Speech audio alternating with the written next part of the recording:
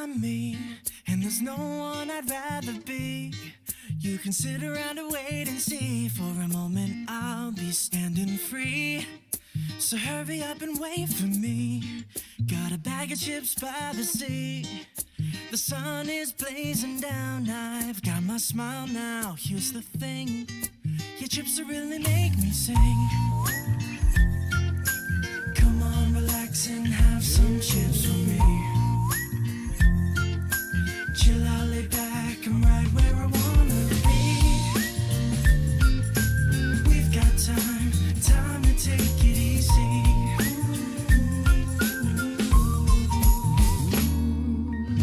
You always tell me to speed up, but slow down. I've been kicking my feet up and just going to town. A bag of chips in hand, I got nothing planned, yeah. Good treats by the sand, you know I wanna chow down. Oh yeah. So when you ask me if I'm gonna stay, I'm promising you I will. 'Cause there's one thing we gotta do.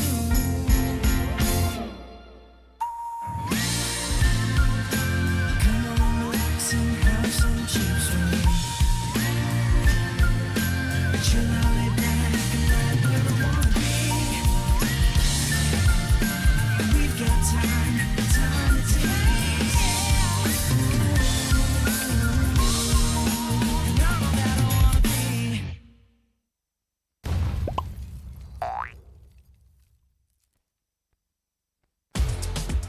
Hotlink Prepaid 5G serba baharu. Nikmati jago 5G untukmu. Dengan kelajuan internet 5G tanpa batas. Layan gaming sepantas kilat. Dan stream video paling lancar. Nikmati juga lebih nilai dengan 20% cashback hanya RM32 sebulan. Dapatkan sekarang.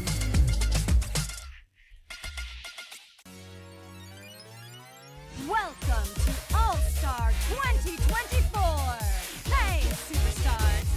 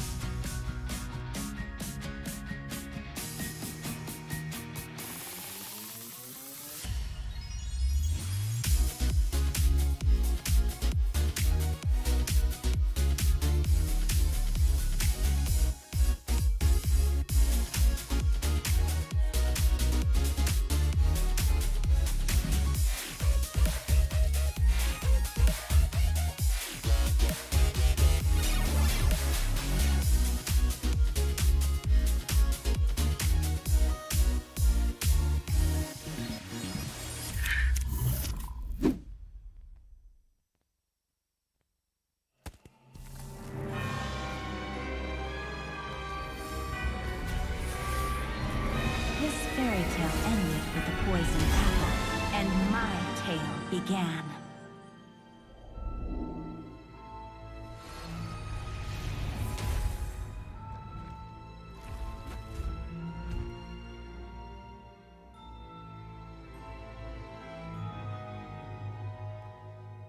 A princess in a tower is just a bird in a cage.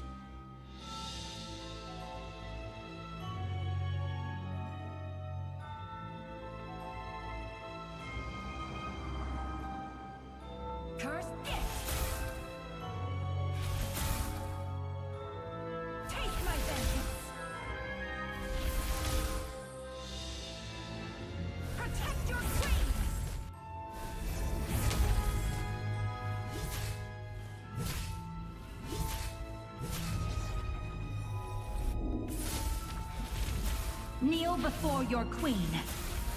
It won't take long, I promise.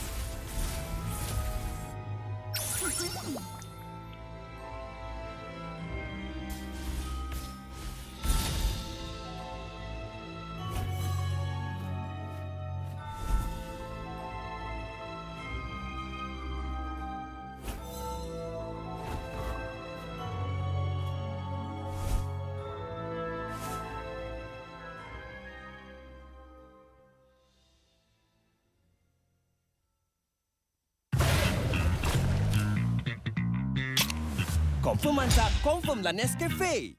Pelbagai kejayaan dapat dikecapi. Sejarah baharu telah tercipta.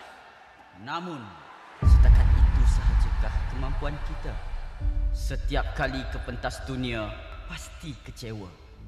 Sampai bila kita nak kalah? Ditundukkan serendah-rendahnya. Sampai bila kita nak dihina? Tiap musim harapan peminat gugur. Sampai bila nak kalah? Sampai bila nak kecewa? Setiap rakyat pasti akan melaungkan semangat, ingin mempertahankan rumah mereka. Jika patah sayap Raja Wali, bertongkat jua kita kemari. Tahun ini pastinya kemenangan semakin dicita demi menjulang nama Malaysia di pesada dunia. Di mana bumi dipijak, disitulah langit dijunjung. Stadium MBSJ Serdang Jaya secara rasminya menjadi rumah MPL MY pada tahun ini. Seterusnya, melangkah ke arena besar di Timur Tengah, di Riyadh, Arab Saudi. Juara kita bangkit menghadapi cabaran, bersedia mencipta sejarah. Utara, Timur, Barat dan Selatan, kita semua MPL MY Playoff musim ke-14 akan berhijrah ke Johor, mendekatkan lagi silaturahim MPL MY bersama. Hasrat kita semua bersatu dan bangkit dengan satu tujuan yang sama. Naikkan martabat negara, kecari juara dunia, kemuncaknya di M6. Pastikan kemenangan dan kebanggaan dikecap di rumah kita.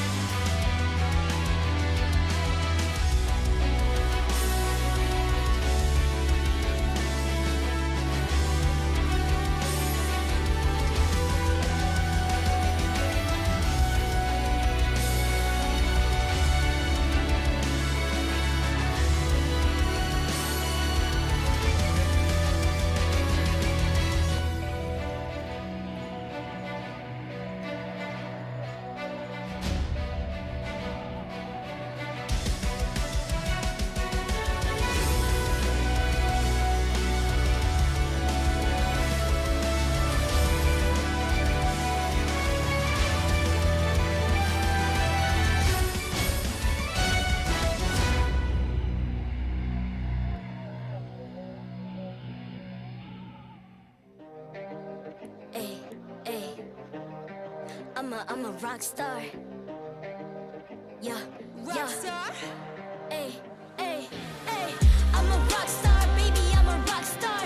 I'm a rock star, I'm a rock star. I'm a rock star, panggil aku rock star. Ini kejohanan kita semua orang rock star. Kita rockstar, kita buat saja gaya kita. Makin panas apinya sudah membara. Macam mana pun ku menempuh segala. Demi negara ku buat semua bangga. Step into my world, you know I'm always in my zone. You know I got my team, no I'm never alone. Bring out my best, buat yang terbaik. Jadi juara perlahan kita naik. Aku nak push, naik-naik jadi lebih bagus. Jadi hero, ku ada skill. Berapa banyak musuh aku dah kill. Ramai cuba mencapai, cause they envy me. Tiap game aku pasti jadi MVP. I'm a rockstar, baby, I'm a rockstar. I'm a rockstar, I'm a rockstar. I'm a rockstar, panggil aku rockstar. Ini kejohanan kita semua orang rockstar. I'm a rockstar, baby, I'm a rockstar. I'm a rockstar, I'm a rockstar. I'm a rockstar, panggil aku rockstar. Ini kejohanan kita semua orang rockstar. Tengok nanti siapa yang juara. Ni peluang kita bawa pulang piala. This is my game, this is my time. Menang semua, everything will be mine. Kalau jatuh kau pasti kembali. Bangun balik ku tegak berdiri. Kuatkanlah tenaga, ganjaran diperoleh. Ni kejohanan kita, Malaysia memang boleh. Rise up to the top, kita buat bersama. Semangat kita kuat di bawah satu bendera. I'ma go hard for the win. Win, win. On the battlefield till the end. I'm trying to beat the greatest anyone has ever seen. Stand by, I'm coming in for the win. I'm a rock star, baby, I'm a rock star. I'm a rock star, I'm a rock star. I'm a rock star, panggil aku rock star. Ini kejohanan kita semua orang rock star. I'm a rockstar, baby, I'm a rockstar. I'm a rockstar, I'm a rockstar. I'm a rockstar, panggil aku rockstar. Ini kejohanan kita semua orang rockstar. Rockstar.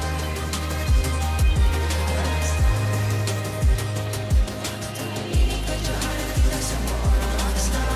I'm a rockstar, baby, I'm a rockstar. I'm a rockstar, I'm a rockstar.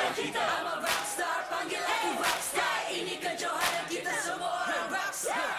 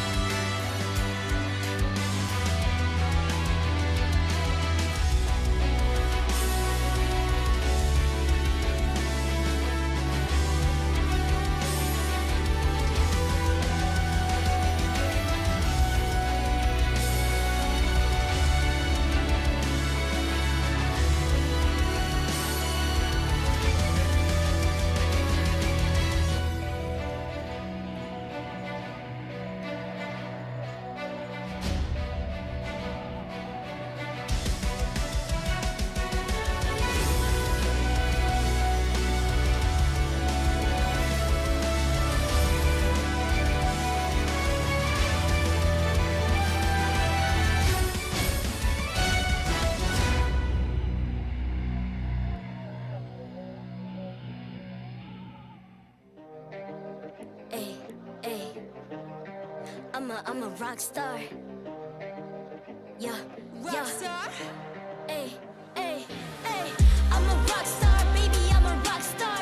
I'm a rock star, I'm a rock star. I'm a rock star, panggil aku rock star. Ini kejohanan kita semua orang rock star. Kita rockstar, kita buat saja gaya kita. Makin panas apinya sudah membara. Macam mana pun ku menempuh segala.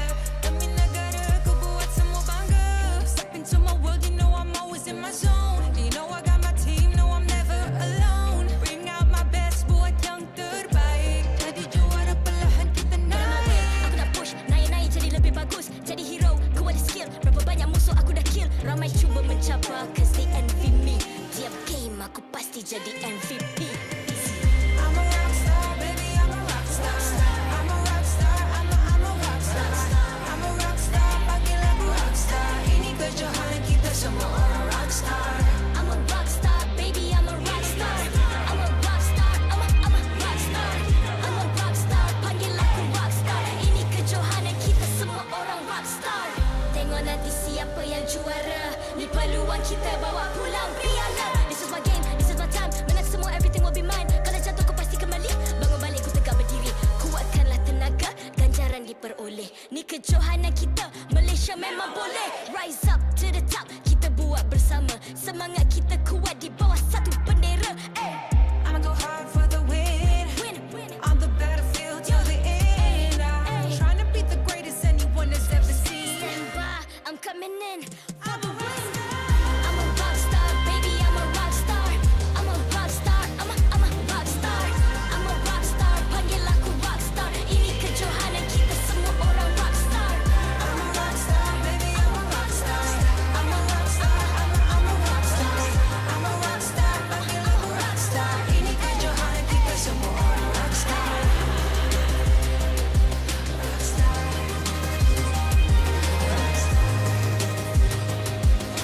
Ini kejohanan kita semua orang rockstar. I'm a rockstar, baby, I'm a rockstar.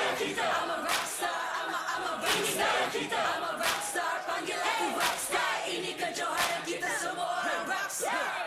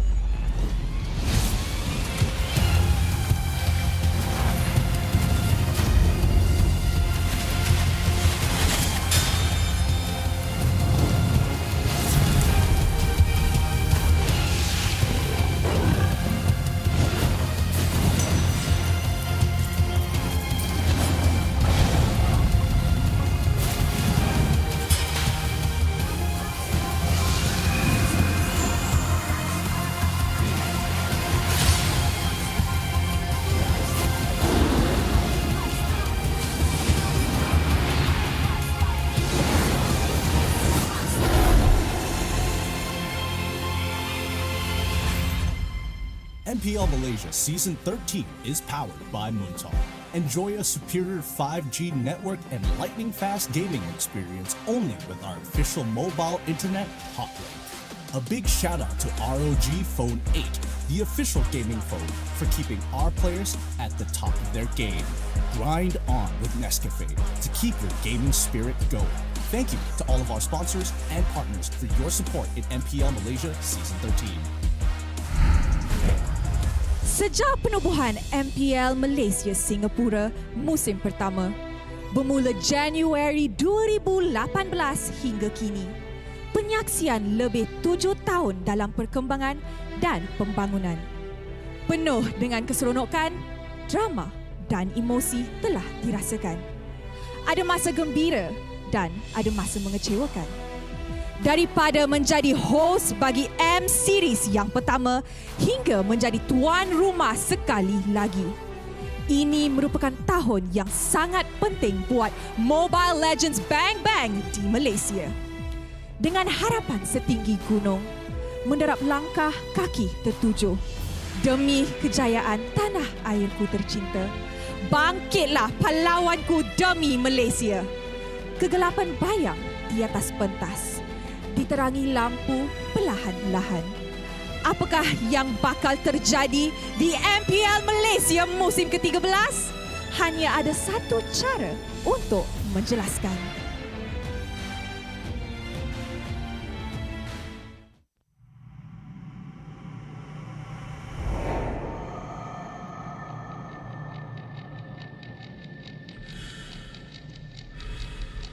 Menang, kalah, pressure, harapan, skill, mistake, dah ready. Kalah, dihentak, tuntut semua untuk pembinaan. Spotlight melambangkan satu sosok tumpuan.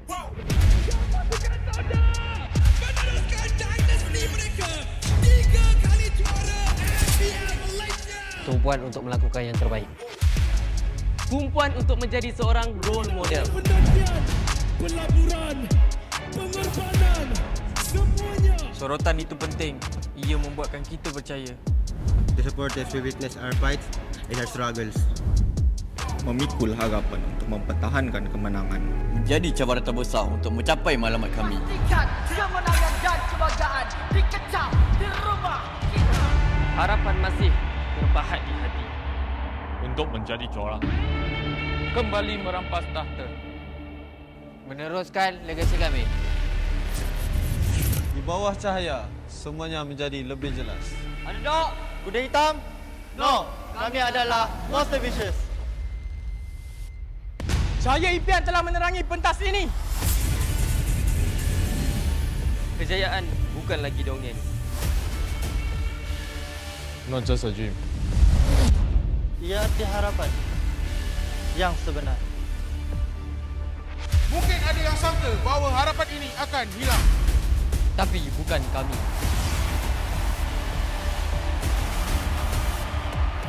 Ini harapan kami. Ini semangat kami. Bersama kami, mencapai satu tujuan. Menjadi sinar yang paling terang.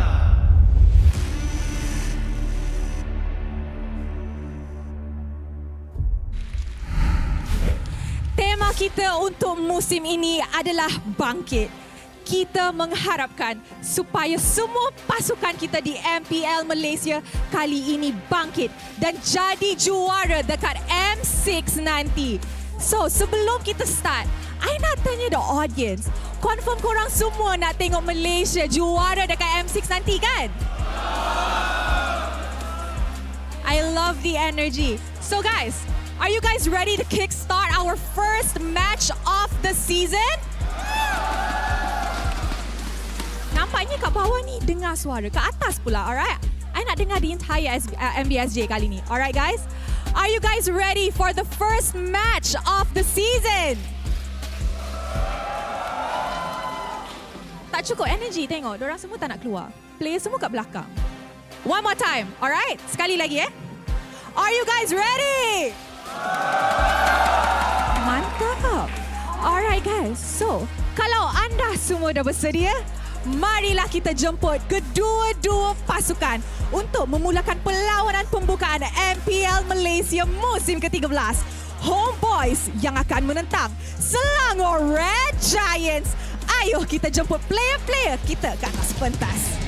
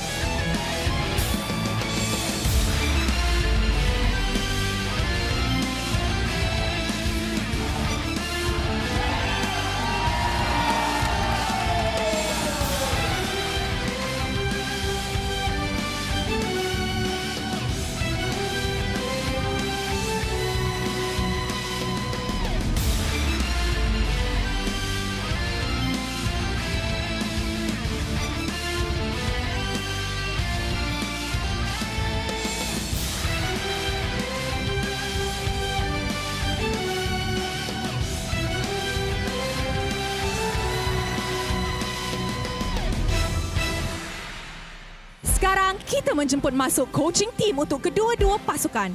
The mastermind of the games. Kombinasi Arcadia dan Ozoroveki masih terbukti sangat berkesan. Mampukah mereka membaca dengan jelas draft pihak lawan dan bagaimana mereka akan mengugat juara bertahan di match pertama musim ke-13? Coach Pubs akan ditemani oleh assistant coach Nobody dari Filipina. Adakah gandingan ini akan meningkatkan taraf draft dan juga strategi Homebois musim ini bersama Head League Ops Cedric yang akan mengulas tugas untuk memastikan keadilan dan integriti dalam perlawanan. Alright guys, sebelum kita masuk match, this match is going to be an interesting one. So, can I please have Udil? And of course, Gorgeous. Mana Gorgeous? Gorgeous, come on out. Where is our Prince of Taunting? There he goes. You guys know what's coming, right? Okay. Hi. Hello. Hi. Okay, so, Gorgeous, I see you're not playing today, but it doesn't mean that you're not gonna say anything. Okay?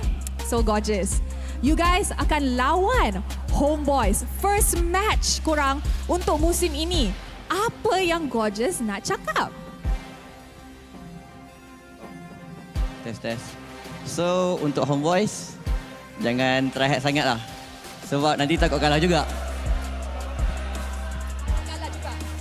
Aku yang takut kalah atau dia yang takut kalah? At least kamu main dulu lah, baru bisa cakap. Wow! Oh, wow! Alright. Dia dah cakap. Alright, thank you so much. Good luck for your first match of the season, alright? Alright. Thank you. Alright, so. Okay, Udil. Sini. Okay, pedas. Udil macam tak nak terima benda tu, alright? Tapi, sebelum we continue our interview actually, kita ada satu video khas yang disediakan untuk Udil. So, Udil, take a look at the screen. Oh, thank you, Kak. Menurut kamu gimana, Udil? Gila sih. Gak ada yang bisa ngalahin pas zamannya. Oh, setuju nggak Sonic? Setuju banget. Yang berbakat tuh udah pasti di atas, jadi nggak akan mungkin turun. Di atas langit tuh ada Onyx. Ada di atas langit ada langit, tapi di atas langit ada Onyx. Enak banget rasanya, sial! Udil, sedikit terlambat pengeluaran kata dan dibalaskan kembali. What a play from Bountee! Mainan yang benar-benar luar biasa dari Alter Ego Esports. Udil, wherever you are, we still from Trigo. Enak banget rasanya, sial! Enak banget rasanya, sial! Walaupun sudah tidak di dalam skena saat ini, tapi namanya memang sudah tercatat. Sejarahnya sudah tercatat. To the fans, the community, please keep this amazing environment healthy and good and everything. Don't let like the negative side of things consume it, etc. He's always such a cool dude, man. Shout out to Udil, man. W Mans. So how about you, Udil? Alright, Udil. Nampak video tu. Okay tak, Udil? Okay. Okay, Udil dah actually berapa bulan kan stay dekat Malaysia. So, and you main untuk Homebois. Udil rindu Indonesia ke tak? Jujur, tak. Kenapa pula? Malaysia tuh perfect lah untuk tempat tinggal. Wow! Ini bukan karena aku lagi di Malaysia, lepas tuh aku menjilat gitu, tak. Itu true, itu fakta. Aku nggak bisa berbohong soal keindahan Malaysia. Wow, okay guys. You guys heard it from him himself now. Dia sayang Malaysia. Okay, so actually dah banyak kali dah Udil jawab soalan ini. Tapi mestilah Rose nak tanya juga kan. Apa sebab yang you pilih nak masuk Homebois dan main untuk MPL Malaysia? Banyak hal, tapi satu hal yang aku bisa pastikan, aku nggak bisa masuk kalau timnya itu nggak keren. Kalau tim tuh takul, aku tak bisa masuk. Kalau tak ada taste, tak ada style, aku tak bisa masuk. So, dari penilaianku, Homebois satu-satunya di MPL MY yang memang pas lah untuk legacy yang sempurna. Guys, Homebois cool ke tak? Wow! Mestilah cool, Kak. Okay, so sebelum kita mulakan, Apa Udil nak cakap dekat peminat Udil, kawan-kawan Udil dan family Udil? Pertama aku nggak nyangka kalian bisa seramai ini. Sekali lagi aku berterima kasih atas kedatangan kalian untuk meramaikan MPL MY khususnya di match pertama. Really appreciate it. So aku harap ini terus meningkat dan aku harap ini selalu menjadi lebih baik hari ke hari, waktu ke waktu. Kurang lebih seperti itu. Alright, terima kasih Udil. Good luck on your very first match. You may have a seat. Thank you, Aga. Alright guys, dua-dua pasukan nampaknya betul-betul tak nak kalah. Korang dah dengar dari side Gorgeous, korang dah dengar dari side Udil. Tapi sebelum kita mulakan perlawanan kita MPL MY ingin menyambut kedatangan dua tetamu terhormat kita yang sudi datang ke Stadium MBSJ Serdang Jaya untuk menonton acara MPL Malaysia kita. Tuan-tuan dan puan-puan, dengan rasa berbesar hati, kami ingin menjemput masuk Yang berhormat Tuan Abbas Salimi bin Cik Azmi yang merupakan ahli Dewan Negeri Dun Seri Serdang dan juga serta Encik Tehan Cek yang merupakan ahli Majlis MPP Zon 20. Selamat datang dan ribuan terima kasih diucapkan kepada kalian di atas kesudian anda meluangkan masa dan menunjukkan sokongan terhadap MPL Malaysia. Enjoy the show and enjoy your time here. So guys, I'm pretty sure semua orang dah ready to kickstart our first match. Right guys? So if you guys are at home, make sure to join the fight with the QR code that's about to come up. And for those of you guys watching, they're ready? They're ready? They're ready, right? Yeah, everybody's ready? All right, and with that, for the first time this season, teams, this is your moment. Game on!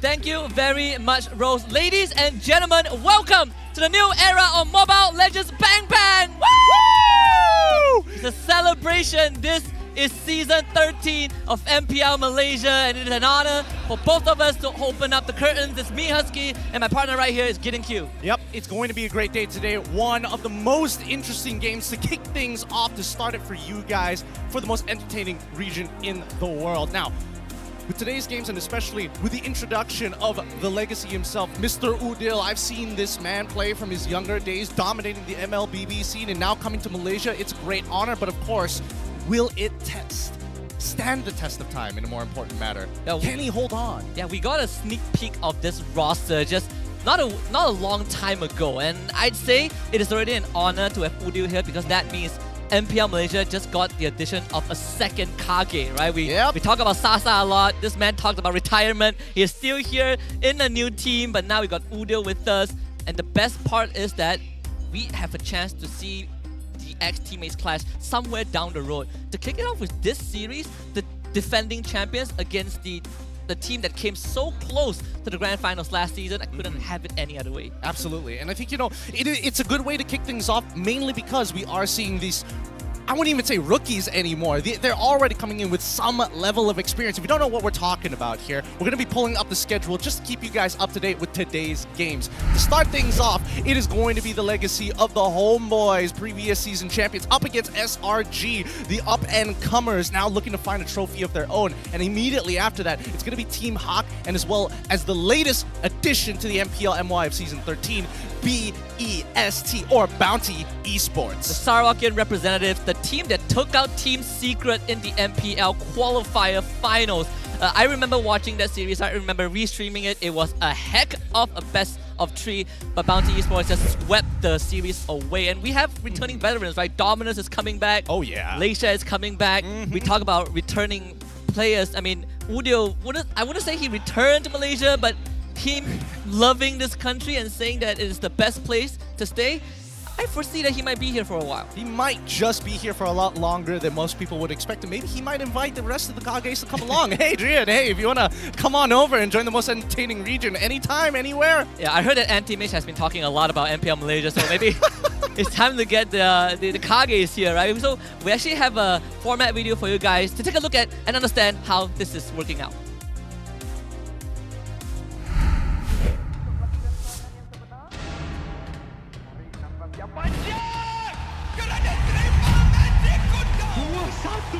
Dalam keadaan yang sangat-sangat mudah.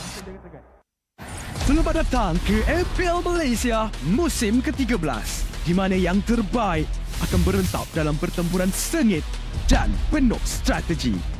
Seperti pada musim yang lepas, 10 pasukan profesional akan bersaing selama 6 minggu dalam arena yang penuh aksi di regular season. Namun, bermula pada musim ini, cuma 6 pasukan akan layak ke play-off dan pasukan di tempat ke-7 dan ke-8 hanya dapat stay untuk musim seterusnya. Tapi sayang sekali, tiada slot ke play-off buat mereka pada musim ini. Bagi pasukan di tempat ke-10, slot musim ke-14 mereka akan diganti oleh tempat pertama MAL Conference Group. Mereka akan di-reset dan harus merebut kembali peluang melalui MAL musim kedua. Dan apa itu MAL? Mobile Legends Bang Bang Academy League adalah liga amatur di mana terlahirnya bintang-bintang baharu. 15 pasukan akan bersaing untuk meraih kejuaraan dan 2 pasukan MPL Conference Group teratas akan berpeluang merebut slot ke MPL Malaysia musim seterusnya. Okey, kembali ke MPL. Pasukan MPL Malaysia tempat ke-9 akan berentap dengan pasukan tempat kedua dari MAL Conference Group dalam pusingan MPL Malaysia Challenger Stage bersama format Best of 5 semasa Grand Final MAL musim yang pertama, di mana pemenang akan menentukan slot terakhir MPL Malaysia musim ke-14. 6 pasukan yang layak ke play-off akan berentap untuk meneruskan jalan ke Grand Final MPL Malaysia musim ke-13 dan merebut peluang untuk ke MSC 2024. Jadi, bersiap sedia. Persiapkan strategi anda. Bersedia untuk aksi profesional di pentas MPL Malaysia musim ke-13.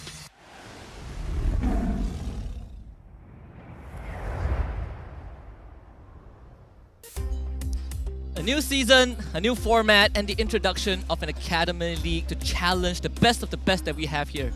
Absolutely. And I think, you know, we've been wanting this version of the MDL for a very long time. Obviously, our version now, as the MAL, is going to be a league of its own, and especially with young bloods up and rising, it's a good scouting ground for a lot of these bigger organizations to think, hey, maybe this could be the star player of our upcoming team. And on top of that, it also means that these teams have to be a lot more diligent in how they play in the group stage, because there are 2 lesser slots in the playoffs. Sure, you keep your slot for the next season, but if you want to dabble in the playoffs for the trophy and then proceed to MSC, you gotta give it your best shot. Yep. My predictions right now, I'm going to say for a lot of these teams, especially with the way the MAL is currently right now, it's going to take a little bit of time, especially since a lot of patch updates keep on rolling through. You have to stay on top of your game by knowing what is the best of the best, and even so, the biggest changes, one of which is Chip. Yeah, Chip, the latest addition, the hamster technician into the roster. It's not available for week 1 yet, but when next week rolls around, these teams can whip this support out whenever they want. Another thing is Marsha has been revamped, right? And there's been a lot of TikTok clips popping up that they call it the nuclear Marsha. You do full damage, and every time you lose her HP bar, you just thunderclap someone for the one shot. And even yesterday, there was a hot fix for Marsha as well that buffed the HP consumption. You use less the HP in order to let her stay in the fight longer. Yeah, and I mean, the developer notes itself say they want Masha to be that berserker style of hero, but a couple of other changes, and I think the most important one is the marksman attributes, right? The adjustment to the optimization of these 1v1 fights, especially with the attack speed. Now it's not going by tiers. You actually get to see it physically in game. Oh, this attack speed actually makes me feel just as quick.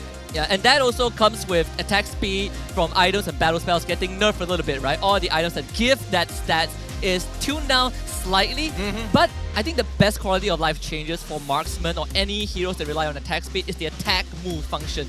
Now it's so much smoother. Yep, it feels a lot better as well, Yeah, you're right? gliding on air. Almost. Close. But I'm curious to see how these teams are going to adapt to all of these changes, right? Again, we have seen with a lot of the other regions having their MPLs already started, we have a glimpse of what the meta could potentially look like, but the Malaysian flavor is always there. I mean, we like to fight. Yeah, we like to fight, and when you want to fight at the highest level, you need the fastest internet for you. So we have Hotlink to secure a lightning fast 5G connection for your Mobile Legends Bang Bang. So secure it with Hotlink.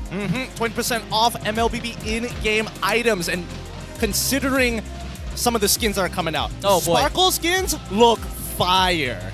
Yeah, we have Sparkle skins, we have the Vexana skin, that's a Fairy Tale Vexana.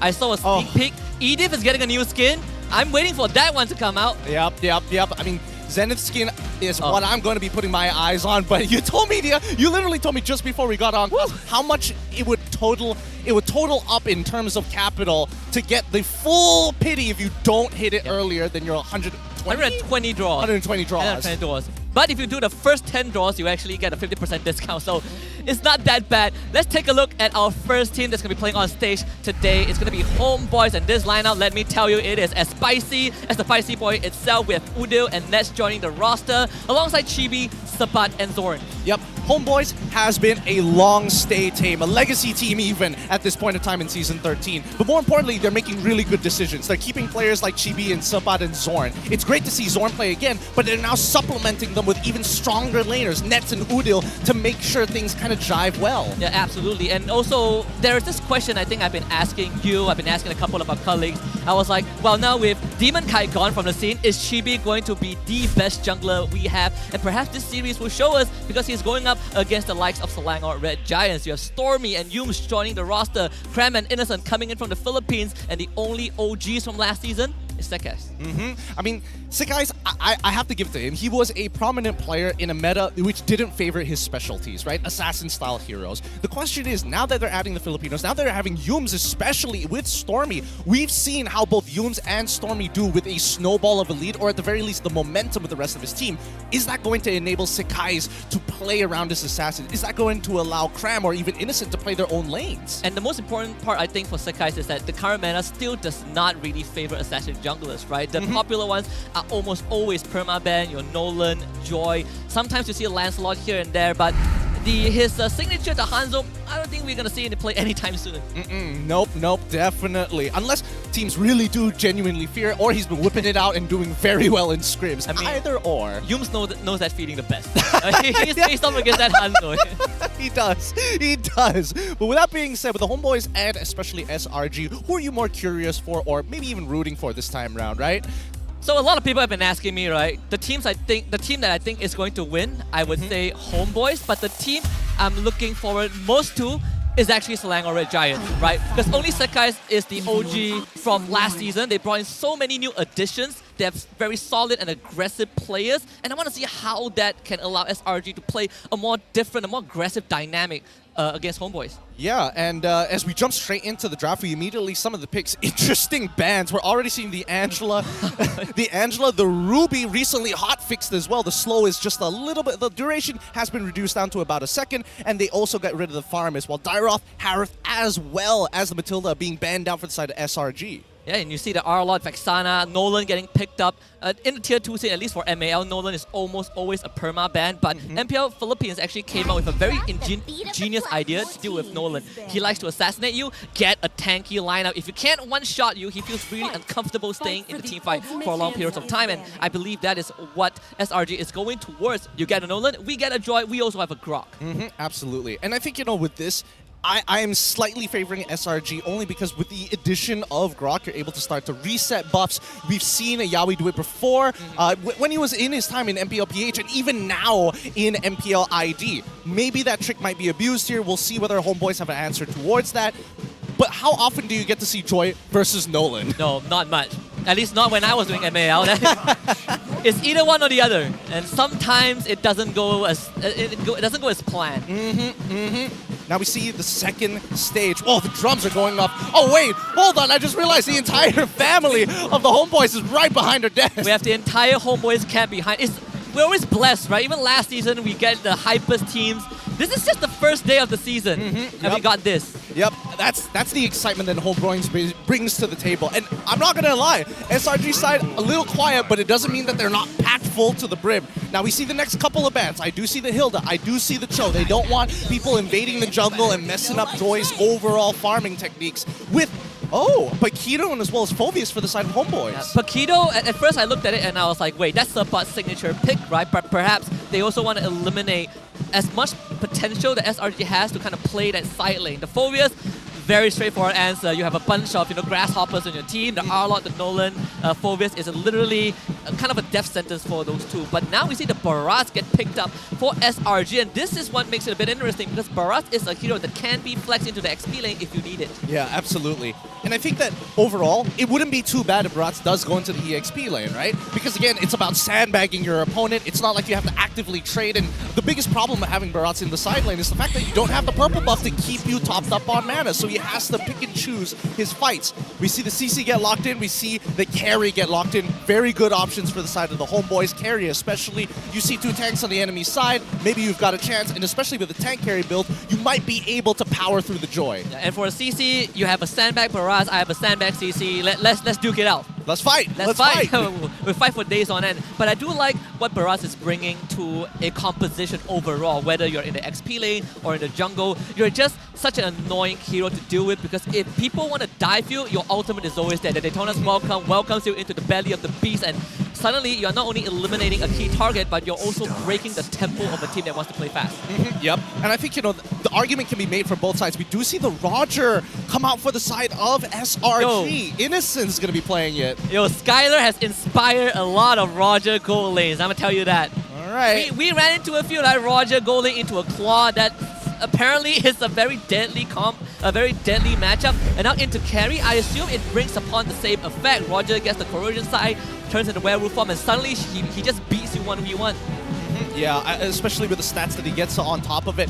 The way that I see it, SRG, that when they are going to go for those team fights, they can take it in many different directions, whether it's front to front, whether it's going into the back line for that big dive in the flank. At the end of the day, it's going to be either Sick Eyes or Innocent cleaning up the fight. Whoever goes in, ideally Sick Eyes. Then we jump over to the Homebois. Even then, that mid lane, that's going to be such a problem. If Vixana is able to get that priority, this game is going to be so much harder for SRG. Well, let's find out. Game number 1 to open up the curtains. Homebois against the Langor Red Giants.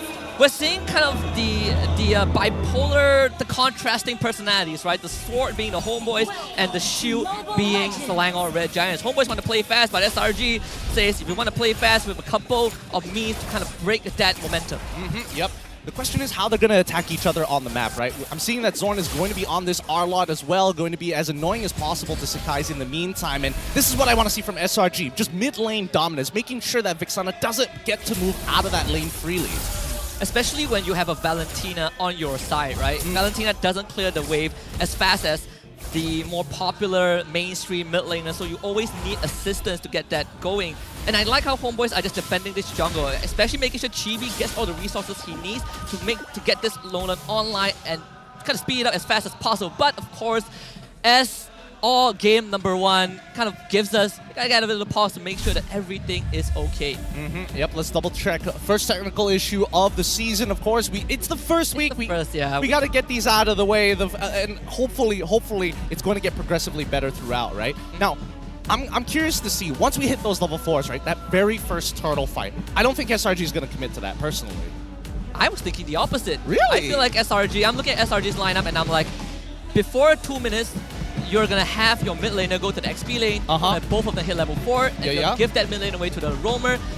You have a Grog, you have a Barats. I'm thinking perhaps you are going to start to fight for the turtle just so you could kind of smother the snowball of this Nolan. I can see that absolutely happening, and I definitely agree if we are talking about if we're getting Barats into the mixture, right? So I'm guessing this is where the Nolan comes into play. I'm guessing that Nolan's going to look for a chunk out. If maybe the lane doesn't go well, CC is able to dominate. If we can force out Barat to use his ult a little bit sooner than he would like to, then you can see the immediate shift, right? It just shows how ult-based this entire team, both sides, as a matter of fact, are depending on them. Especially for the roamers, you have both the Grok on SRG and then the Zorn on his Arlet.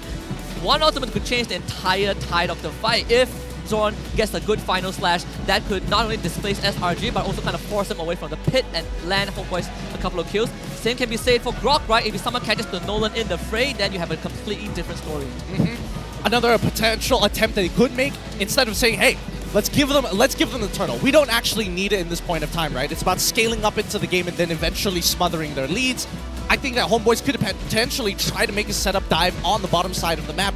If we see Zorn, if Zorn is able to get that kind of information, not too bad. If SRG decides to send Grok down, that's maybe a potential attack from the side of the Homebois. My God, I can barely hear myself with the Homebois showing their support through the technical pause. Honestly, I wouldn't mind if they give me one of those flashes. I feel the wind that the flag is bringing to the... Whoa, this feels really chilly. I like it.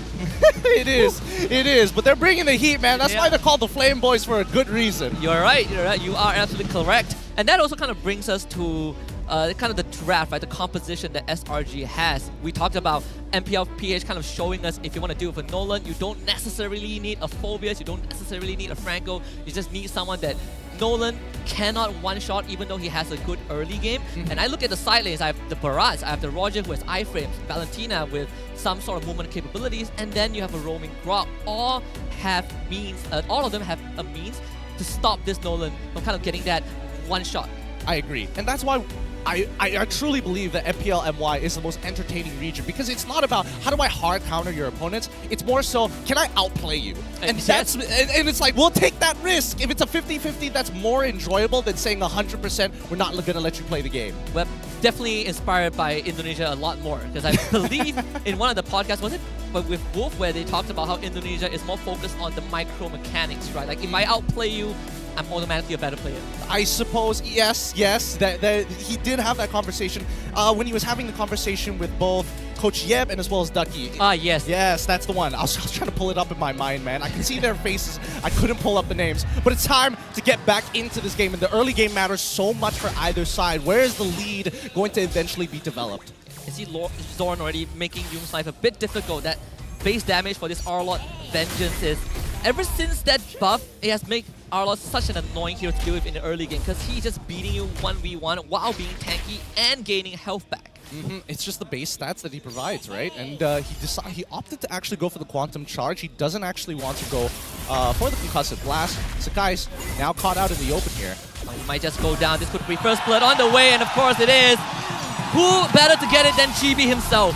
To kick things off the very first season, now Zorn is all by himself. He should be able to get back out of this. Chibi is going to supplement him as well, right? And that's what we want to see from the side of the Homebois, right? Develop those early leads. And playing a very skirmishy style of having the 2v2s, I like the way the Homebois is thinking about this. We don't need to go for more than 2 people. Yeah, especially when you have a draft that wants to play fast and you get first blood on the enemy jungler. Oh, this opens out so much more avenues for Homebois. Now they have an option to say, we don't necessarily need the turtle, but if we can get a couple more kills on this Nolan, it is the same as getting the objective anyways. The lead is already there, right? Chibi, he is going to need his purple buff before actually attending to this turtle, and I think SRG recognized that as well. But it's just going to be the annoyance. Selangor Giants, unfortunately, can't really do the turtle. They would try Cram, misses that ultimate, and this is the opening for Udio to come in with a kill on his own with that Guardian. Big punish here for the side of the Homebois. That's what we want to see here. SRG had a really good idea. That's why you want to bring Barats into the EXP lane. Having Flicker into the Daytona's welcome doesn't give you a lot of time to react, but I mean, if you whiff it, it goes the exact same way for your team. And you're playing Footsticks with a team that kind of made it their own game. And this is a lineup where we say again, SRG are more like the shield than the sword itself. But if you can't handle the beating early on, you may have a bit of a problem in that mid game. So far, I'm curious how the gold lane has been going on between both the Carrion as well as the Roger. Doesn't seem like it's going too far in anybody's favor just yet, but now Zorn, he's in the middle of a lot of people. It's going to be picked up by the Roger. So very well done by SRG, at least getting something back, right? You can't let Zorn just take up so much space. If Yooms can't hold him back on his own, you gotta bring a bit of backup. I don't know. They've also got Stormy's Flicker as well. That could be a potential vulnerability for the side of SRG, because again, even if Grok is able to move out of that mid lane first, doesn't necessarily mean that Stormy is going to be safe as well, right? The IMU can only be utilized, well, there's not too many ults that you really want to utilize here. CC ult doesn't exactly help you that well. Nets' ult doesn't really help you. Udil's most likely with the Eternal Guardian, but even so, you would much prefer a Final Slash. Yeah, you're definitely looking at Zorn. Maybe Udil for that bit of an extra damage, right? Since the scaling does work well, but you do force out that Joy Ultimate and also the Retribution just to make sure the purple buff doesn't get stolen. I mean, anything you can do to kind of even up the score, they've just got to make it happen, right? Cram. He's in a lot. Oh, Final Slash brings him back. No, can't even gobble up Zorn. Good punish from the Homebois. And that's what we want to see, right? Flickers being used, you want to hit those timings, you want to be able to hurt them, especially if they start whipping ults. Oh! Stolen Final Slash, get a Terrify on the Chibi. Can he punish him though? Sakai needs to get this Chibi, trying to dash away. One more dash! Waiting for the energy, but it's not in time. So Sakai gets the punish. Yep. honestly, probably should have been there in the first place, but at the end of the day, it's to show dominance, right? Condition your opponents. I was about to talk about the snowballing effect that Chibi has for himself, right? He bought cooldown boost and also Blade of Heptasis at 4 minutes. That is such a fast timing, but with Chibi now struggling to get back to the objective and without a purple buff, this should be an SRG turtle.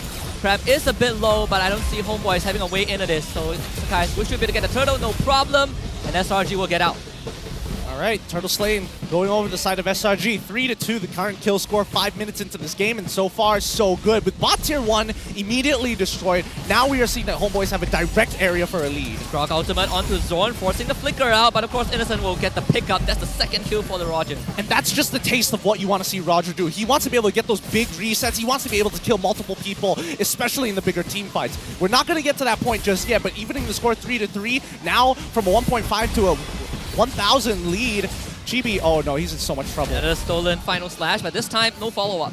No follow-up. I'm surprised he didn't want to go for it. Oh, Sakai's already used his ultimate. Yeah. That's fair. Honestly, I would say that before Innocent got those 2 kills, he was actually slightly behind because Nets kept pushing the wave, right? As a tank carry, it's hard to kind of go up against him 1v1. Now with those 2 kills, you kind of get that minor goal injection back onto Innocent. The gobble up is going to be there. Daytona's welcome into a massive crowd control, and Innocent again picks up the 3rd kill. Chibi wants Cram, but this boy is tanky. You can't one-shot him. Yup. Especially with Sapat not really attending to his lane at this point in time. Nets. That's going to be Werewolf form. Innocent coming in for the mega kill streak, and it even forced out the Purify of Nets. Beautiful stuff, and now he's got a significant lead against his opponents. Oh, Stormy gets the Terrify effect. Not enough to save him though. Chibi still get the 1-shot, but Innocent again going in for a double kill, and Udil, there's only one way to run, and that's with the flicker, but Innocent is not giving up. The Eternal Gun is caught up, but Innocent found Udil, sidesteps the ability, and it's Innocent with a triple. Beautiful stuff coming from Innocent. From what used to be a single pebble has now turned into a full-on avalanche for the side of SRG. All that gold being influxed into Innocent is now going to set Homebois significantly behind, because these team fights, they are legitimately dangerous. Anybody who is behind in tempo, behind in farm, and more importantly, behind in HP, if they're 20% and below, they are going to get run down. And the shield has held on for long enough. We look at the total kills these 2 teams have. SRG have 8. 7 of them are on Innocent. Oh man, it's gotta feel good though, right? It is.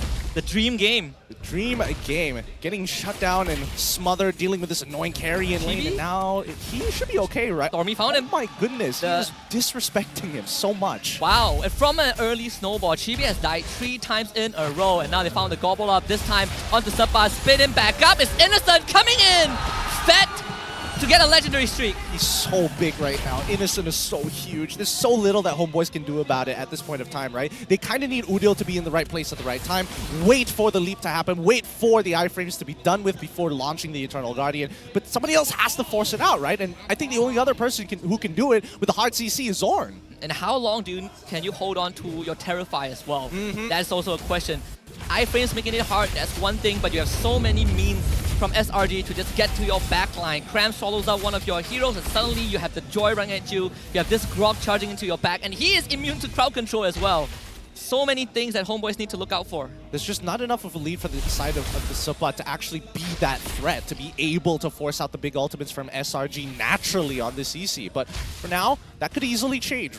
Because Homebois, they could change up the game plan. They could potentially look for a flank here, but it looks like SRG has some really good coverage. All the battle spells are there. Grog gets the knock and another gobble up. This time Zorn. He's not even getting a chance to respond. That means 24 seconds without the auto stolen final slash onto Udil. They try to follow up onto him, but they will now pull back for now. Eternal Guardian has been baited out. Chibi wants a bit more on the Stormy, who flickers to safety, and SRG will survive. Okay, nicely done. For now, Nets, he needs to continue farming, right? The mid lane is about to crash. He's not going to miss that wave. And since SRG won't threaten the Lord anymore, now they just have to bide their time. Just poke him out. You don't need to rush this. Just patient. GB in the bush. Wants Cram and will find him with the help of Supat. And that's Homebois kind of smothering the flames a little bit, but you got to be careful of Innocent. Going to be a consistent push and pull for the side of the Homebois, right? They, even though they are getting these kills, they are still behind 2,000 gold. Innocent, I'm curious to see what items he has as of right now. Like, truly how far is he ahead of everybody else? I would say that the goal lead that SRG has right now probably is on Innocent. Oh, another fight going off. It's Udio this time, being fed to Sakais, and Zorn out of position, has to fall back. Does Homebois want to continue this chase? And doesn't seem like it's possible. Okay. Good play coming in from Yums with the initial pick here. I think it's going to be a rinse and repeat. There's no reason to take the Lord. It's not like they can get much value of it, especially if they're losing 3 or 4 members in the fight just to obtain it. Better to just head back into your waves, clean them up, focus on managing them before you start setting up for this Lord. Innocent is 9-0 at 10 minutes. This man is getting fed 1 kill, almost 1 kill per minute. All right, I mean, we're in the 10th minute, so I'm waiting for the next one here. I mean, what a way to start off the first game of the season. Just pure aggression. A couple of ego challenges going on. Sabat, gotta watch that position. Almost blocked off by the wall, and SRG back on the Lord again. All right, now that GB has his purple buff, he should be able to start walking up here, but he doesn't want to fall into that same trap. Where is Cram? They figured him out. Yep, stolen final slash once more. Stormy's hands, the guys to the back. Take some chip damage. GB now jumps forward, but runs into Innocent instead. Innocent going ham and bringing 2 members of Homebois low. And at the back, Cram, he just gonna buy as much time as possible. With Yus following up with that wild charge, SRG will get the Lord, and Nets falls once more. Innocent doing whatever he wants in this team fight, and Chibi goes down to Sekai Zorn with the conceal. Can't run away. It's Sakai's with a double, and SRG gets everything. That's got to be so frustrating. Saban Nudil can't even participate in this fight cleanly, with the rest of SRG slowly chunking them down, and more importantly, finding these opportunities against the Homebois who are trying to poke around to see any vulnerabilities in this defense. Just great coverage and making sure that the front line stays in front and keeping that back line at the perfect distance. And you have Innocent zoning out 2 members of Homebois on his own. That's gotta be a headache for Homebois to deal with, and it's not gonna get any easier. The gold lead is going to start ballooning for SRG. Yep, he's already got 4 items complete here. Underbelt. Underbelt, Endless Battle. Oh my Breastplate. Oh, and Demon Hunter sorted now. Another wild charge into Daytona's welcome, and welcome back to the fountain. Innocent. That one, of course he will. 11-0 already. It's not looking good. Homebois, it's fallen out of their control, and SRG with a 5k lead. I mean, they're going to muscle their way into this. Yeah, Lord still coming in from the top side as well. So you will have 2 waves crashing for SRG. Not the most synced up waves. Zorn will be back in less than 10. No ultimates for the side of SRG. That's why they're really just taking their time with this. They guarantee a tier 2 down on bot side, and now if they can get an inhibitor, that's already a very big win. The guys will zone all of them away, and here comes Zorn with the conceal. Can't find a target, unfortunately, and also they cannot defend that inhibitor. So that's 12 minutes in, and SRG have broken the base of Homebois. Yep, that's perfect. Perfect. Coming up for the side of SRG. I'm just happy that at least for Innocent, he is having the time of his life. He feels like he's smurfing right now because he is so full of gold. One of the best intros to the league, I suppose. Oh, wow. I'm surprised that Udil is doing the most damage here. I thought Innocent was definitely going to be rocking the charts. Yeah, you do have the Eternal Guardian. Yeah, that's fair. Help you do some damage. Your AoE pokes. It can be deceiving when you're playing Vexana.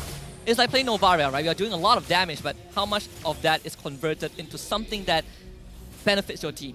Something of substance here, right? And I think for Homebois, how are they going to get around this? Because it feels like there's just too many disengaged mechanics for the side of Slango Red Giants. They've got Stormy sitting in the back, and he doesn't necessarily have to make the play himself, right? Most of the time, and based on what we've seen so far, it's always Yums, Cram, and some +1. And it could be anybody. It could be Stormy, it could be Innocent, it could be Sakai's. And we've seen the deadly combo. Yums builds a wall, wild charges you, Cram eats you up, and that's GG for you. Yep, there's so little you can do about it, right? If you look at the gold difference, just a 3k gold difference, 3.5k gold difference between Nets as well as Innocent. Just 3.5k? Yeah. I mean, look at the kills, right? It's like 11 kills difference. I mean, I don't know. There's nothing I can really say about it to make the situation better for Nets, because it's not like he lost the lane. It's just there's just so much gold being introduced into his lane out of nowhere. Like, he's technically winning the lane by a little bit. You know, he's keeping Innocent in check until the first 2 kills started happening. Innocent just went wild. Yeah, and that's when it's like, now I can't even go for the all-in. This guy's winning out big trades against Subot here, but once again, yeah, Nets, he just cannot find any gold on the map. SRG are just freezing them out of the economy. Purify and ain't getting you out of that. I mean, what do you do as Nets? You can't even reach late game.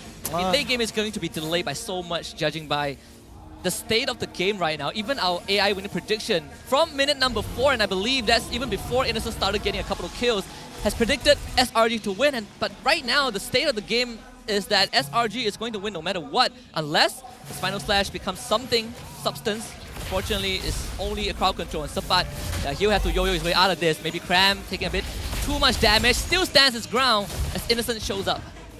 Slummy did use the stolen final slash. Doesn't hit on anybody, but they at least know that Cram, he's got everything, right? He just holds his own. He's got plenty of health to deal with, and Homebois, they can't cut through it fast enough. And Nets, at this point of time, just has to just wait it out, wait for the right opportunity. Because Selangor Red Giants, they're playing this perfectly, right? They're making sure at this stage of the game, no more mistakes. We need to close it out quick.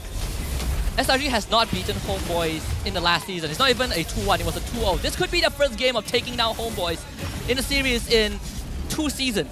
Sapan was able to keep SRG back, and the rest of Homebois will take care of the Lord. We're seeing the damage from Nets, but a bit too far forward, and he's going to get punished right now by Innocent. Kill number 13. And Innocent, he's going on the zone, changing his target to Sapan. Sapan, you can't stand there. Innocent, he's not going to relent.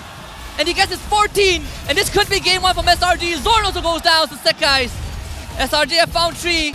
And this could be the final push. I mean, I gotta give it to SRG. Their mid to late game so far has been so very clean. I don't know who's making the calls between the team members, but whoever is deserves a medal. No minion wave means Homebois stay in this game just for a bit longer.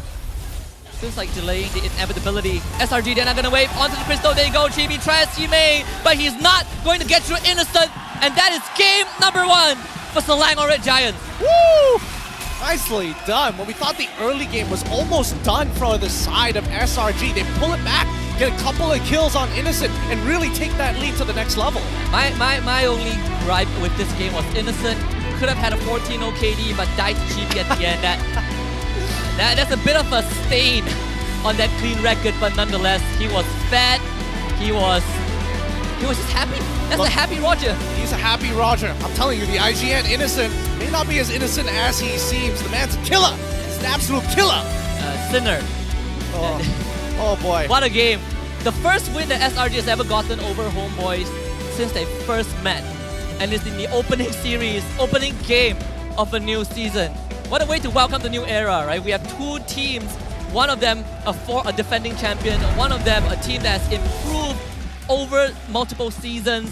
Last season they were placed 3rd. They came all so close but lost to SMG in the 5th game. And right now, after a couple of shifts in the roster, they come out with this banger. Yep, that's a great way to start. It has all the flavors that we want in an MPL MY style of game. High priority picks, let them have it. We have our own counters to it, and how we're going to be playing it is off small interactions to find those leads. Yeah.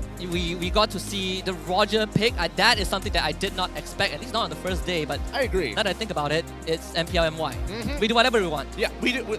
There is reason why I keep calling this the most entertaining in the region. I wouldn't say the most competitive, as some may like to argue, but interesting, fun, or at the very least really pushes the limits of some of what the meta has to offer. That's what MPL MY is all about. Let's go back to the Selangor Red Giants camp to check out our MVP for game number 1. Of course, it's going to be Innocent. Who else can it be? This man, 14-1 on the Roger.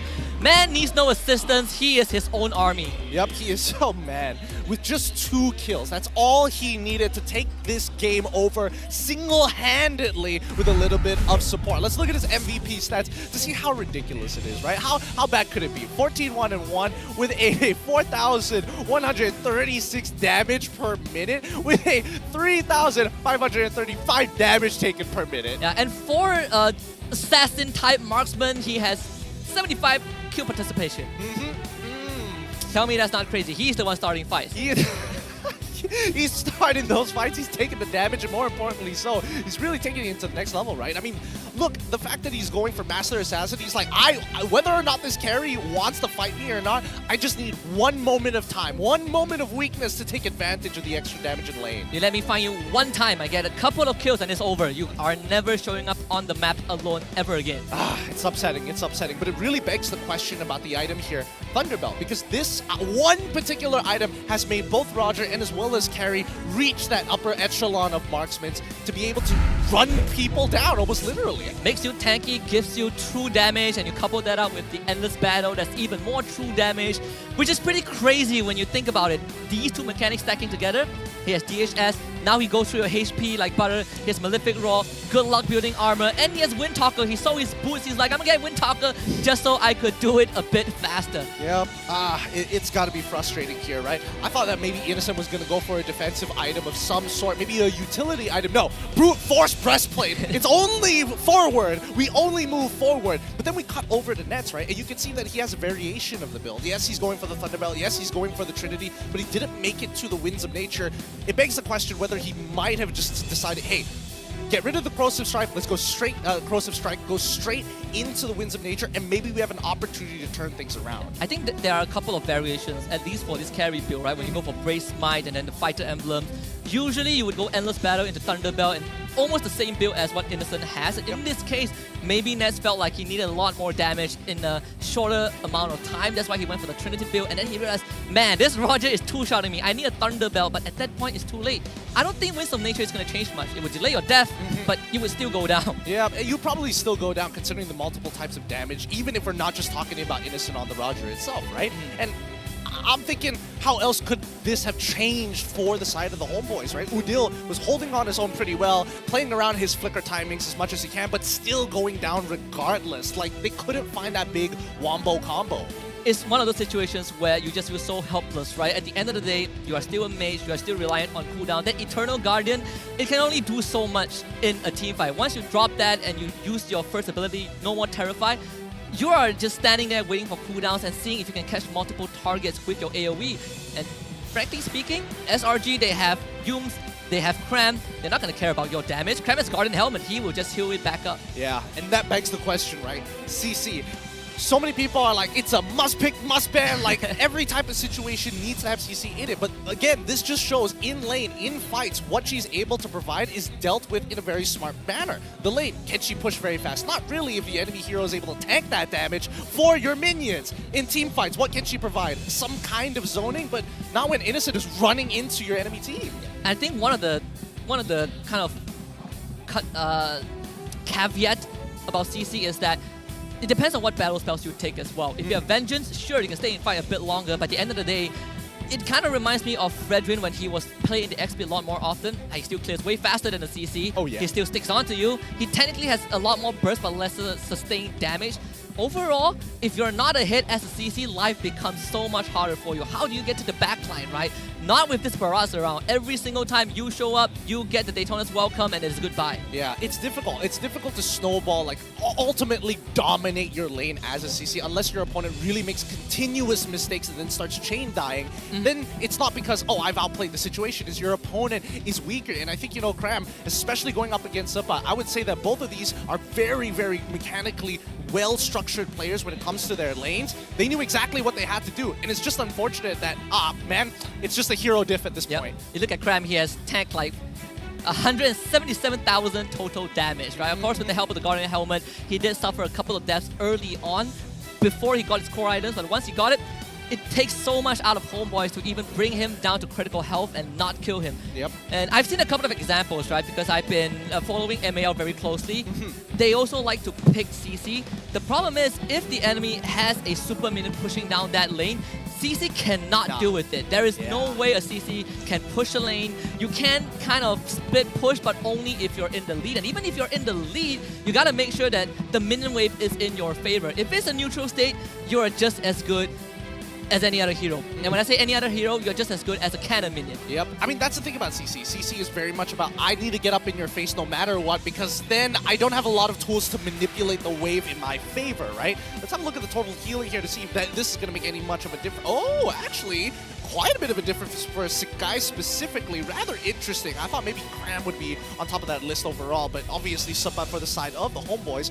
Overall, I just think that the composition that Homebois created is all about, I'm going to punish you for your mistakes, and if I have a lead, then I can start making plays of my own. But if I fall behind, then it's all up to, hey, you better hope that Cram whiffs the Daytona's welcome flicker. Yeah, it's more of a linear comp, right? I mean, there's certain insurance policy like nets for the late game, but this feels very Homebois. At least it's Homebois at its rawest form.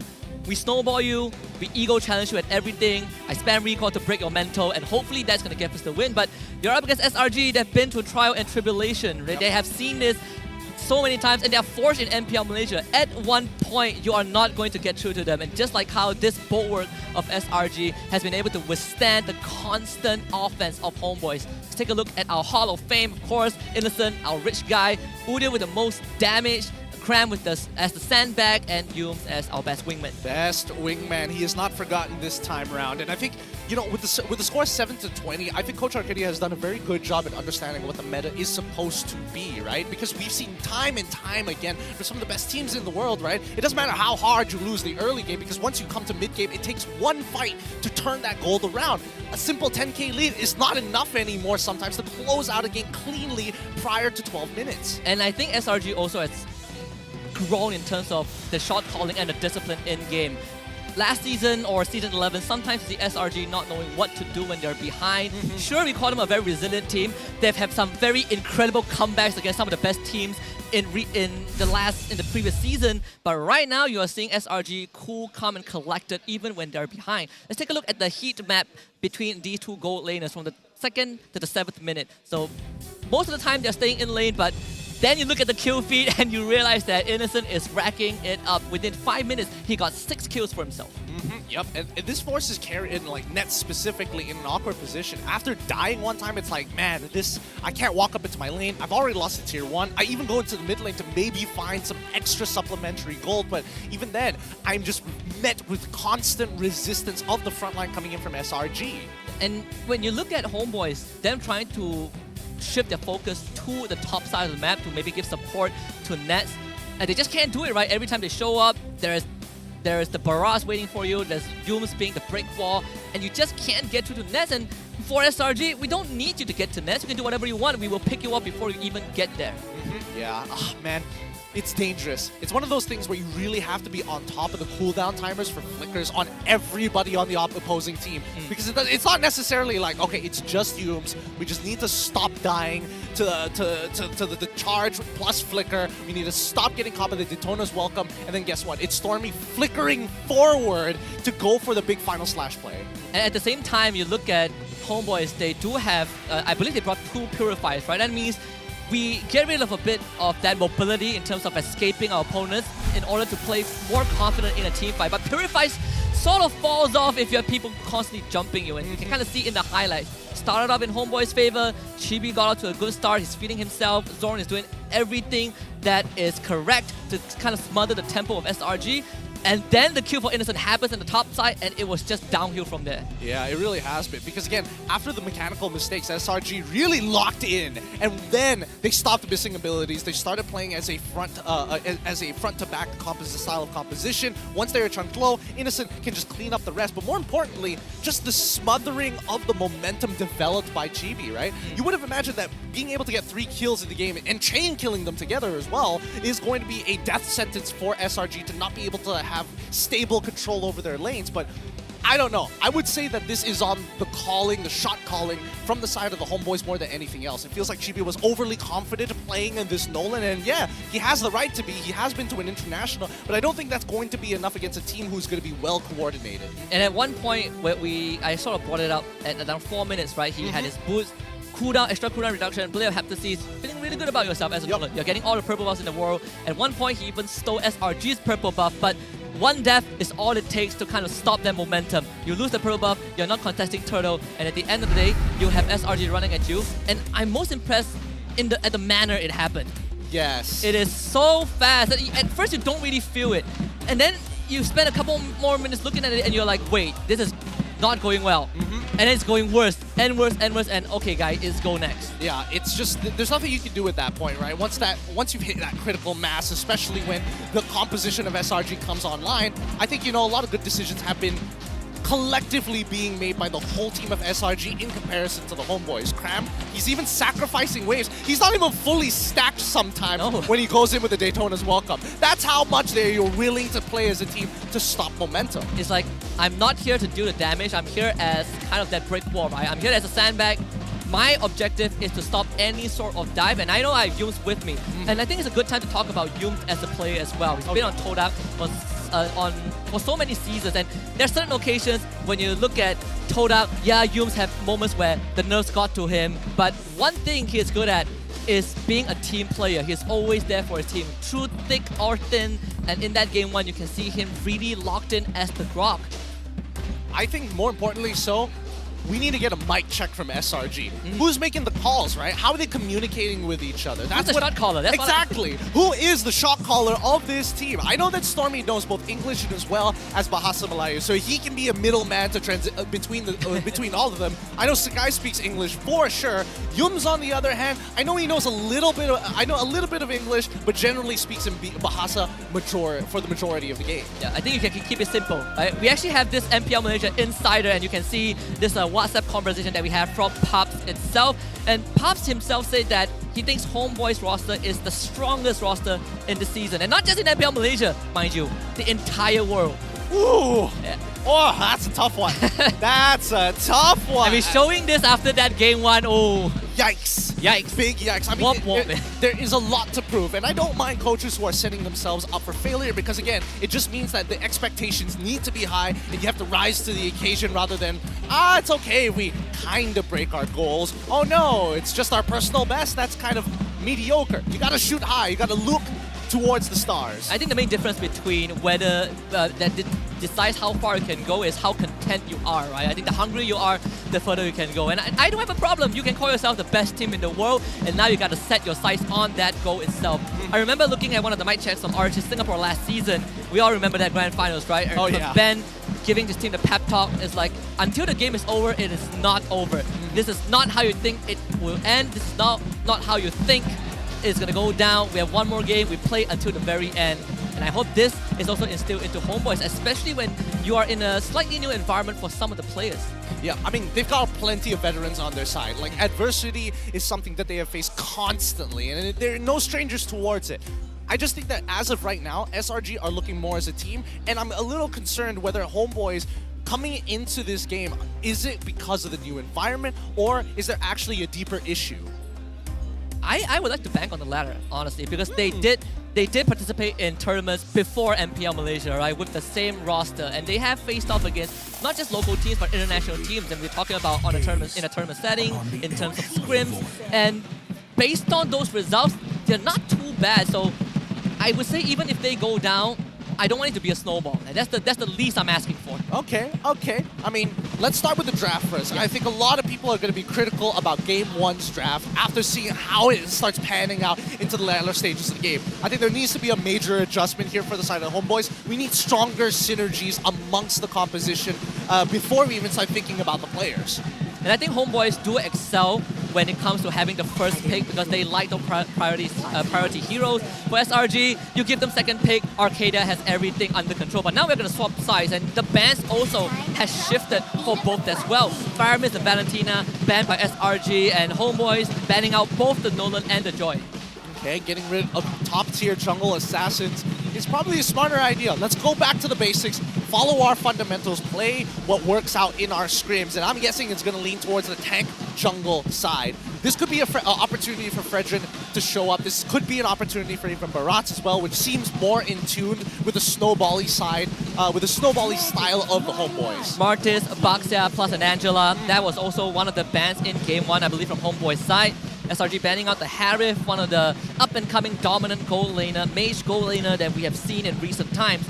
And when you look back at game number 1, even in terms of the lane itself, we didn't get to talk about this during the pre-show, which is Stormy against Udil, right? We're talking about Stormy, the mage prodigy of Malaysia, very solid mid laner, and then you have Udil, of course, Spicy Boy, Kage, whatever you want to call him. But in game 1, I would say we didn't see this direct confrontation, but as well as it could have gone for Homebois, these two are still kind of keeping up with each other. Yeah, and I think, a lot comes down to what the draft provided. I mean, it was Valentina versus Vexana, right? And I think Stormy looked over at you and was like, you have to help me out of this lane. I don't want to sit in here all day clearing minions before we get into a fight. You help me clear this, we go together. Deal? Deal. You help me clear this. You see Zorn? I am Zorn. I support you, you support me, that's how it goes. And the handshake comes through. Frederick going to be the lock-in for the side of Homebois, while Matilda given over to SRG. Now, scary, scary stuff, because a lot of people consider Matilda to be top cream of the crop. Cream of the crop. De la creme. Must ban. You let it through, most of the time, you lose the game. Exactly. And the stats back it up as well. Yep. I see a Barrage pick coming in, right? Barrage's biggest weaknesses, not mobile. You put a Matilda by his side, this Barrage is flying everywhere. Oh, that might be a pretty good idea here, because now keep in mind, we're looking at the previous draft up on your screens, right? We saw the Brats getting picked up. It looks like to be a higher priority, whether as a flexible pick or even a jungler. But there it is. There we go. There we go. We have it all. And even the Nana. This is something I wanted to mention earlier on, because again, if we're talking about lane priority while still having some relevant team fighting experience, have something with slightly lower cooldowns. And what comes to mind is Nana. Hard crowd control, right? Two different crowd controls. Yes. Both are AoE. One does massive damage. And then you look at Homebois, at least for the Frederick in particular, I want to stay in a fight. I want to stick onto you like elephant glue, and I cannot do that if someone swallows me. If someone gets pulled away by the Matilda, if I get turned into a plushie, then I can't do any of this. Yeah, I'm not encouraging you to eat elephant glue or soft toys in that manner, but I do think that it is going to be a problem that needs to be addressed. And I think that Homebois here, they're taking it one step at a time, right? We're seeing that the Nana pick comes out for SRG. All right, we take Novaria. We've seen how that interaction works. If you're really accurate, if you've got sniper's precision on this Novaria, you can break that passive before she even gets in on these fights. Nana has such a low base health that it puts her in some tough spots when you're dealing with high burst damage. And the recent changes nerfed that passive as well. You no longer get that bonus movement speed, so you're a lot more susceptible to being finished off after the passive goes off. And because Novaria has so much longer range than Nana, you're matching up in terms of wave clear, and you have the kind of the first opportunity to damage Nana, and she can't even kind of retaliate. We see that Roger getting banned out by Homebois. They've tasted Innocence Roger, they don't want that.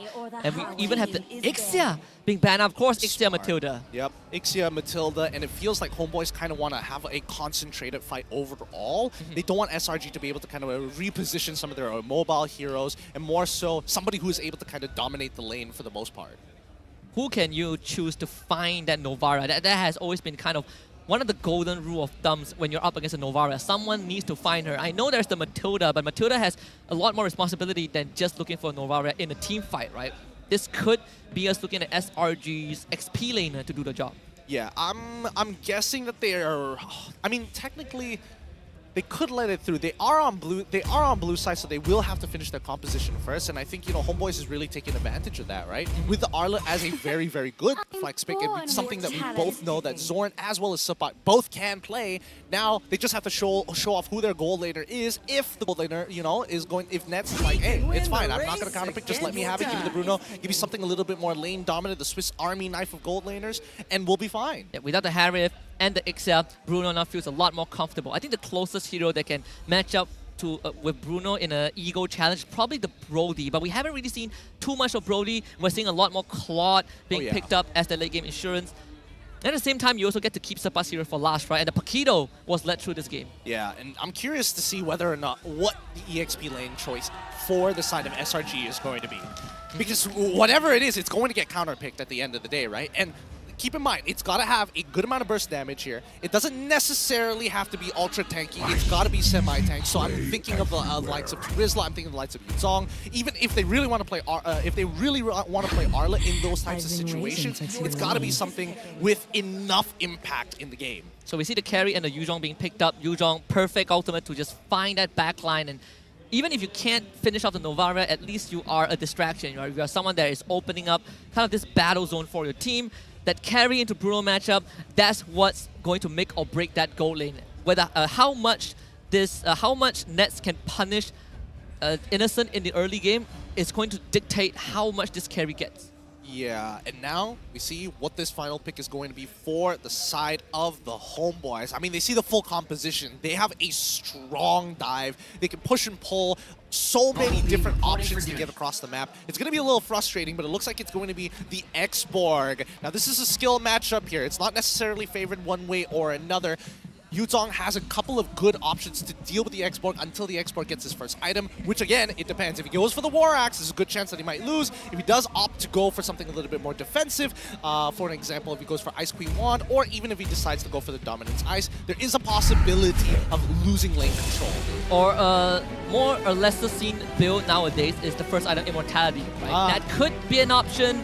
Not ideal, but it also comes down to how that lane goes. I mean, if the Yuzong is constantly breaking on armor, Fear God armor, especially before the first turtle fight, that's where it might get a bit tough for the X-Borg. Look, it's MPL MY. They're gonna ego challenge it, whether they forget First Blooded or not. They're like, I'm gonna die, I'm still gonna commit to the War Axe, I'm gonna kill you later on, just give me some time. Yeah, the best offense is the best defense. Have you not seen Roger? Yep, Yeah, have you not seen true. Innocent?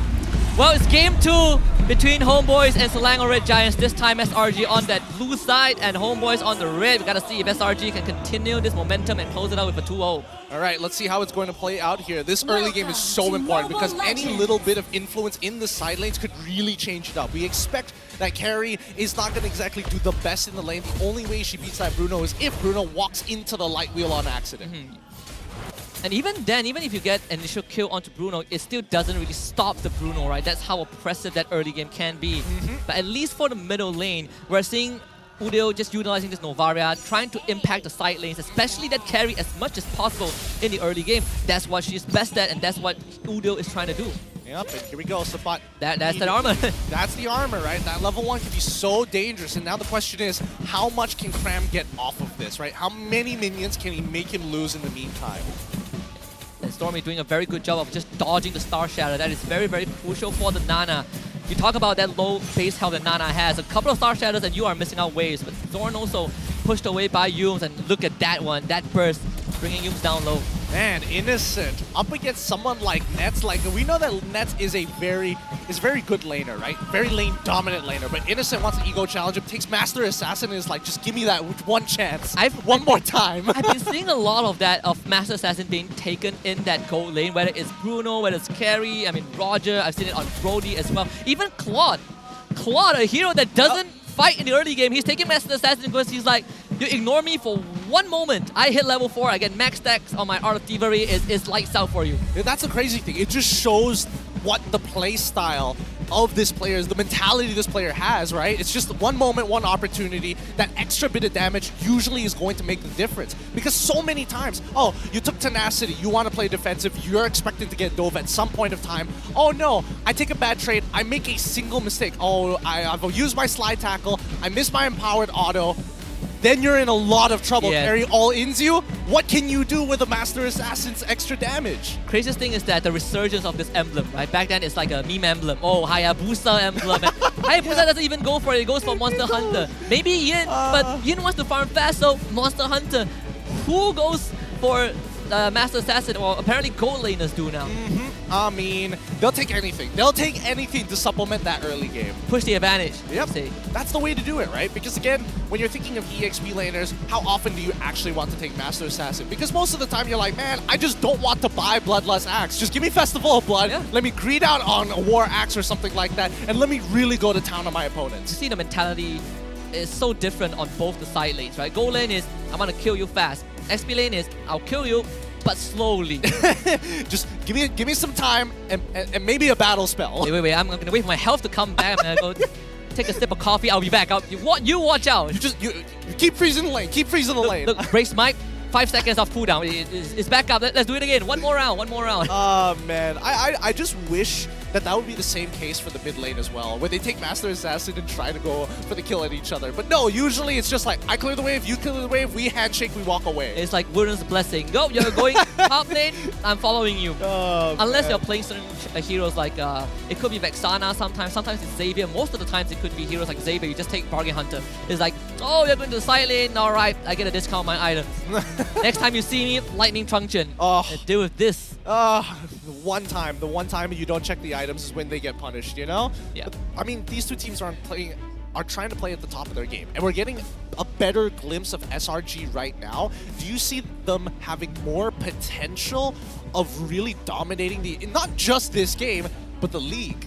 That's what I feel, honestly. I think it's a very exciting season, exciting era for SRG, right? And we kind of brought this up early on. They have 4 new players, 2 imports, and only Sekais is there. You also discussed about how these players can kind of supplement SRG's playstyle. Can they enable Sekais on a higher level? And I would say, with Coach Arcadia, with Ozora Vecchi, with the whole support staff, SRG has shown nothing but growth over the years. I think it's growth, but what's concerning to me is in that last game, what we saw was just great individual performances and good synergies, actually, from specifically Yums and as well as the opportunities, in the opportunities we saw from their EXP laner, Cram, playing on that Barats, right? I don't know how they communicate with each other, and I'm guessing that they have a tight connection. One way or another, does the rest of the team also feel that way? Because I know Stormy specifically is a little bit more reserved, like naturally as his personality-wise. I don't know if SRG can crack him out of his shell. A bit more indifferent, right? He's like, well, thing isn't going our way, but it's fine. It's just cool as a cucumber. But I agree. I think that if we want that communication to kind of influence the rest of the team, Stormy has to be involved. At least from that game 1, he understood his role, right? Even though he might not be communicating as much, at least based on our assumptions, at least he understands what the train of thoughts of his teammates are. And like I say, the same for Sekais, right? Likes to play fast when he's behind. Sometimes you can see that he feels a bit uncomfortable, but in this case, you do have the rest of the team backing him out, and perhaps that support system is what's keeping SRG together on their bad days. Yeah, I mean, let's look at the revamped Giants here. We keep bringing them up, and if you guys aren't familiar with some of these faces, I mean, they've changed constantly. The roster has gotten significantly bigger, right? They are going to be leading with this main 5, but obviously we are going to miss some of the faces. Super Red, for an example, even Gojas we saw, who's being benched currently. It'd be interesting to see how much he can actually learn from Cram in these types of situations. You're looking at 2 very different players, right? Gojas is, I ego challenge you, I dive you, I get the kills. It's on me. Spotlight's on me. Cram, at least on Barrage, you don't really get that luxury, but at least there is some, he's more conserved, right? Depending on the role he needs to fulfill. And I would even say, you look at Yums replacing Pancake at one point last season, even Supernova was brought in to replace Pancake, and that saved them in playoffs as well. I would say it's too early to judge, but it's going in a positive direction for SRG. Yeah, we're only hopeful for it, but let's continue on with this game as we're looking at the current state of it. Not much of a lead on either side, but it looks like SRG with just minor leads all across the board. So guys, on this Barats, just looking for any kind of gold on the map for the time being to maintain the stacks, more importantly. So looks like Matilda's still on the top side of the map, does not want to actually go for this turtle just yet. Different role for Sekais as well. This time not on an assassin. Takes a chunk of damage. Here comes the Black Dragon form. They want to contest the turtle. Sekais already at the turtle pit. They're looking for the Fredrin, and they found him. Chibi gobbled up, and it's going to be swallowed for first blood. Hand over to Cram once more. And I don't think Homebois can fight this. Some pokes from Udio to bring Stormy down low, but not low enough. Zorn wants to hit the back line, but you have a Matilda there. And now Zorn does not have the ultimate. Gets dragged back, and is a welcome gift from the side of Selangor Giants to force out that ultimate from Sapat. Without Firaga armor, SRG back on the turtle. Yep, it's tough. It's kind of tough for Homebois because, again, they're very all in. Those who want to be able to provide their damage do it from afar. So Sekais is going to easily secure this turtle, especially since Chibi just isn't there. But he's going to fall behind, and that's what the concerning part here. We know that Barats is able to snowball off of just a single kill and really push that lead into the enemy jungle. It's about oppressing your opponents more than looking to make significant plays of your own. Speaking about oppression, Innocent is giving Nets that treatment. Nets is behind in XP, and he just hit level 5. Innocent has been level 5 for quite a while. And you can see how safe Nets is playing. He's hiding in the bushes, he's not showing his face. And Innocent, he is hard shoving waves. He's taking the gold crab, and he's just kind of chilling in the lane. There's nothing that's threatening him right now. Zorn can't afford to spend time going to the gold lane when the rest of the lane needs his attention. Final slash on the Yums. Here comes that Astral Echo. Yums, can he get away? The Fredrin ultimate does miss, and Yums re-engages with Circling Eagle. This time on to Zorn, who gets gobbled up by Sekai, spat into a wall, and it's going to be Yums to pick up the kill. Yep, and I mean, it's great. They even have Cram as a, with the Black Dragon form as a insurance policy, right? He will be sacrificing a full wave down to that bottom side, and I mean, it's not much of a loss. There's still that gold plating, but look at the EXP. It's so minuscule to each other. Kram has already out-leveled Subpad. He hasn't even evened it out, even with the extra wave. And it's the same scenario as last game. Kram willing to give away his wave. He's getting something done elsewhere, right? It's not about playing for myself for the entire game. It's about playing for my team, and Nets, he's going to feel that heat. 4 members of SRG in the top lane. Nets, no chance to get away. Hand it over to Sekai. Big play coming up for the side of SRG. As soon as you saw it, right? Kram spotted out 2 members in his river. He's like, oh boy, I'm out of here. SRG, decisive on the dive on top side. It's like, wow, this red is bot side, but Turtle is spawning up top. They can't come top anyways. Let's make a play, and this gold plating fed to Innocent. He's gonna get as much as he can, and Udio will clear out the wave. Half a plate, more than half a plate is gone. And here comes the Turtle contest. I don't know. Udil is kind of running low on mana here. Homeboys, they're going to pull the turtle initially first. They just want control over it. They don't want to commit to it just yet. And Udil is trying to chip out Stormy's health as much as possible. You can see them positioning themselves in that mid wave. Stormy is going to be the target, but fortunately Chibi doesn't get the knock-up. That means Stormy gets to clear the wave. Udil doing his absolute best to make sure that this Nana isn't fit to join the fight, but Zorn, he's already down low. Look at Kram forcing him away with the passive, and up top he's gonna solo kill onto Nets by Innocent. Sapat forced to use the last insanity as a means to escape, and this turtle fed to the barrage once more. Yep, SRG doing a phenomenal job. They're gonna walk straight in towards their orange buff jungle. I mean, guys, he's playing very warily of this export, but he's gotta move out of this lane sooner rather than later. And speak of the devil, Sapat just went down. I believe it's a full Molina Blitz combo. The top tier 1 is dead.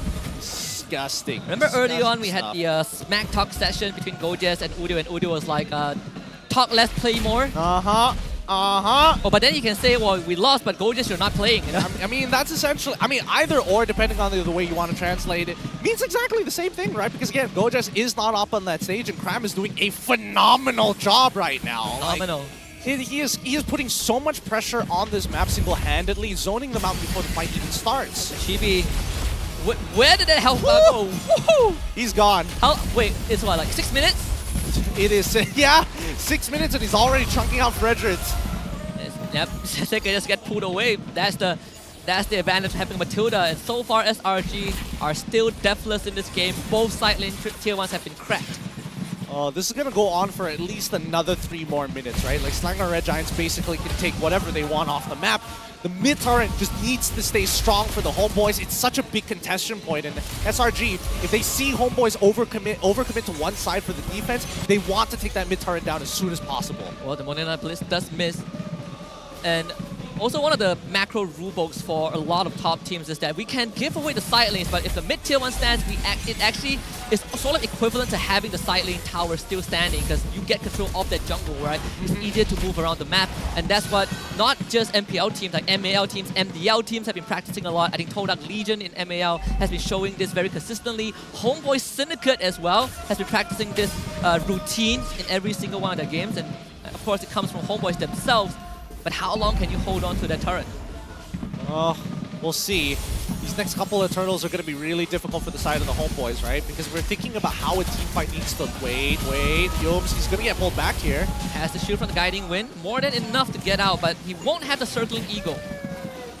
There's no angle to even contest this turtle, unfortunately. So everything that Homeboys threw at Yums, at the end of the day, is still SRG getting what they want. Yeah, it's got to be a little frustrating here, but I mean, at the end of the day, it only takes one big fight for the Homeboys to turn things around. And until that point, and until that opportunity shows itself, it's going to be very passive from here on out. I want to look at the item build for Innocent, because he did go for Quantum Charge instead of Brave Smite. Oh, that's true. So he could go for the Holy Trinity, right? Your classic carry build. That could explain why Chibi's health bar disintegrated that fast. I think... if we really take everything into consideration, it might be... Oh, yeah, there it is. That's exactly the case here. Yeah, because I'm thinking, what reason would you want to actually have the Thunderbelt in this particular style? Because Zorn is very much all in. If you catch out Udil, he doesn't want to be in the front lines anyway. Nets, he also doesn't really want to be in the front lines. Oh my goodness. He's awareness. The game sense to scout Chibi in that bush without vision. And now Sapat will have to flicker the safety. That's the final strike from Zorn. Do you have the damage though? Yums over the turret for the kill, given away to Kram. And That's the mid-tier one finally falling. SRG is still going strong. Wow, it took a play like that to crack open a tier 1. They've set a high standard themselves for the rest of the league to follow. How do you have the presence of mind to be like, I think Chibi's in there. I think someone is in there. Here comes the full combo. I think it's process of elimination, right? Because again, we're seeing nobody being shown. They know that the purple buff is generally coming up because that was the last buff that Sky specifically stole. So they have a timer on it, right? Then they know that the orange buff is already there, and a couple of the side waves are missing. So therefore, it's a process of elimination. There's 2 possible places that he could be, either by Pixel or River Brush, or which they did eventually check, or the exact brush which they jumped into. I don't think there's any loss to even if you whiff the ability, right? At least for right now, I think when you look at SRG's state of mind, they're definitely feeling really good about themselves. Yoon's making active move. You look at Yoon's in the New Jersey, but you still feel like this is the Todak Yoon's at his prime. I think SRG definitely brought back some of that feeling, not taking anything away from Todak. I think he's done fantastic, but it's good to see him under a new banner and still having that kind of presence of mind to help his team. Yeah, and I think the best part yet, SRG have this flow to them now, like this new style of flow. It's not just the flow whereby each one of the members need to be really hot and fired up to be able to make super team plays, but now it feels a lot more structured, but at the same time, they still have that philosophy of, hey, if we need to adapt on the fly, everybody can adjust accordingly. Both side lane tier 2s have been taken out, and with this Lord in the bottom lane, then mid tier 2, I don't think you can defend it as Homebois. You have to give it. Say SRG, give SRG, take, but they're not giving an inch, they're taking every inch. Yeah, this tier 2 should eventually follow off of the next wave here, but I don't know. At the end of the day, if the Homebois are able to hold out for at least one of their inhibitor turrets, they might have an opportunity, because I think that SRG aren't in a position to fully commit just yet. Yes, they are 6,000 gold ahead, but they're currently at the 33,000 mark, not at the 42,000 mark, right? So that even if they want to like tank turrets, they can't necessarily tank it forever. But I think if you're SRG, you can just continue to be patient, right? Why take that big leap of faith when you can just balloon this lead as much as you can? And it's also one of the fundamentals when you are pushing high ground. When you have this advantage, you take everything that you can. Starve up the jungle, starve up the wave, freeze your own wave, in fact, so that Homebois can't even walk out the map.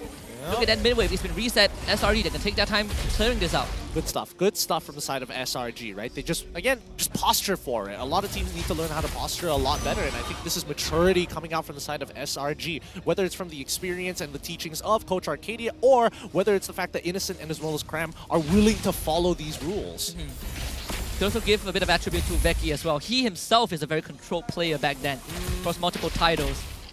I do wonder what the dynamic is between these two coaches. Well, hold on thought for a while because Yums has just found a big circling eagle onto 3 targets, and Chibi can't even land that Appraiser's Wrath. Dodged by Innocent. Big catch from the side of SRG, but can they convert this into an inhibitor turret? I think they might be able to. Yep. It still has a ballista. If they zone nets out, yep, that's an inhibitor turret down. Chibi's life and an inhibitor turret, and maybe even a second one? Second one, here comes the polymorph onto Zorn's, but trying to brick wall this, they're barely holding that structure together. Oh man, if they lost the second one, like losing an inhibitor is bad enough on top of, as a conversion for the side of SRG, but losing 2 inhibitors, that's just ungodly. This is painful for Homebois. And we thought game 1 was clean enough, but this one is as clean as it can get. Final slash bring Cram back into the base, and Cram just leaps out with a furious dive, and Sabat, he has to flicker away from the Manila Blitz. The Boomerang, another 4-man lockout with the circling eagle, and Yums helping his team to get the second inhibitor down bot. All right, I mean, the boys currently, as of right now, are just too far behind to really do much or look for that big punish. But if SRG keeps on playing this controlled and honestly not making too many, not making mistakes at all for the time being that Homebois could exploit, it's going to eventually fall into the lap of SRG. This next Lord itself, with the empowered minions, the strong Lord, the only person who can really take those things down with high health pools against neutral creeps is going to be Nets. He's got his 3 items, he's got the gold, but unfortunately he just does not have the space. Can't even show yourself, right? Bruno, by default, someone with shorter attack range compared to everyone else. And you look at SRG, their spells, you are within arm's reach of their spells. Anything can hit you.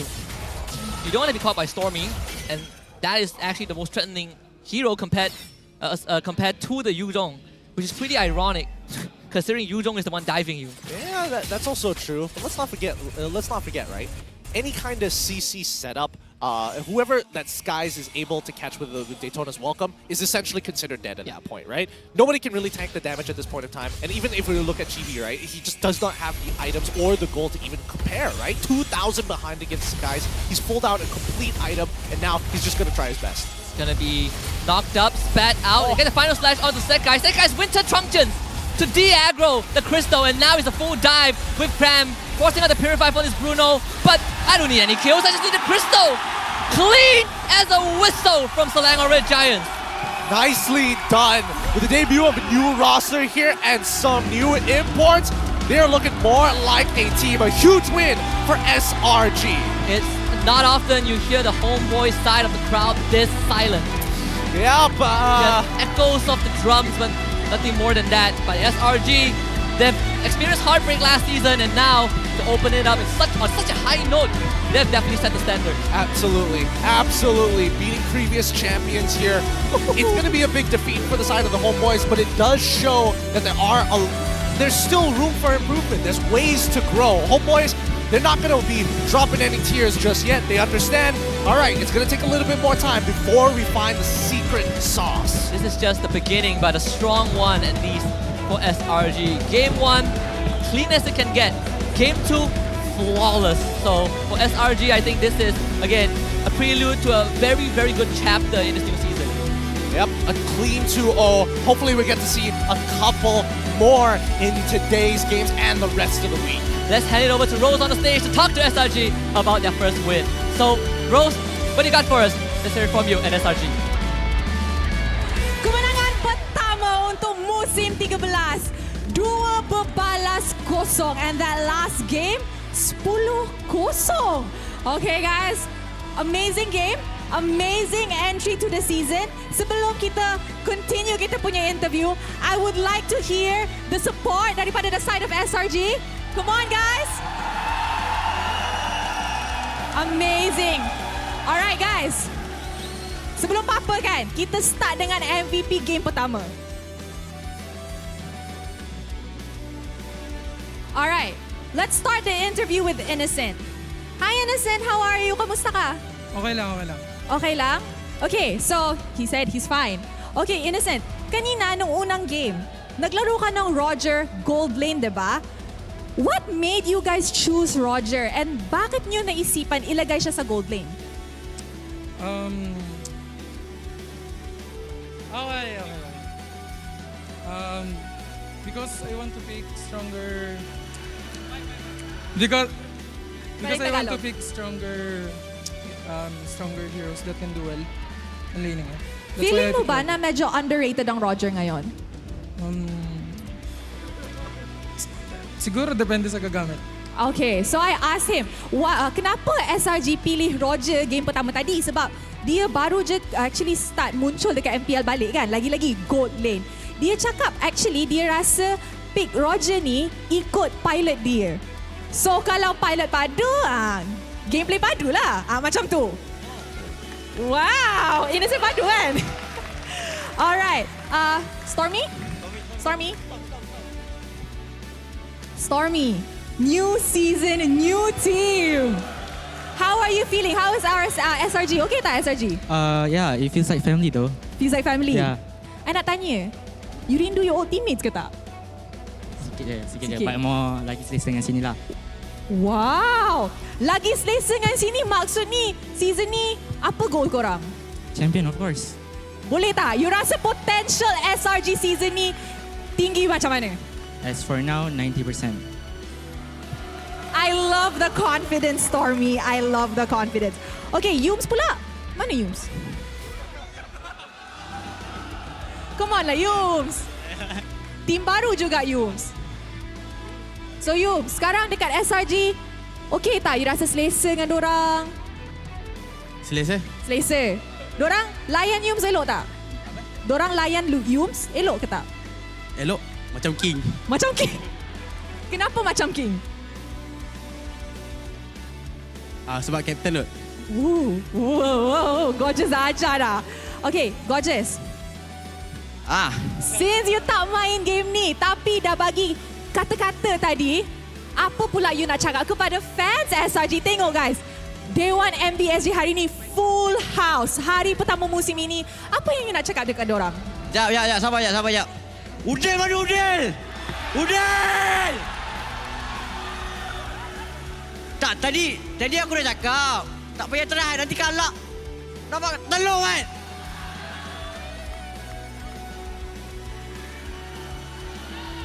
Ni SRG lah bos!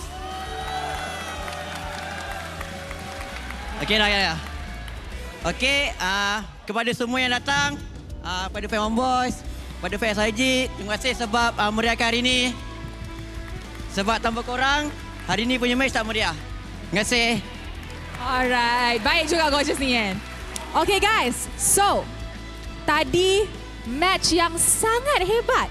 Tapi korang rasa siapakah MVP perlawanan ini?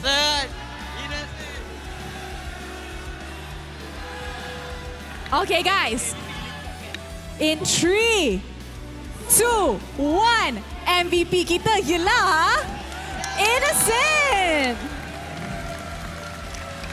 Innocent, ito yung opening match mo sa MPL Malaysia and your MVP of the match. Anong nararamdaman mo and feeling mo ba na magiging mas mabuti pa yung performance nyo throughout the season?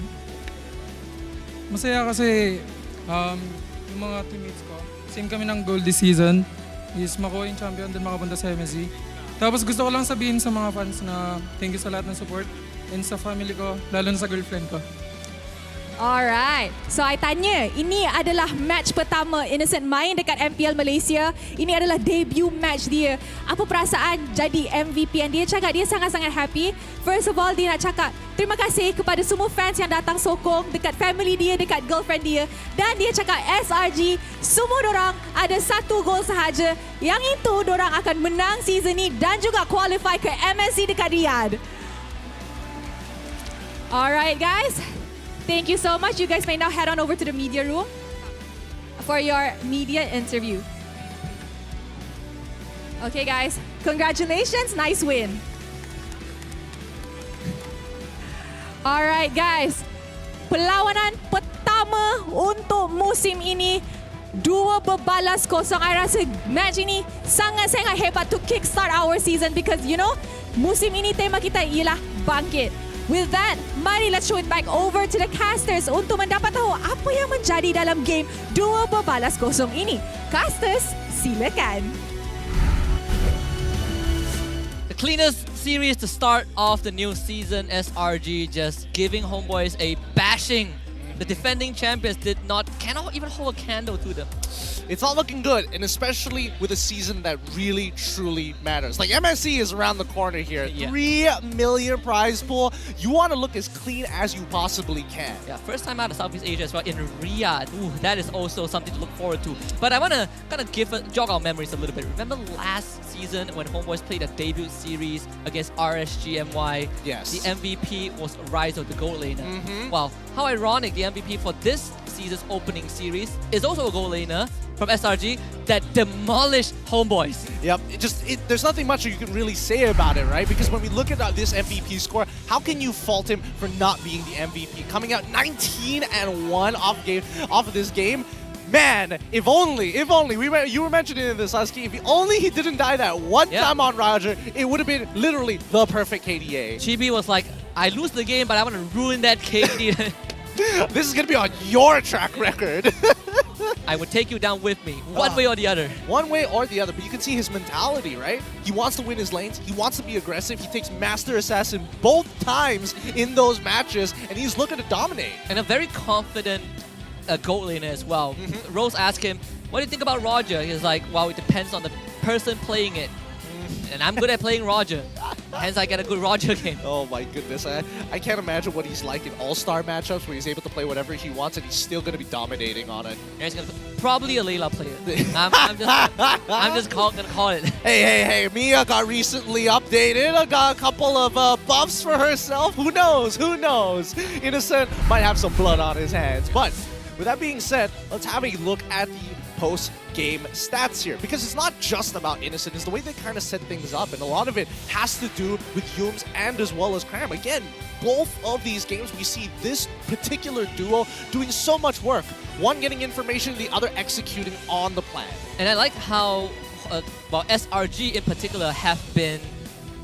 They show that they are very flexible in terms of their roles, right? Game 1, Cram was on that barrage, a bit more of a frontliner. Game 2, he's given the luxury to start dealing damage, to start being the one diving the backlines. And he performed both pretty well. You can say the same for Sekai's. First game on the Joy, backline assassination, that's his job. Game 2 on the barrage, a bit more of a beefy frontliner, not his usual assassin pick, and he still was able to carry out his duty very diligently. Yeah, I think that overall, SRG just came in with a stronger game plan from early to mid to late in comparison to the Homebois, where they kind of struggled to understand where they actually had their power spikes or what they wanted to abuse in the first place. I would have imagined that Zorn might have wanted to work with Nets to get a early cheese kill or at least skew the lane in Nets' favor early on, especially at level 1, before they even consider doing anything, right? Because we saw what happened to Subbot, and that happens in this matchup time and time again between Xborg as well as Hutong. You don't want to walk up that far up, and especially if you proc the shot residue, that you're going to lose your Faraga armor, almost guaranteed. And also, level 1, when you lose your Faraga armor, it already makes life so much harder. So much harder for you. I wish we had kind of like a third cam to just look at the gold lane specifically, because I want to find out at what point Innocent started making the net so scared to walk up in lane, and that's under the circumstances where there are no supports from either team. Yep, I mean the solo kill even, how did that even occur? It could be just the power level spike and then he was level 4 to 3, it could be 5 to 4, it's a little tough to say about that particular style and that particular situation. But overall, when we look at the total damage dealt, just topping the numbers is going to be Stormy himself as the person who is completely shutting down opportunities for Homebois to actually get back into the game. Oh, somebody whiffed an ability. Now you see Chibi wanting to punish it, instantly gets kissed by Molina and instantly smooched after. I know Fredrin doesn't usually do as much damage as the Barras, but I want to quickly talk about this, right? Fredrin as a hero right now, this current state of the game in the jungle, there are a couple of heroes that shuts him down. I mean, Martis is a very direct answer. Now you have the Barras that always denies an objective. Where does Fredrin stand in a team comp? Well, I think that people need to recognize that Fredrin isn't that I'm gonna walk up to you 1v3, I'm gonna kill all of you to more so as a traditional tank style jungle. He's looking to skew the lanes in favor of his laners. He's looking to create space, and more importantly, so his kit is essentially around his CC. The damage is a lucky surplus that you get and a big bonus to the rest of your team, because half the time you're not going to be able to 100 to 0 somebody anymore. And of course, we have the Hall of Fame for game number 2. It is, you can see we have Innocent, Stormy, Chibi, and of course Stormy at the very end. Chibi having to take the most damage. Unfortunately, he was the only one who could afford to do so.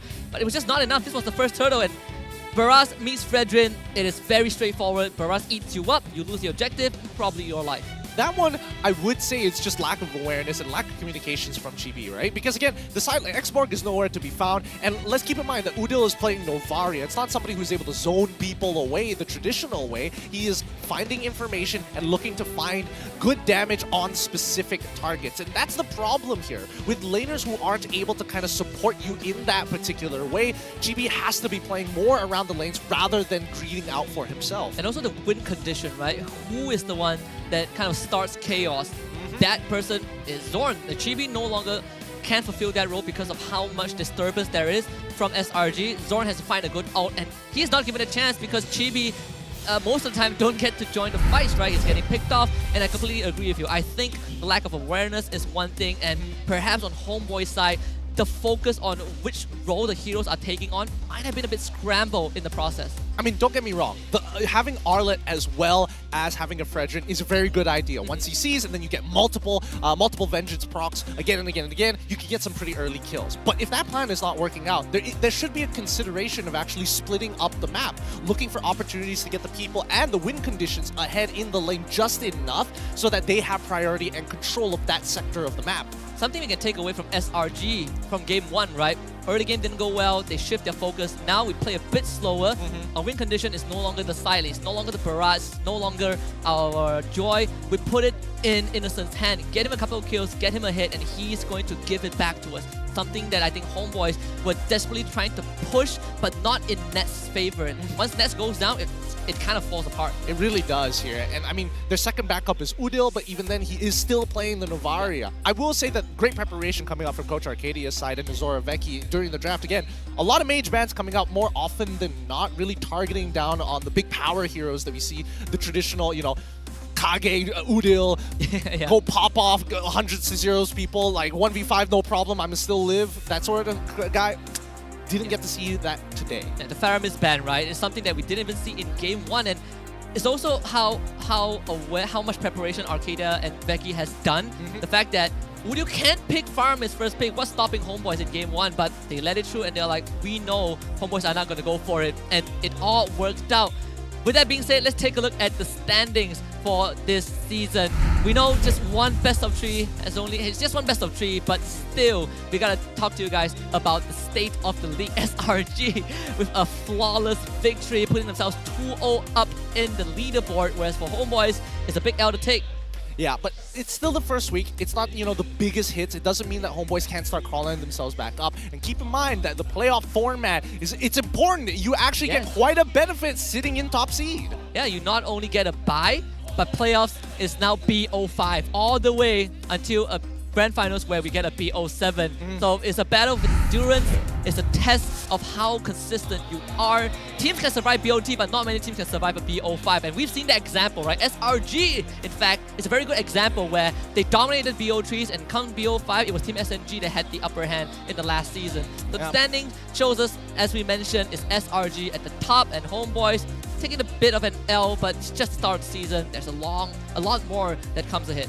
Yep, I'm just curious, right? Is it going to apply to this season too? Like, is season 13 finally the season where the #1 seed makes it all the way to championships and closes it out, right? Not a big turnaround at the very end, not a lower bracket miracle run all of a sudden, not a sudden change of pace. Well, at least for SRG fans, they can rejoice. I think this is probably going to be our new rivalry. Well, not our real rivalry, but their new rivalry.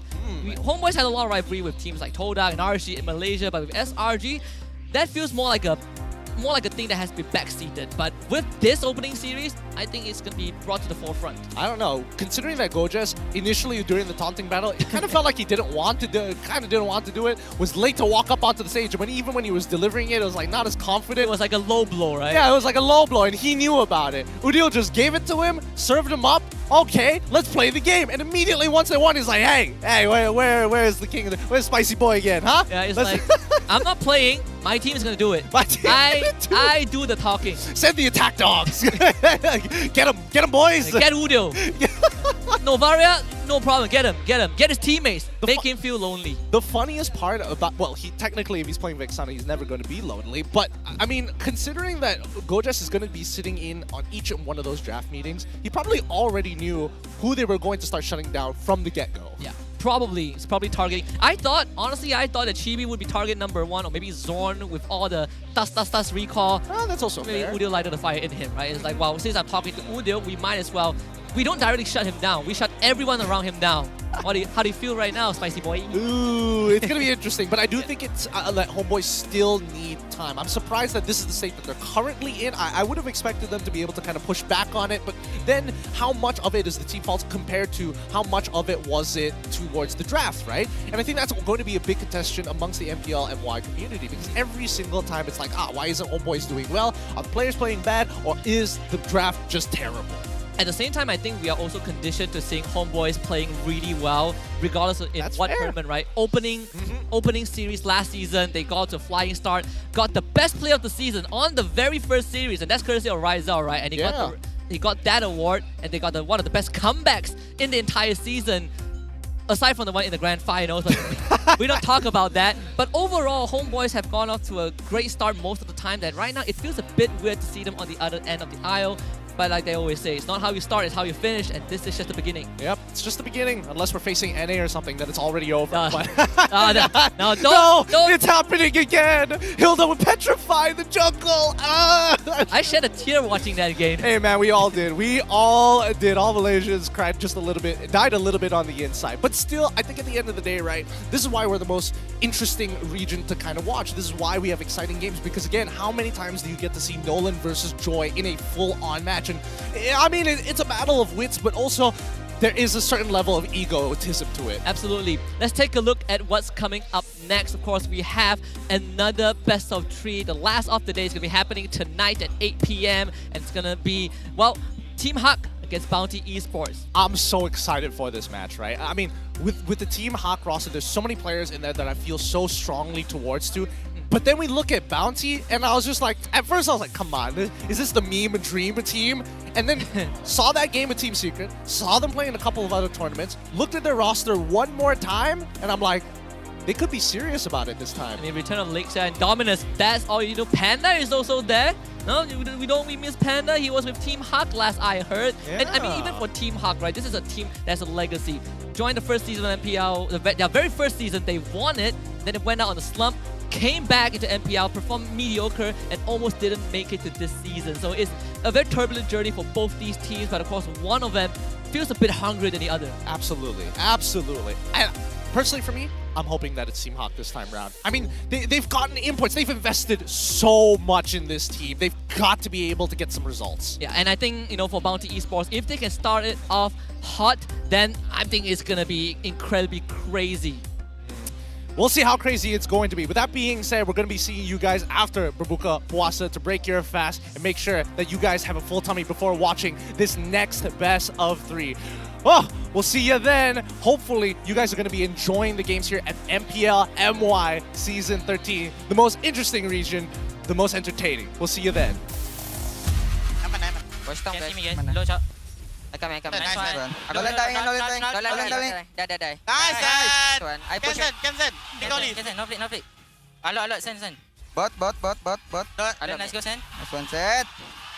Nice, Sen! Love you, Chill. Matilah kau, Zon. Almost. Nice one, guys. Nolan missing. What are you doing, Nance? Alahai, Nance. Hey, why so many kills, ah? Why so many kills, Cok? Nice. Okay, kenapa? Aman, chill lah. Oh, chill lah. Aman. Alert. Tidur lah, Zon. Apa ni, Zon? Alamak, walau you want to fight? Tahu legal sah. Boleh. Aitang.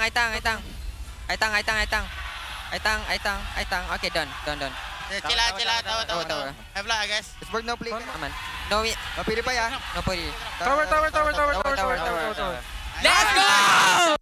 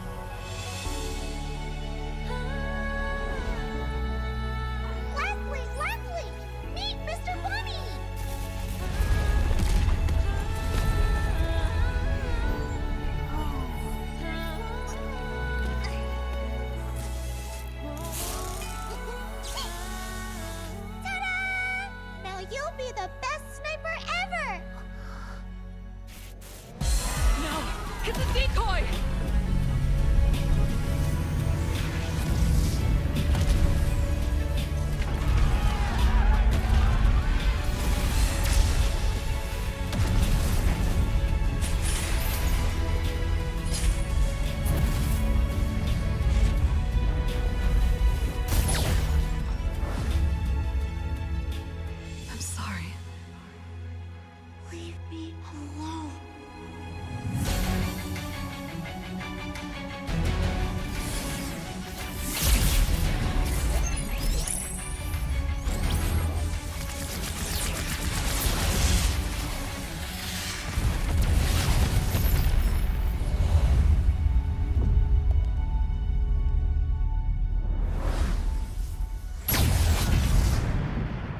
Over here, Ender.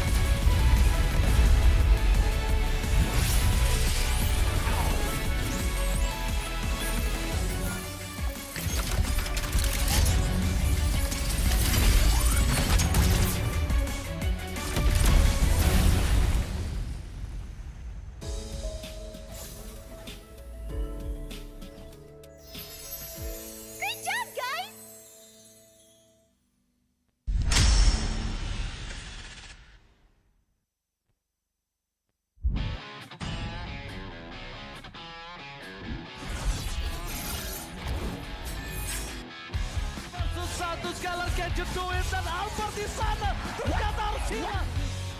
MY S10 gets instantly shot down by the Blazing Duet, as well as the Electo final blow. This is going to be easy clean up for Todak as most of the...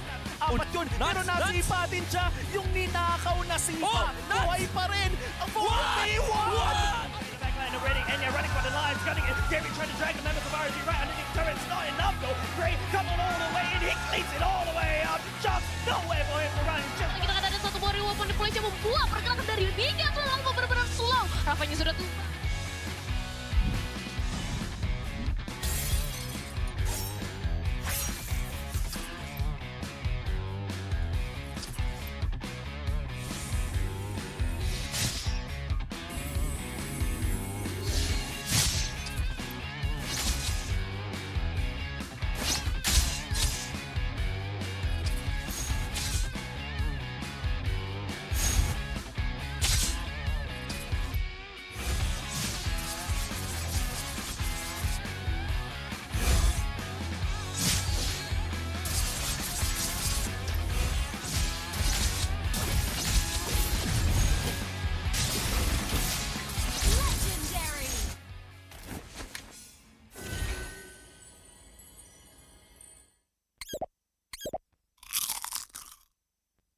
I'm me, and there's no one I'd rather be.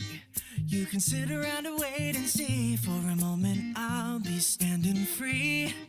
So hurry up and wait for me. Got a bag of chips by the sea. The sun is blazing down. I've got my smile now. Here's the thing, your chips will really make me sing. Come on, relax and have some chips for me. Chill out, lay back, I'm right where I wanna be. We've got time to take it easy.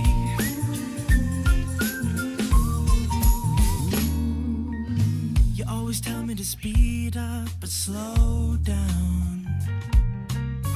I've been kicking my feet up and just going to town. A bag of chips in hand, I got nothing planned, yeah. Good treats by the sand, you know I wanna chow down. Oh yeah. So when you ask me if I'm gonna stay, I'm promising you I will. 'Cause there's one thing we gotta do.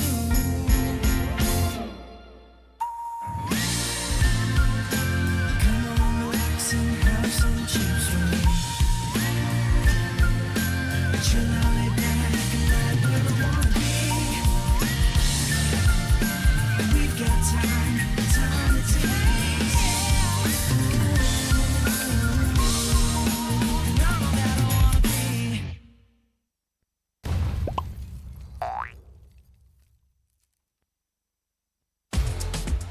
Hotlink Prepaid 5G serba baharu. Nikmati jago 5G untukmu.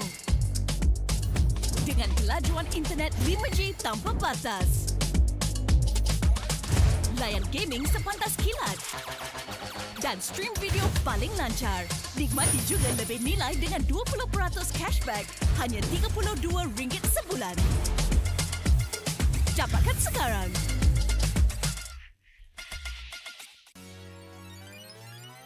Welcome to All-Star 2024. Hey, superstars.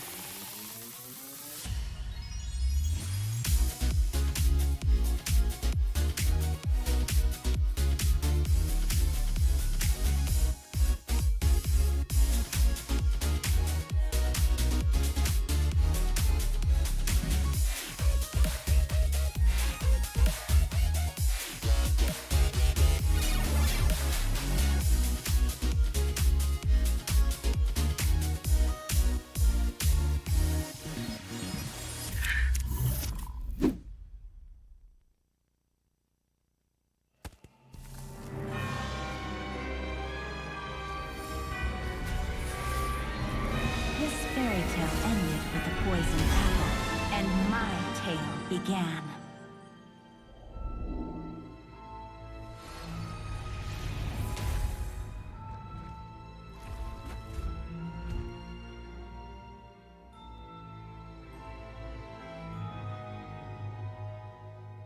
A princess in a tower is just a bird in a cage.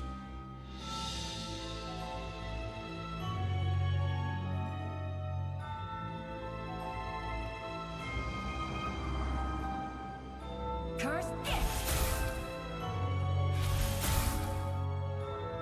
Taste my vengeance! Protect your queen!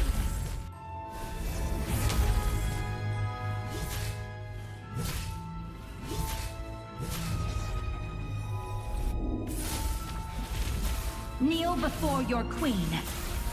It won't take long, I promise.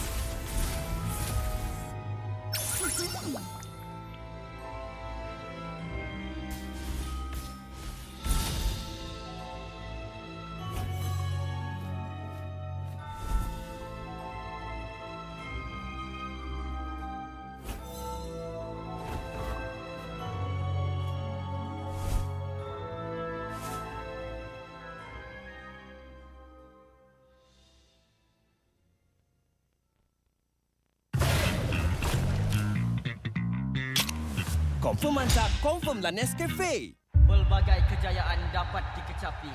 Sejarah baharu telah tercipta. Namun, setakat itu sahajakah kemampuan kita? Setiap kali ke pentas dunia, pasti kecewa. Sampai bila kita nak kalah? Ditundukkan serendah-rendahnya. Sampai bila kita nak dihina? Tiap musim harapan peminat gugur. Sampai bila nak kalah? Sampai bila nak kecewa? Setiap rakyat pasti akan melaungkan semangat. ingin mempertahankan rumah mereka. Jika patah sayap Raja Wali, bertongkat jua kita kemari. Tahun ini pastinya kemenangan semakin dicita demi menjulang nama Malaysia di pesada dunia. Di mana bumi dipijak, disitulah langit dijunjung. Stadium MBSJ Serdang Jaya secara rasminya menjadi rumah MPL MY pada tahun ini. Seterusnya, melangkah ke arena besar di Timur Tengah, di Riyadh, Arab Saudi. Juara kita bangkit menghadapi cabaran, bersedia mencipta sejarah. Utara, Timur, Barat dan Selatan, kita semua MPL MY Playoff musim ke-14 akan berhijrah ke Johor, mendekatkan lagi silaturahim MPL MY bersama. Hasrat kita semua bersatu dan bangkit dengan satu tujuan yang sama. Naikkan martabat negara, kecari juara dunia, kemuncaknya di M6. Pastikan kemenangan dan kebanggaan dikecap di rumah kita.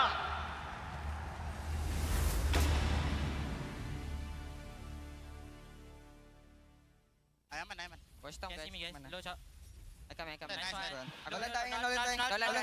Dah. Nice one. I push. Cancel. Nicolis. No flick. Alot, send. Bot. Alot, let's go send. Nice one set. Nice one. Love you. Chill. Matilah kau Zon. Almost. Nice one guys. No let me sing. Come on. What you doing, Nance? Alahai, Nance. Buat lot dia. Hey, why so many kill ah? Why so many kills, Cok? Nice. Okay, kenapa? Aman, chill lah. Oh, chill. Aman. Alot. Tidur lah Zon. Apa ni Zon? Alamak, walau you want to fight? Tahu kills ah. Nice. Boleh. Aitang. Okay, done. Chill lah. Tahu. Have luck guys. Esports no play One more. Aman. No pilih pa ya. No puri. Tower. Let's go!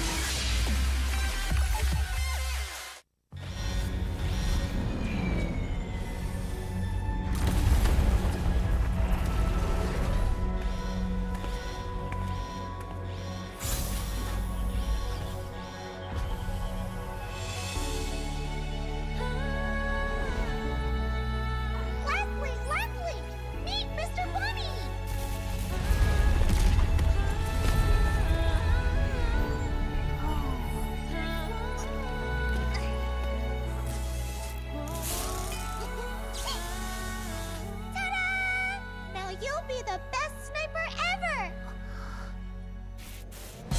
No! It's a decoy!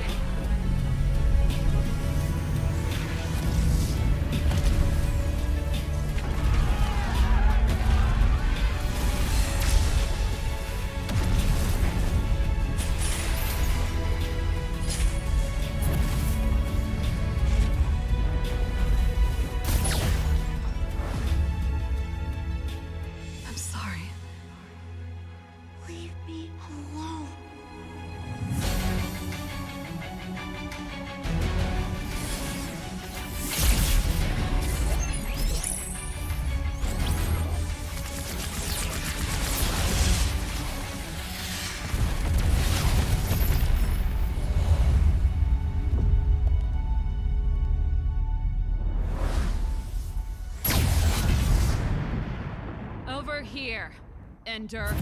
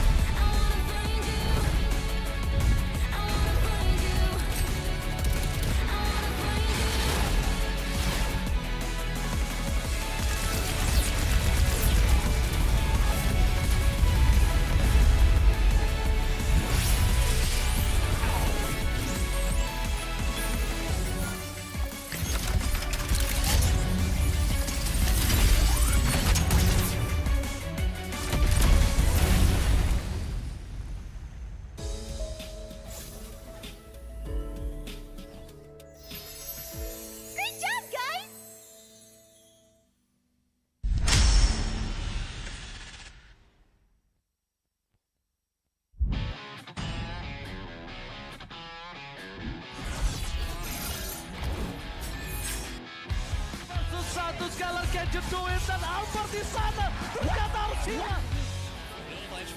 Gets instantly shot down by the Blazing Duet as well as the Electro final blow. This is going to be an easy cleanup for Todak as most of the... Apat yun, pero nasipa din siya. Yung ninakaw na sipa, buhay pa rin. Ang 4v1! Backline already, Enya running for the lines, gunning it. Gary trying to drag the members of RG right underneath turrets. Not enough though. Gray coming all the way in, he cleans it all the way up. Just nowhere for him to run. Just... Kita kata ada satu warrior weapon di Malaysia membuat pergerakan dari Liga Selangor benar-benar slow. Rafanya sudah tuh.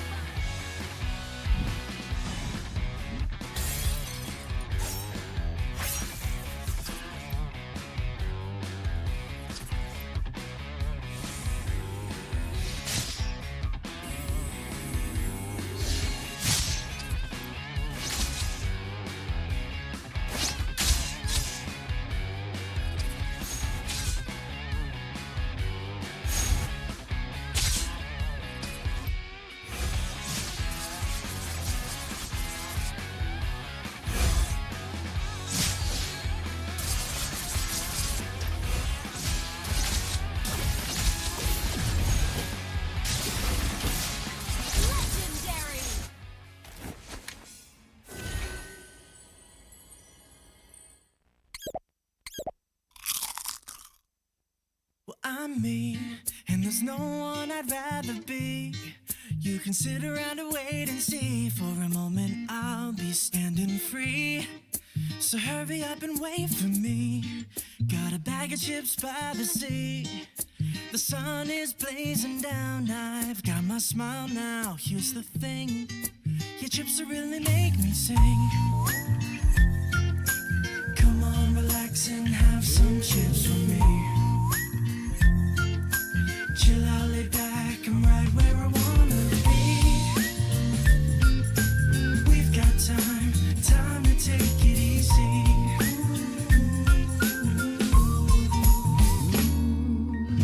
You always tell me to speed up, but slow down.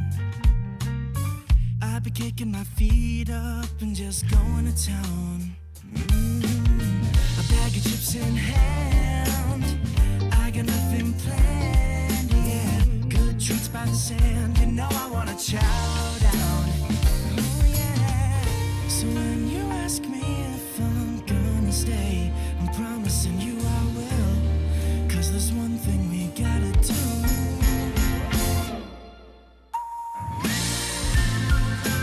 Come on, relax and have some chips with me. Chill out, lay back, and right where I wanna be. We've got time to take it easy. And I'm all that I wanna be.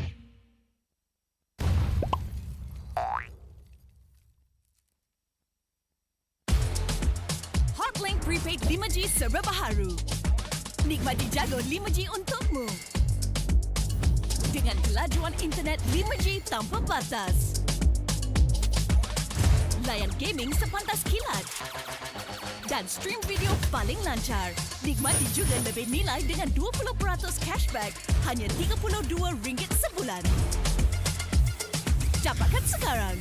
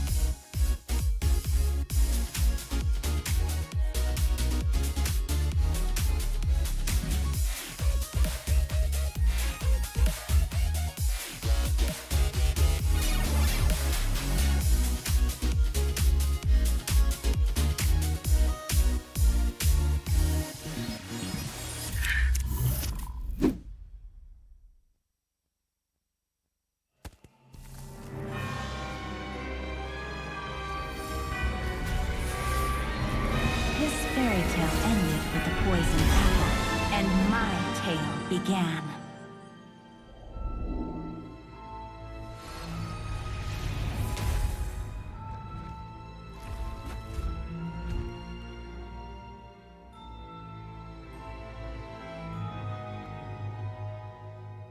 A princess in a tower is just a bird in a cage.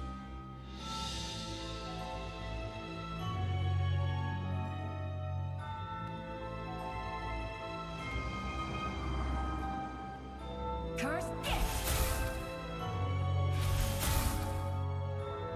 Take my vengeance! Protect your queen!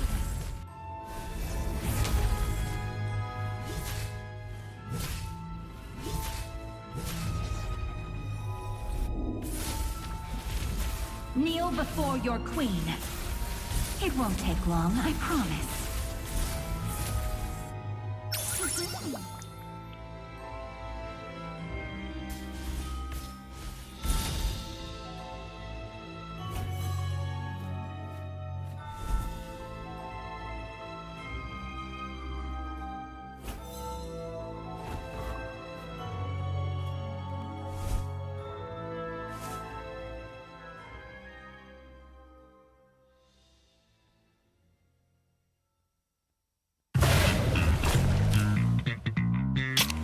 Confirm mantap, confirm lah Nescafe.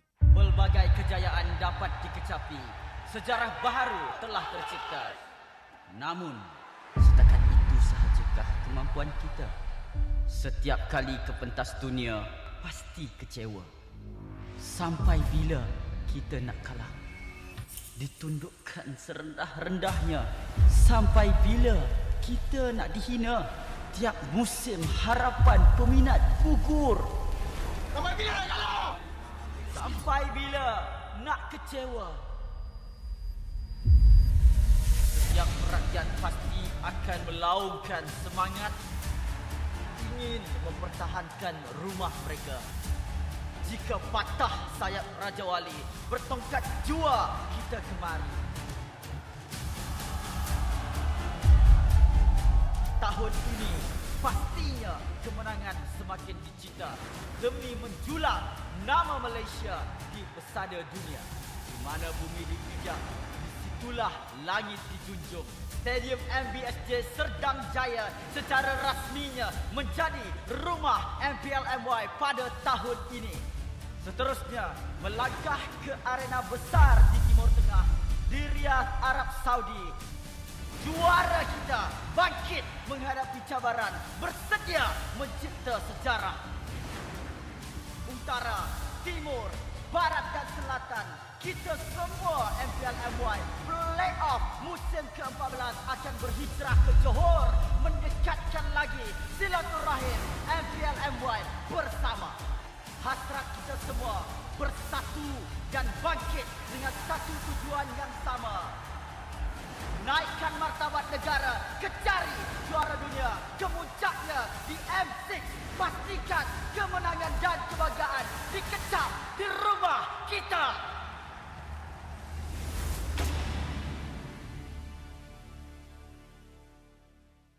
Aman. Watch down guys. Low shot. I come. Nice one. Don't die. Nice one. I push. Cancel. Cancel. No flick. Alot. Send. Bot. Alot, nice go send. Nice one set. Nice set. Love you. Chill. Matilah kau Zon. Almost. Adik careful, non missing. Come on. What you doing, Nance? Alahai, Nance. Buat lot dia. Why so many kill ah? Why so many kill, Cok? Nice. Okay, kenapa? Aman, chill lah. Oh, chill. Aman. Alot. Tidur lah Zon. Apa ni Zon? Alamak, walau you want to fight? Tahu kills ah. Nice. Boleh. Aitang. Okay, done. Chill lah. Tahu. Have luck guys. Esports no play kan? Aman. No win. No pilih pa ya. No pilih. Tower. Let's go! Five, four,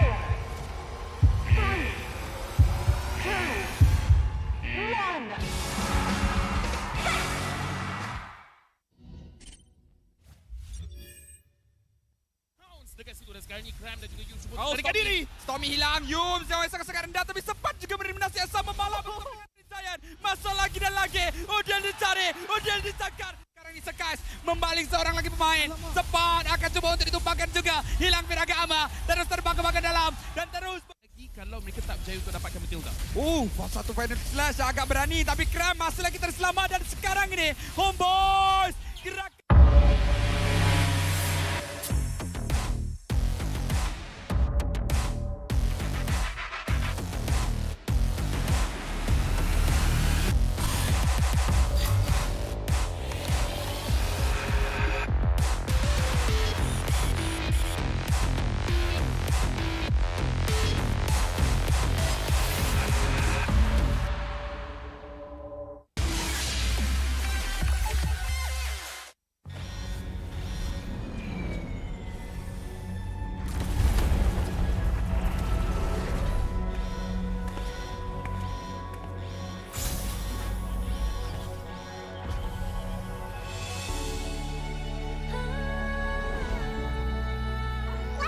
Leslie! Meet Mr. Bunny!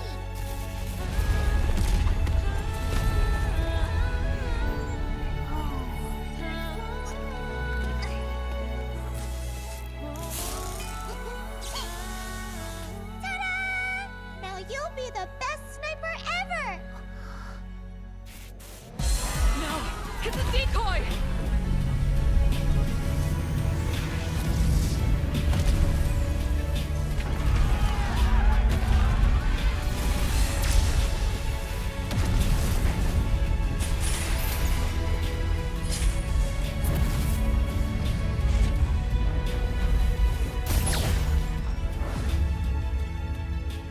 I'm sorry.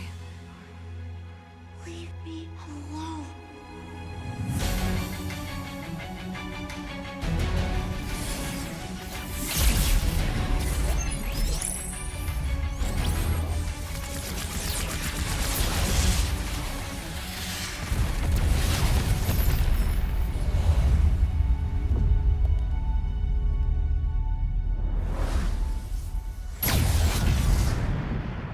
Over here, Ender.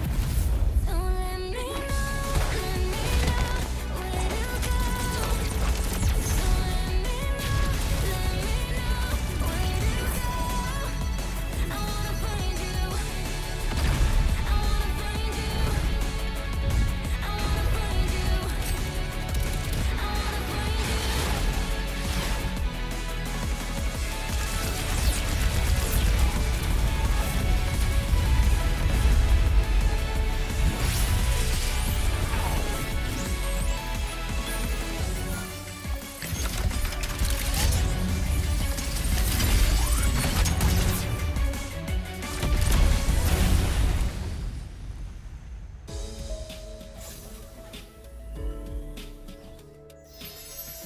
Great job, guys!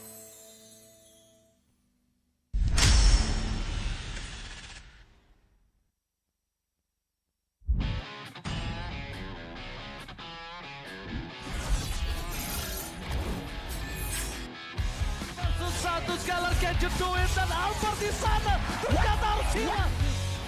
Avalanche Finest Look gets instantly shot down by the Blazing Duet as well as the Electro final blow. This is going to be easy cleanup for Torak as most of the... Apat yun, pero nasipatin siya yung ninakaw na sipa. Buhay pa rin ang 41! Backline already, Enya running for the lines, gunning it. Gary trying to drag the members of RG right underneath the turret. It's not enough though. Gray coming all the way in, he cleans it all the way up. Just no way for him to run. Just Kita kata ada satu buah reward di Malaysia membuat pergerakan dari Liga ke lama benar-benar slow. Rafanya sudah tumpah.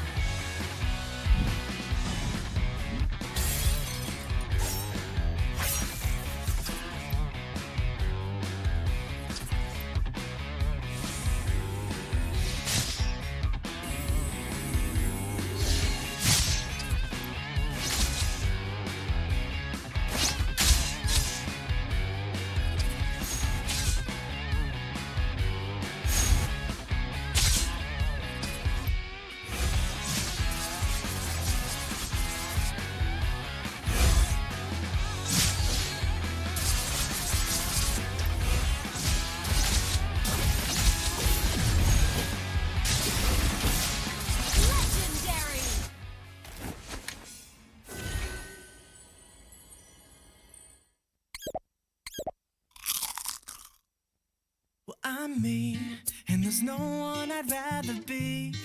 You can sit around and wait and see. For a moment I'll be standing free.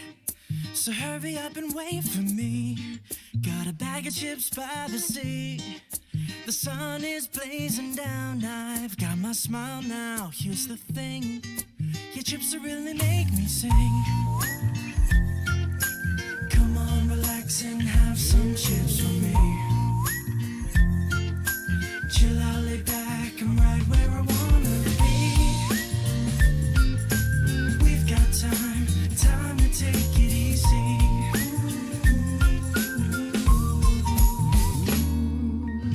You always tell me to speed up, but slow down. I've been kicking my feet up and just going to town. A bag of chips in hand, I got nothing planned, yeah. Good treats by the sand, you know I wanna chow down. Oh yeah. So when you ask me if I'm gonna stay, I'm promising you I will. 'Cause there's one thing we gotta do.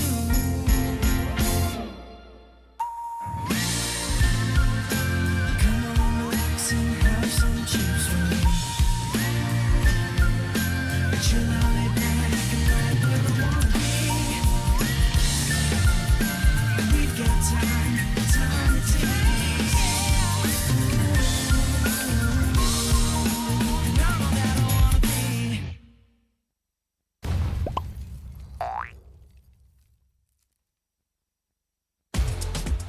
Hotlink Prepaid 5G serba baharu. Nikmati jago 5G untukmu. Dengan kelajuan internet 5G tanpa batas. Layan gaming sepantas kilat. Dan stream video paling lancar.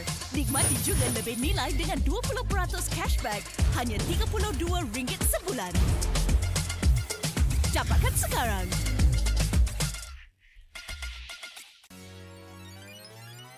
Welcome to All-Star 2024. Hey, superstars.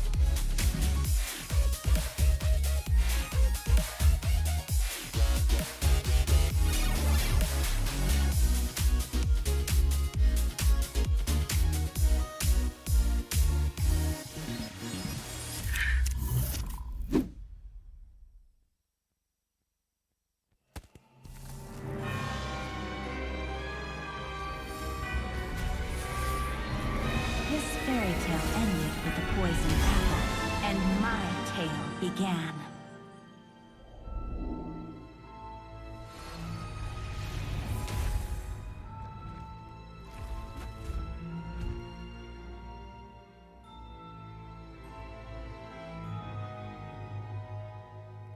A princess in a tower is just a bird in a cage.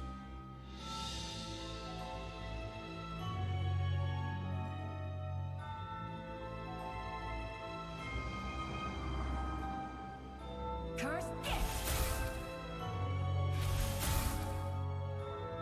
Take my vengeance! Protect your queen!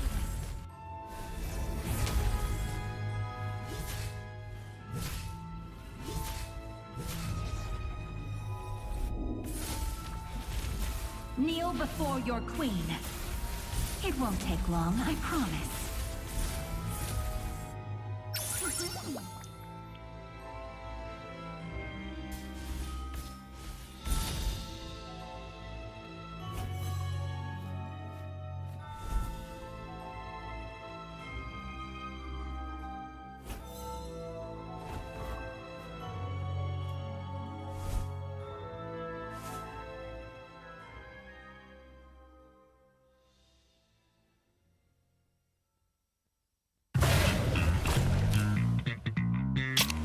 Confirm mantap, confirm lah Nescafe.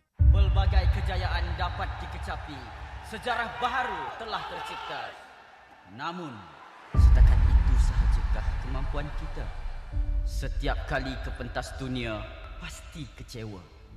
Sampai bila kita nak kalah? Ditundukkan serendah-rendahnya. Sampai bila kita nak dihina? Tiap musim harapan peminat gugur. Sampai bila nak kalah? Sampai bila nak kecewa? Setiap rakyat pasti akan melaungkan semangat, ingin mempertahankan rumah mereka. Jika patah sayap Raja Wali, bertongkat jua kita kemari. Tahun ini pastinya kemenangan semakin dicita demi menjulang nama Malaysia di pesada dunia. Di mana bumi dipijak, disitulah langit dijunjung. Stadium MBSJ Serdang Jaya secara rasminya menjadi rumah MPL MY pada tahun ini. Seterusnya, melangkah ke arena besar di Timur Tengah, di Riyadh, Arab Saudi. Juara kita bangkit menghadapi cabaran, bersedia mencipta sejarah. Utara, Timur, Barat dan Selatan, kita semua MPL MY Playoff musim ke-14 akan berhijrah ke Johor, mendekatkan lagi silaturahim MPL MY bersama. Hasrat kita semua bersatu dan bangkit dengan satu tujuan yang sama. Naikkan martabat negara, kecari juara dunia, kemuncaknya di M6. Pastikan kemenangan dan kebanggaan dikecap di rumah kita.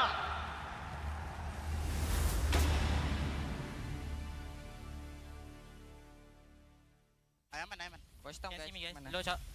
I come. Nice one. Aku lentang. Dah. Nice. I push it. Cancel. Take all Cancel. No flick. Alot, send. Bot. Alot, nice go send. Nice one set. Nice set. Love you. Chill.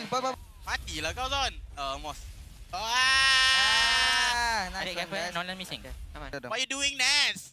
Alahai, Nance. Buat lot dia. Why so many kill ah? Why so many kill, Cok? Nice. Okay, kenapa? Aman, chill lah. Oh, chill. Aman. Alot. Tidur lah Zon. Apa ni Zon? Alamak, walau you want to fight? Tahu kill sah. Nice. Boleh. Aitang. Okay, done. Chill lah, tahu. Have lah guys. It's no play kan. Aman. No pilih pa ya. No pilih. Tower. Let's go!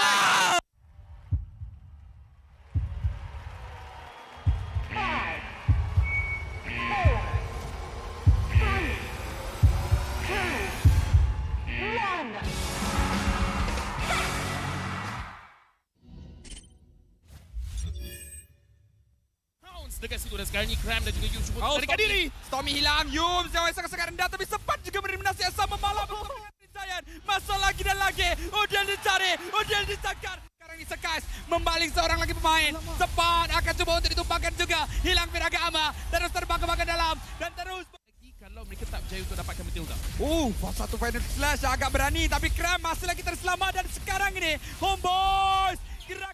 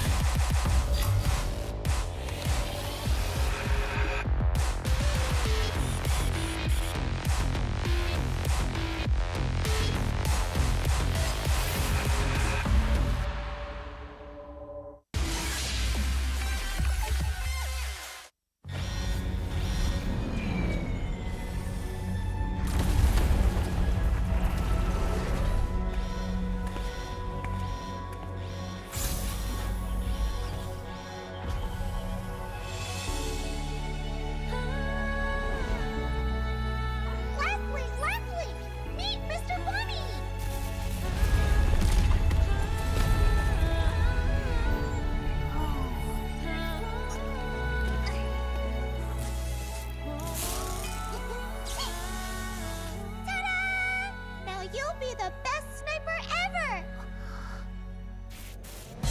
No! It's a decoy!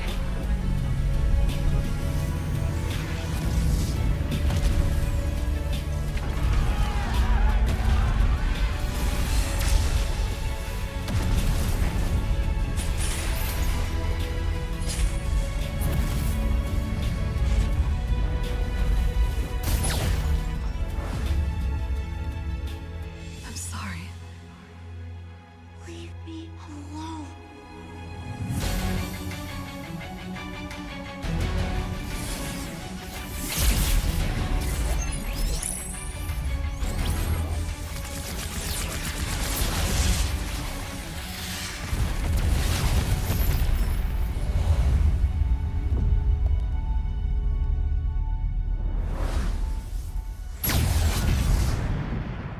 Over here, Ender.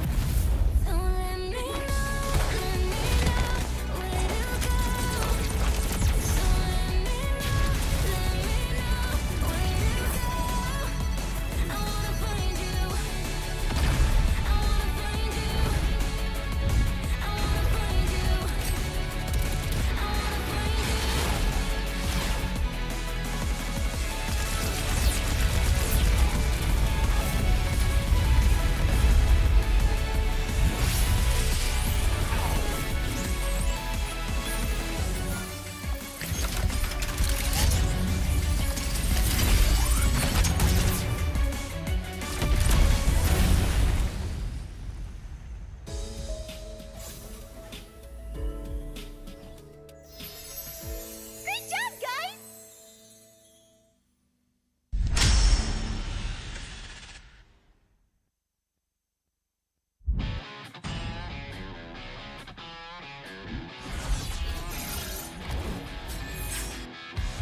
Versus satu Skylar can you do it? Dan Albert di sana ternyata harus hilang.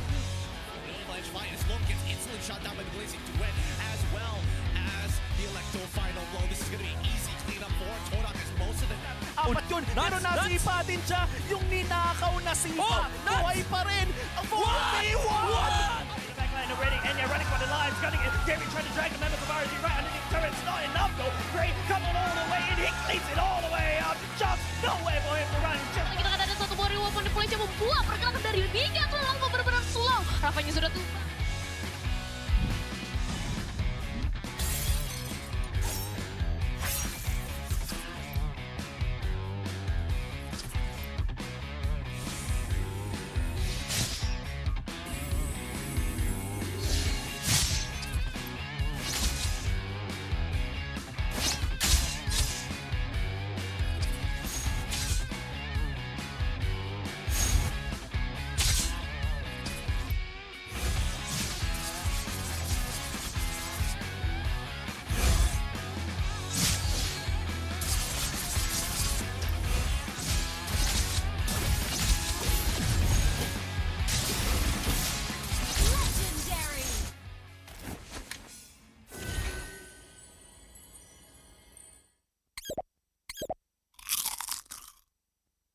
I'm me, and there's no one I'd rather be.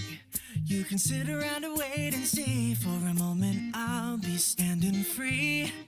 So hurry up and wait for me. Got a bag of chips by the sea. The sun is blazing down. I've got my smile now. Here's the thing. Your chips will really make me sing. Come on, relax and have some chips for me. Chill out, lay back, I'm right where I wanna be. We've got time to take it easy.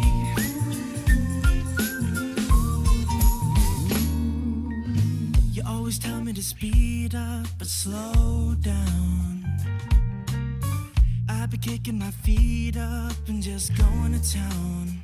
A bag of chips in hand, I got nothing planned, yeah. Good treats by the sand, you know I wanna chow down. Oh yeah. So when you ask me if I'm gonna stay, I'm promising you I will. 'Cause there's one thing we gotta do.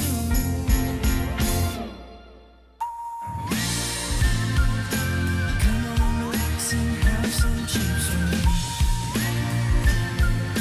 Chill out, lay back, and right where I wanna be. We've got time to take it easy. And I'm all that I wanna be.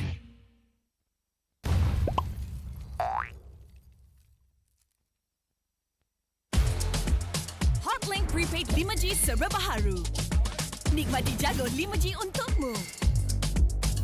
Dengan kelajuan internet 5G tanpa batas. Layan gaming sepantas kilat. Dan stream video paling lancar. Nikmati juga lebih nilai dengan 20% cashback hanya RM32 sebulan. Dapatkan sekarang.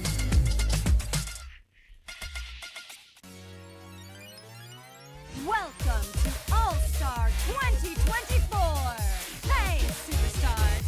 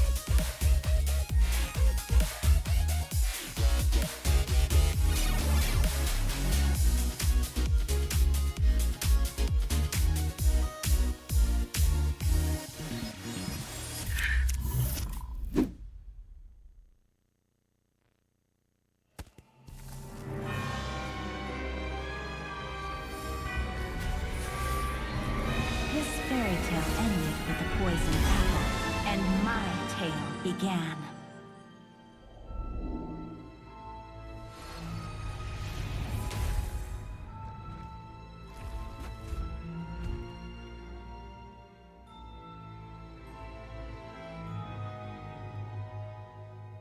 A princess in a tower is just a bird in a cage.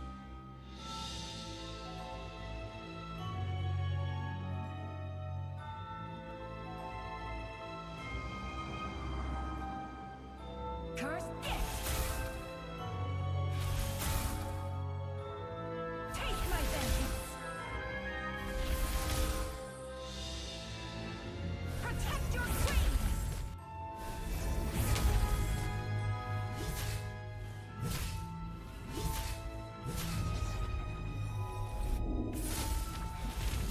Kneel before your queen. It won't take long, I promise.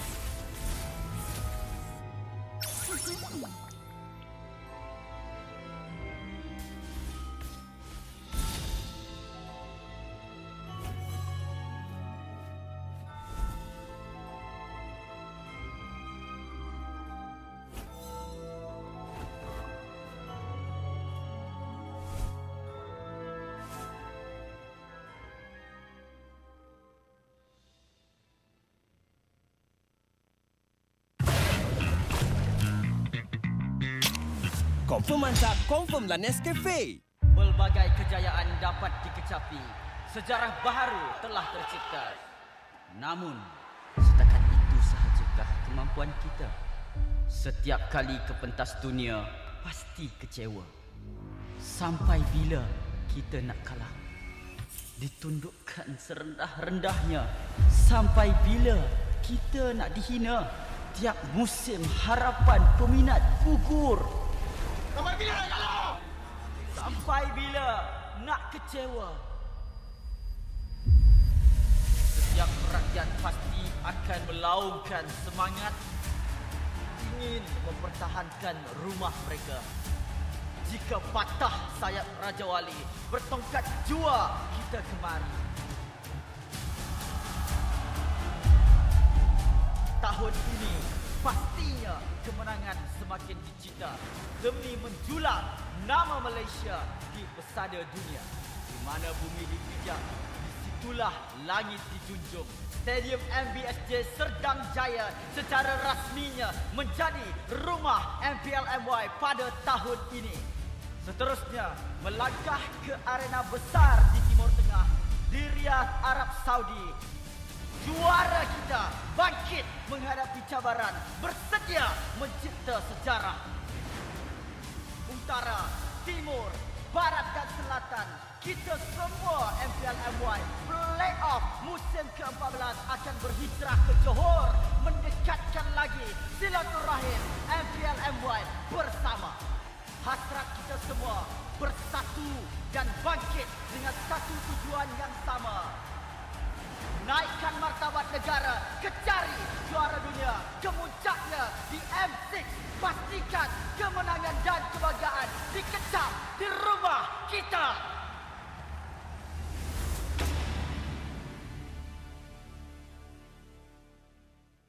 Aman. Watch down guys. Mana? Low shot. I come. Nice one. Don't die. Nice one. I push it. Cancel. No flick. Alot, send. Bot. Alot, nice go send. Nice one set. Nice set. Love you. Chill. Matilah kau Zon. Almost. Adik careful, Nolan missing. What you doing, Nance? Alahai, Nance. Buat lot. Hey, why so many kill ah? Why so many kill, Cok? Nice. Okay, Aman, chill lah. Chill. Aman. Alot. Tidur lah Zon. Apa ni Zon? Alamak, walau you want to fight? Tak ulti kills ah. Nice. Boleh. Aitang. Okay, done. Chill lah, tahu. Have luck guys. Esports no play Okay, aman. No, pilih pa ya. no puri. Tower. Let's go!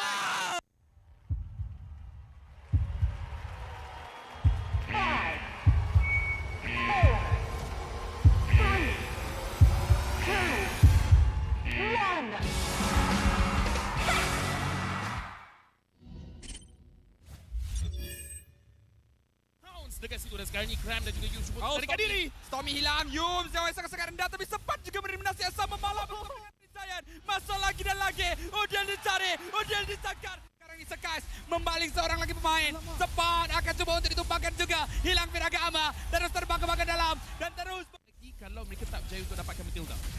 Satu final slash agak berani tapi Kram masih lagi terselamat dan sekarang ini Homebois gerak.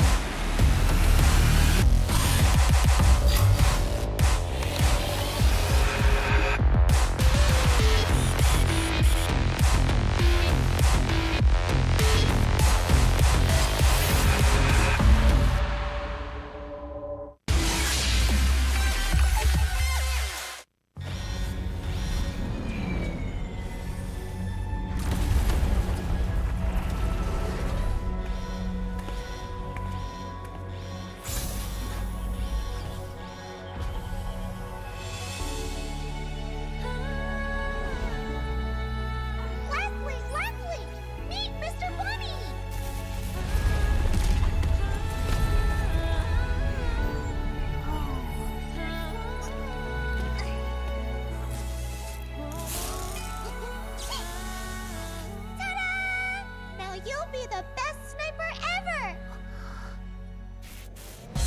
No! It's a decoy!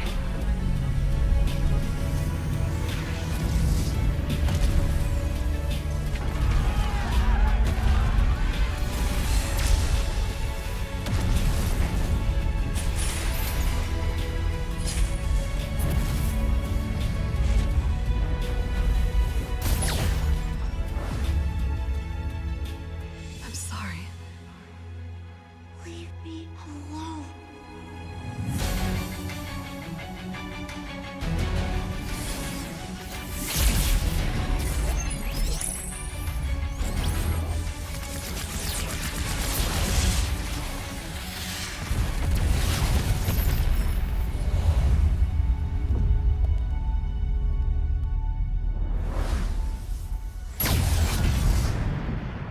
Over here, Ender. Don't let me know where to go. Don't let me know where to go. I wanna find you. I wanna find you. I wanna find you. I wanna find you.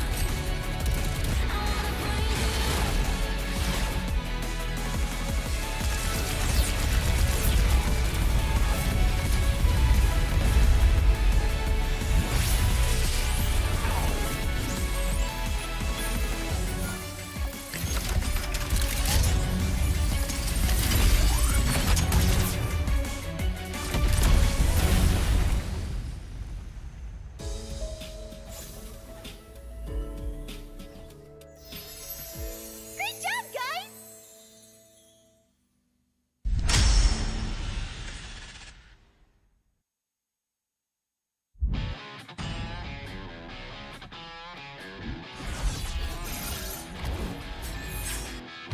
Versus satu Scalar can you do it? Dan Albert di sana ternyata harus hilang. As well gets instantly shot down by the Blazing Duet, as well as the Electro final blow. This is going to be an easy cleanup for Todak as most of the... Apat yun, pero nasipa din siya. Yung ninakaw na sipa, buhay pa rin. Ang Bountee won! Backline already, and you're running for the lives, gunning it. David trying to drag the members of RG right underneath turret. It's not enough though. Gray coming all the way, and he cleans it all the way out. Just nowhere for him to run. Just Kita akan ada satu buah reward di Malaysia membuat pergerakan dari Liga terlalu benar-benar slow. Rafanya sudah tuh.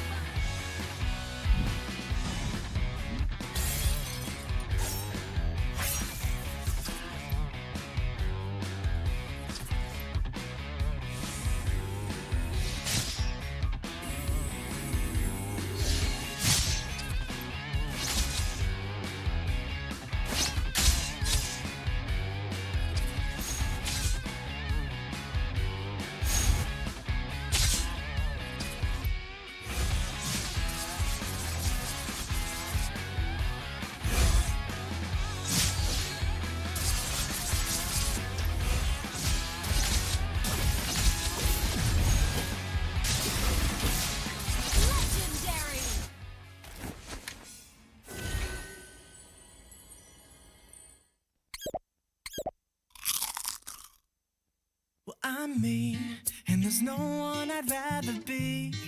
You can sit around and wait and see. For a moment I'll be standing free. So hurry up and wait for me. Got a bag of chips by the sea. The sun is blazing down. I've got my smile now. Here's the thing. Your chips will really make me sing.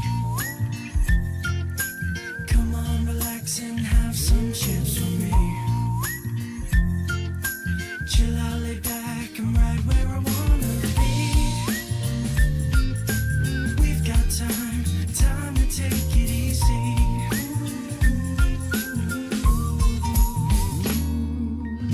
You always tell me to speed up, but slow down. I've been kicking my feet up and just going to town. A bag of chips in hand, I got nothing planned, yeah. Good treats by the sand, you know I wanna chow down. Oh yeah. So when you ask me if I'm gonna stay, I'm promising you I will.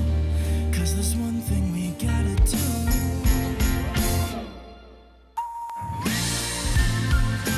Come on, relax and have some chips with me. Chill out, lay back, and right where I wanna be.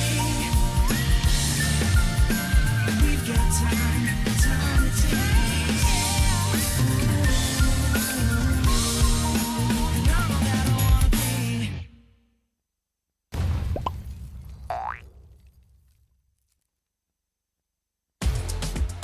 Hotlink Prepaid 5G serba baharu. Nikmati jago 5G untukmu. Dengan kelajuan internet 5G tanpa batas. Layan gaming sepantas kilat. Dan stream video paling lancar. Nikmati juga lebih nilai dengan 20% cashback hanya RM32 sebulan. Dapatkan sekarang.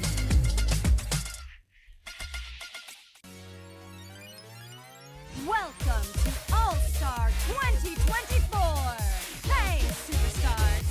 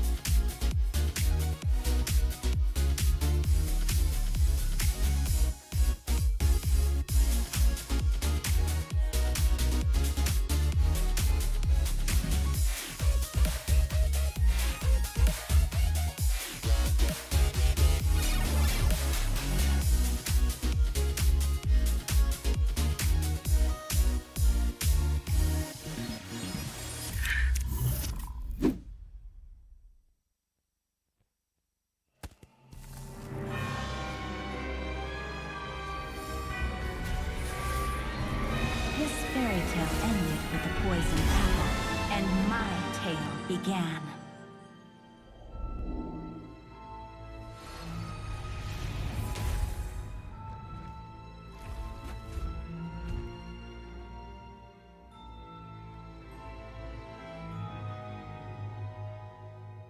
A princess in a tower is just a bird in a cage.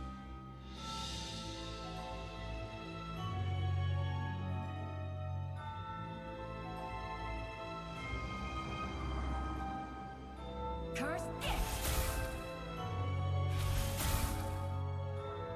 Take my vengeance!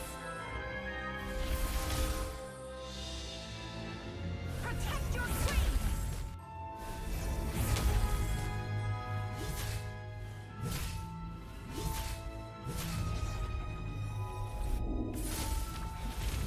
Kneel before your queen. It won't take long, I promise.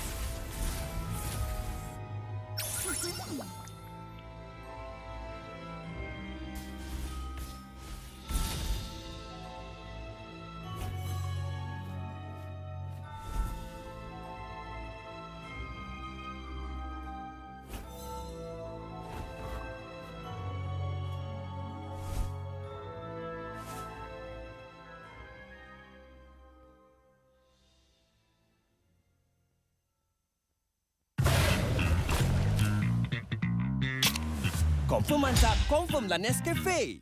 Pelbagai kejayaan dapat dikecapi. Sejarah baharu telah tercipta. Namun, setakat itu sahajakah kemampuan kita? Setiap kali ke pentas dunia, pasti kecewa. Sampai bila kita nak kalah? Ditundukkan serendah-rendahnya. Sampai bila kita nak dihina? Tiap musim harapan peminat gugur. Sampai bila nak kalah? Sampai bila nak kecewa?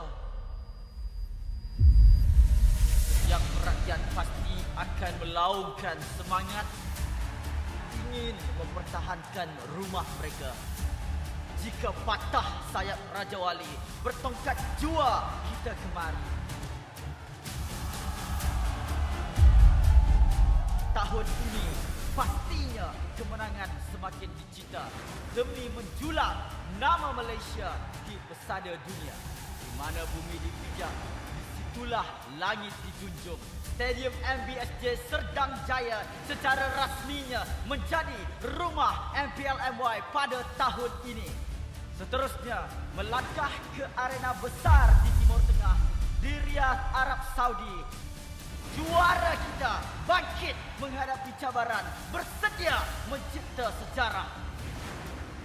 Utara, Timur, Barat dan Selatan, kita semua MPL MY Playoff musim ke-14 akan berhijrah ke Johor, mendekatkan lagi silaturahim MPL MY bersama. Hasrat kita semua bersatu dan bangkit dengan satu tujuan yang sama. Naikkan martabat negara, kecari juara dunia, kemuncaknya di M6. Pastikan kemenangan dan kebanggaan dikecap di rumah kita.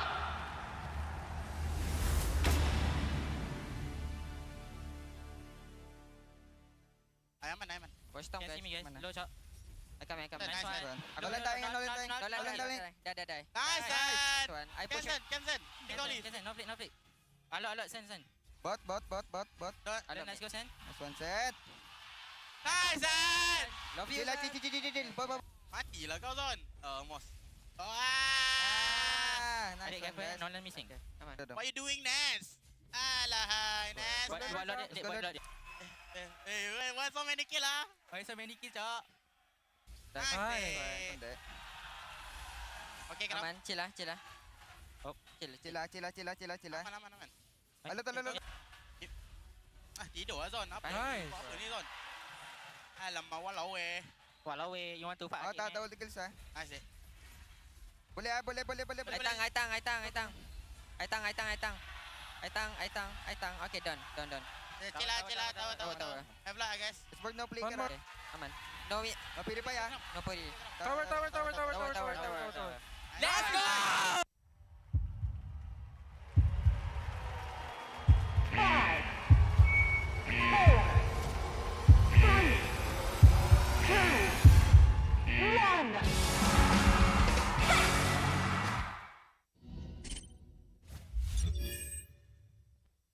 Dekat situ dan sekarang ni Cram dan juga Yum cuba melarikan diri. Stormy hilang, Yum sangat rendah tapi sempat juga menerminasi yang sama malam bersama dengan Zayan. Masa lagi dan lagi, Udil dicari, Udil dicakar. Sekarang ni Sekais membaling seorang lagi pemain. Cepat akan cuba untuk ditumpahkan juga. Hilang Firaga Ama, terus terbang ke bagian dalam dan terus. Kalau kalau mereka tak berjaya untuk dapatkan Matilda. Satu final slash agak berani tapi Kram masih lagi terselamat dan sekarang ini Homebois gerak.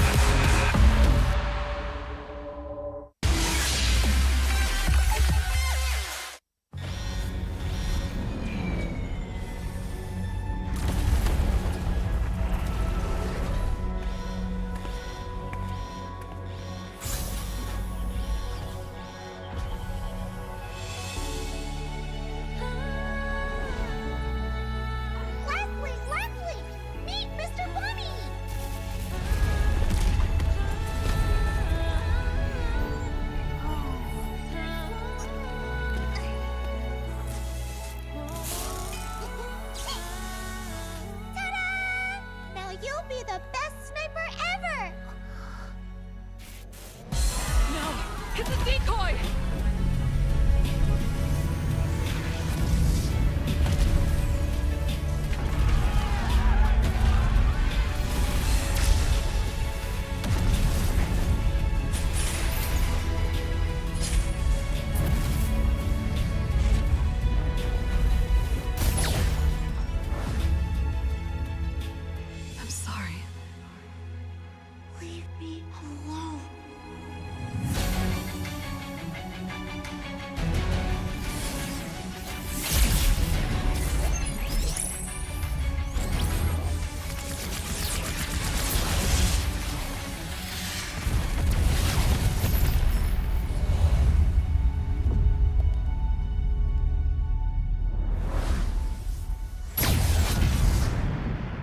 Over here, Ender.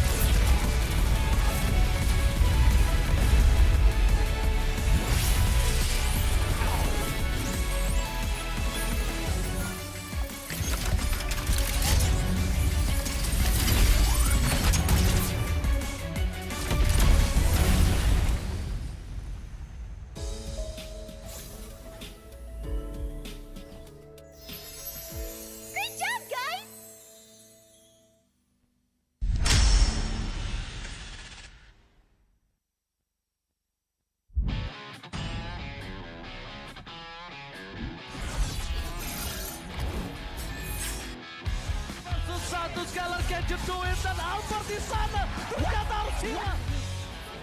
Minus one gets instantly shot down by the Blazing Duet, as well as the Electro final blow. This is going to be easy cleanup for Torak as most of the...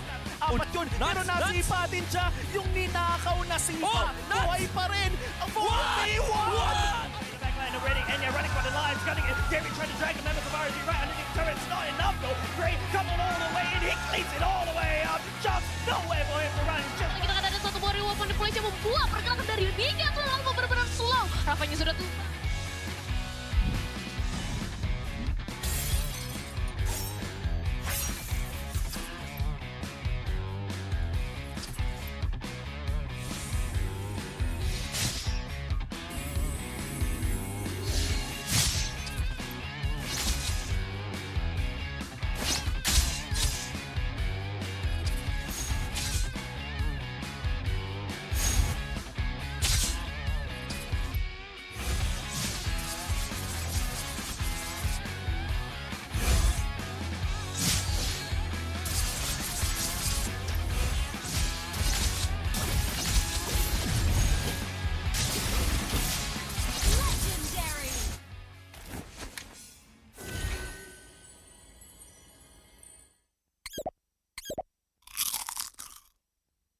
I'm me, and there's no one I'd rather be.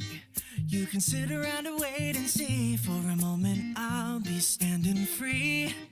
So hurry up and wait for me. Got a bag of chips by the sea. The sun is blazing down. I've got my smile now. Here's the thing. Your chips will really make me sing. Come on, relax and have some chips for me. Chill out, lay back, I'm right where I wanna be. We've got time to take it easy.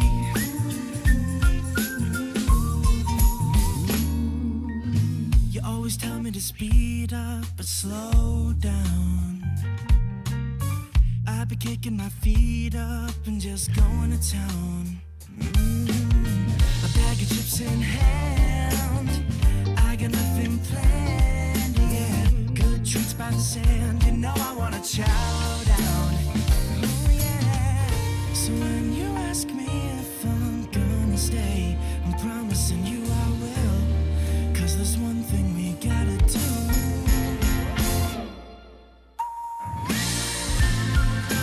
Come on, relax and have some chips with me.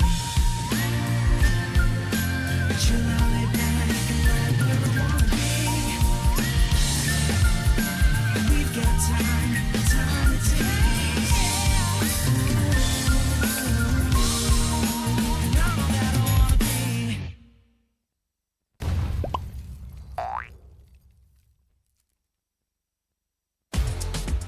Hotlink Prepaid 5G serba baharu. Nikmati jago 5G untukmu. Dengan kelajuan internet 5G tanpa batas. Layan gaming sepantas kilat. Dan stream video paling lancar. Nikmati juga lebih nilai dengan 20% cashback hanya RM32 sebulan. Dapatkan sekarang.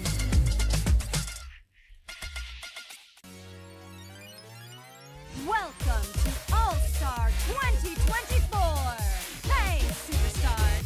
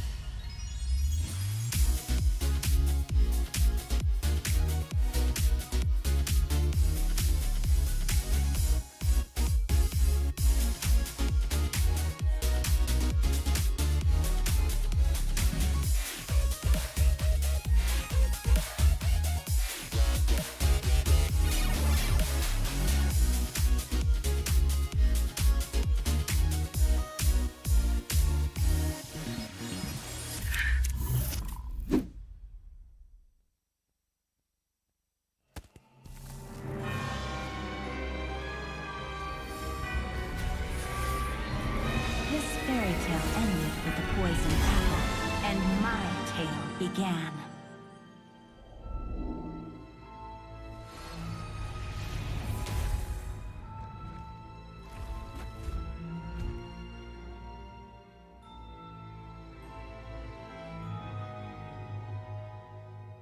A princess in a tower is just a bird in a cage.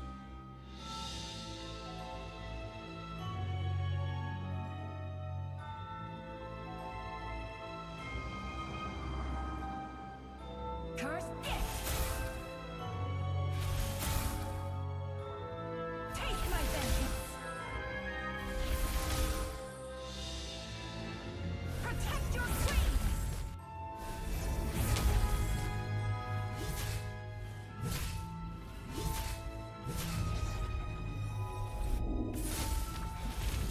Kneel before your queen. It won't take long, I promise.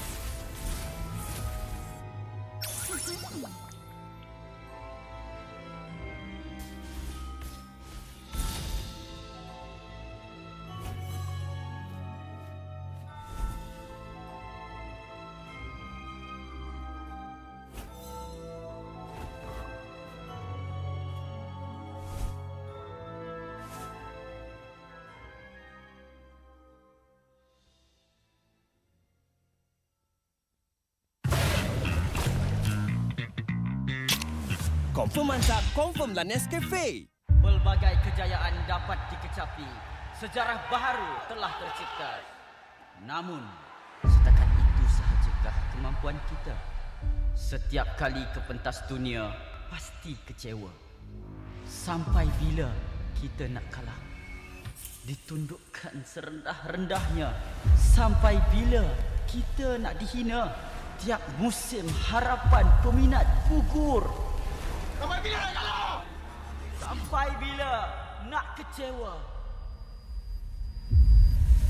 Setiap rakyat pasti akan melaungkan semangat, ingin mempertahankan rumah mereka. Jika patah sayap Raja Wali, bertongkat jua kita kemari.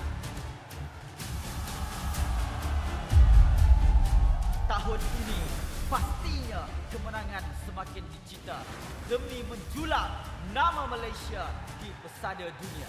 Di mana bumi dipijak, disitulah langit dijunjung.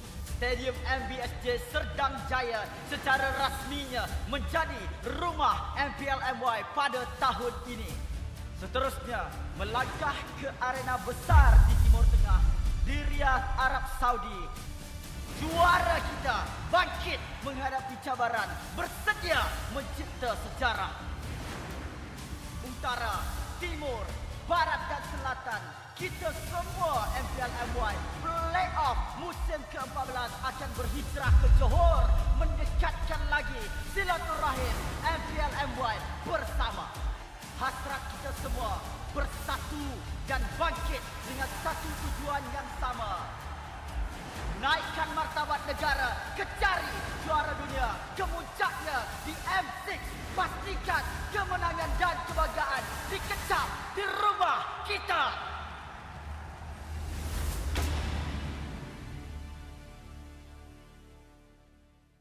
Aman. Watch down guys. Mana? Low shot.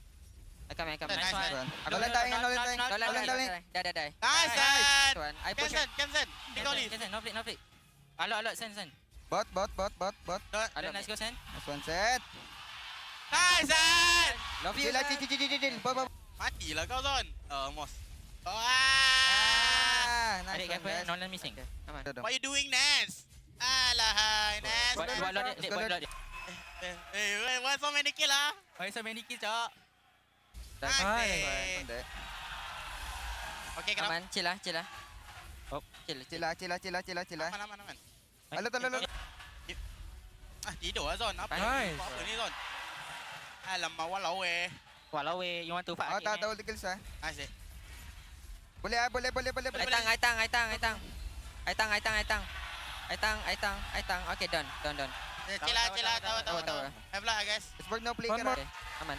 No wait. No pili pa ya. No pili. Tower. Let's go!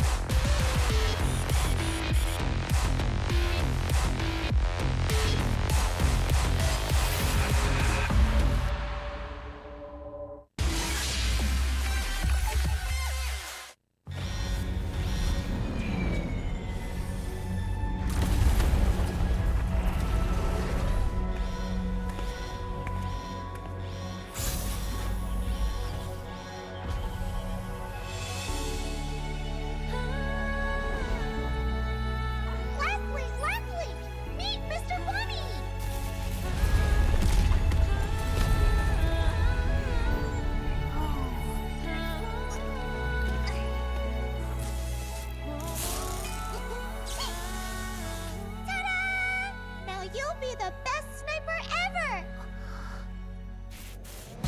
No! It's a decoy!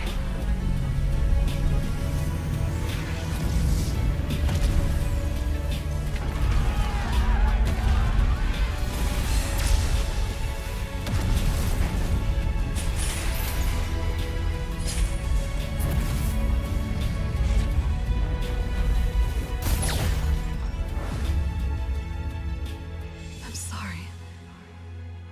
Leave me alone.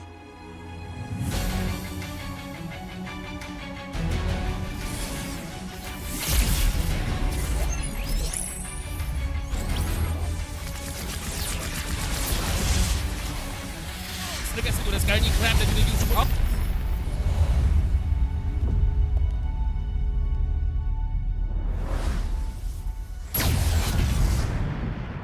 Over here, Ender. Don't let me know where to go. Don't let me know where to go. I wanna find you. I wanna find you. I wanna find you. I wanna find you.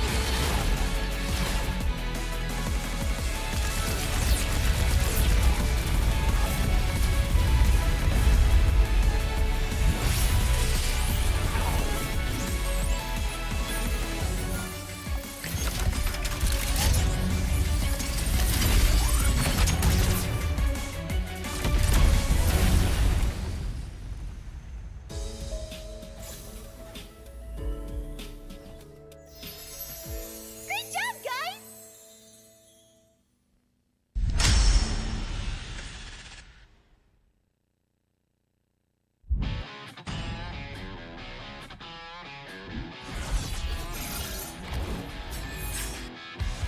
Versus satu sekali lagi Gadget Duit dan Albert di sana. Ternyata harus hilang.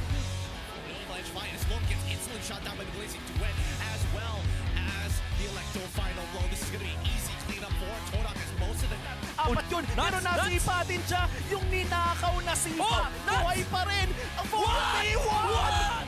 Backline already, Enya running for the lines, gunning it. Gary trying to drag the members of RG right underneath turrets. Not enough though. Gray coming all the way in, he cleans it all the way up. Just no way for him to run. Just Kita akan ada satu buah reward di Malaysia membuat pergerakan dari Liga ke lama benar-benar slow. Rafanya sudah tumpah.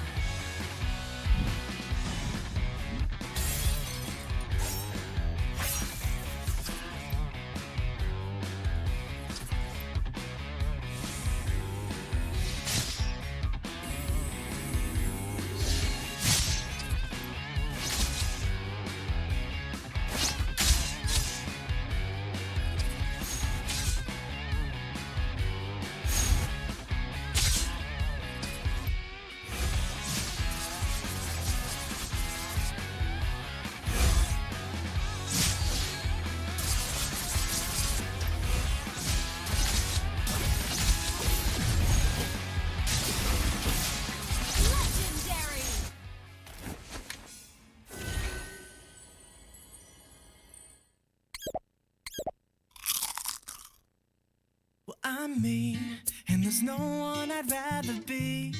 You can sit around and wait and see. For a moment I'll be standing free. So hurry up and wait for me. Got a bag of chips by the sea. The sun is blazing down. I've got my smile now. Here's the thing, your chips will really make me sing.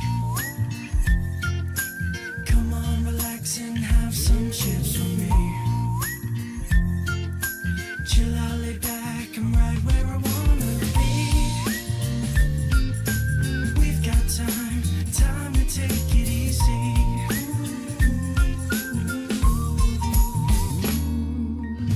You always tell me to speed up, but slow down. I've been kicking my feet up and just going to town. A bag of chips in hand, I got nothing planned, yeah. Good treats by the sand, you know I wanna chow down. Oh yeah. So when you ask me if I'm gonna stay, I'm promising you I will. 'Cause there's one thing we gotta do.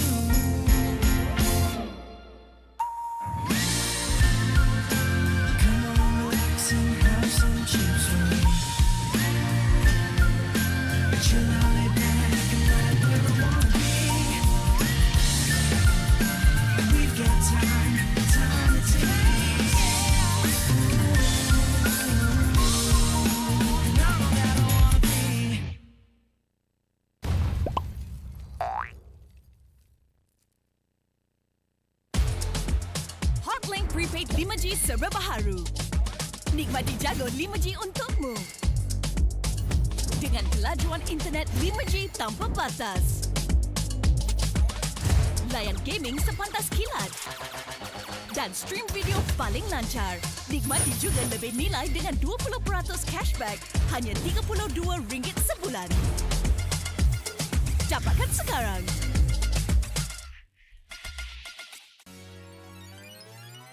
Welcome to All-Star 2024. Hey, superstars.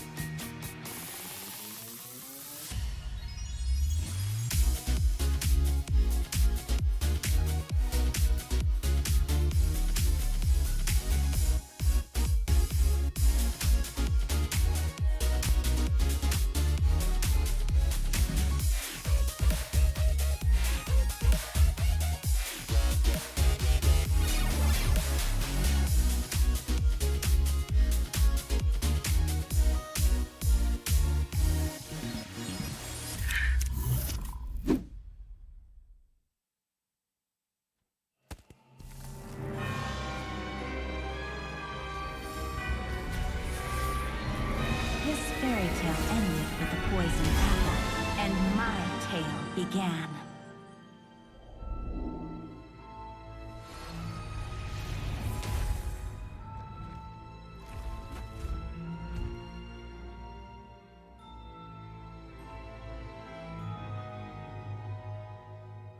A princess in a tower is just a bird in a cage.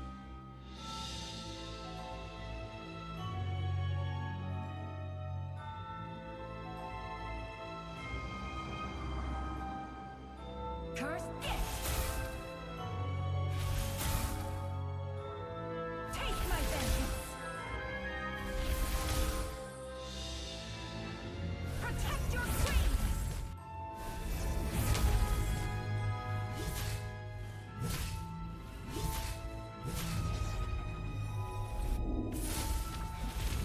Kneel before your queen. It won't take long, I promise.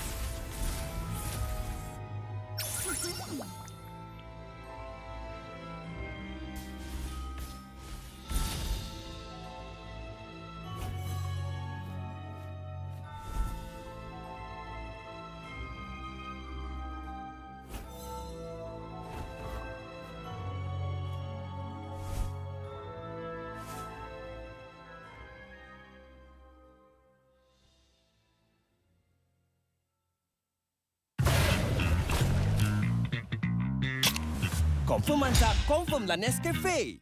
Pelbagai kejayaan dapat dikecapi. Sejarah baharu telah tercipta. Namun, setakat itu sahajakah kemampuan kita? Setiap kali ke pentas dunia, pasti kecewa. Sampai bila kita nak kalah? Ditundukkan serendah-rendahnya. Sampai bila kita nak dihina? Tiap musim harapan peminat gugur. Sampai bila nak kalah? Sampai bila nak kecewa? Setiap rakyat pasti akan melaungkan semangat ingin mempertahankan rumah mereka. Jika patah sayap Raja Wali, bertongkat jua kita kemari. Tahun ini pastinya kemenangan semakin dicita demi menjulang nama Malaysia di pesada dunia. Di mana bumi dipijak, disitulah langit dijunjung.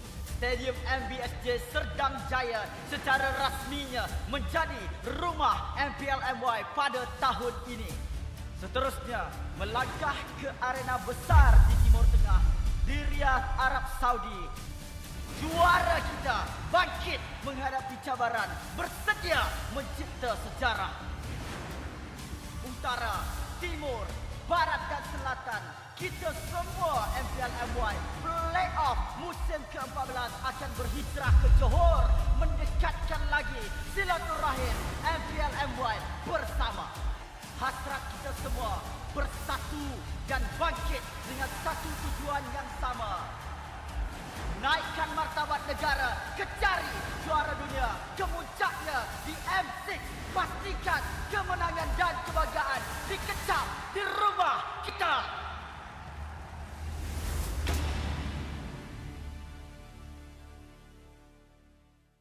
Aman. Watch down guys. Low shot. I come. Nice one. Go land dying. Die. Nice one. I push it. Cancel. Take all Cancel. No flick. Alot. Send. Bot. Alot, nice go send. Nice one set. Nice set. Love you. Chill. Matilah kau Zon. Almost. Nice one. No land missing. Come on. What are you doing, Nance? Alahai, Nance. Buat lot. Why so many kill ah? Why so many kill, Cok? Nice. Okay, aman, chill lah. Oh, chill. Aman. Alot. Tidur lah Zon. Apa ni Zon? Alamak, walau you want to fight? Tahu kill sah. Nice. Boleh. Aitang. Okay, done. Chill lah. Tahu. Have lah guys. Esports no play kan? Okay, aman. No pilih pa ya? No pilih. Tower. Let's go!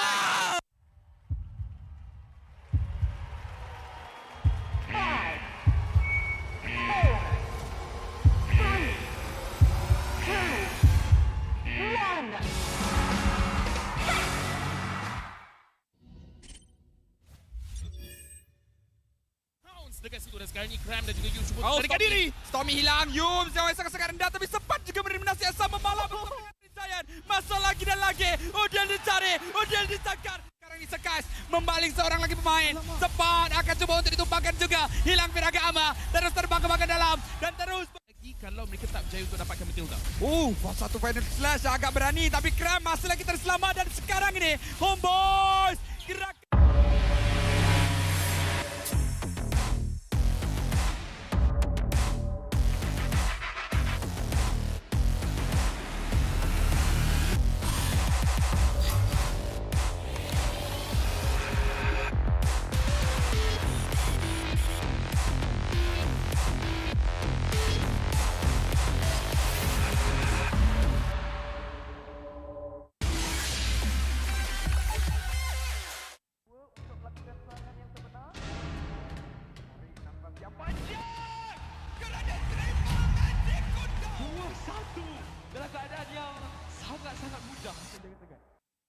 Selamat datang ke MPL Malaysia musim ke-13 di mana yang terbaik akan berentap dalam pertempuran sengit dan penuh strategi.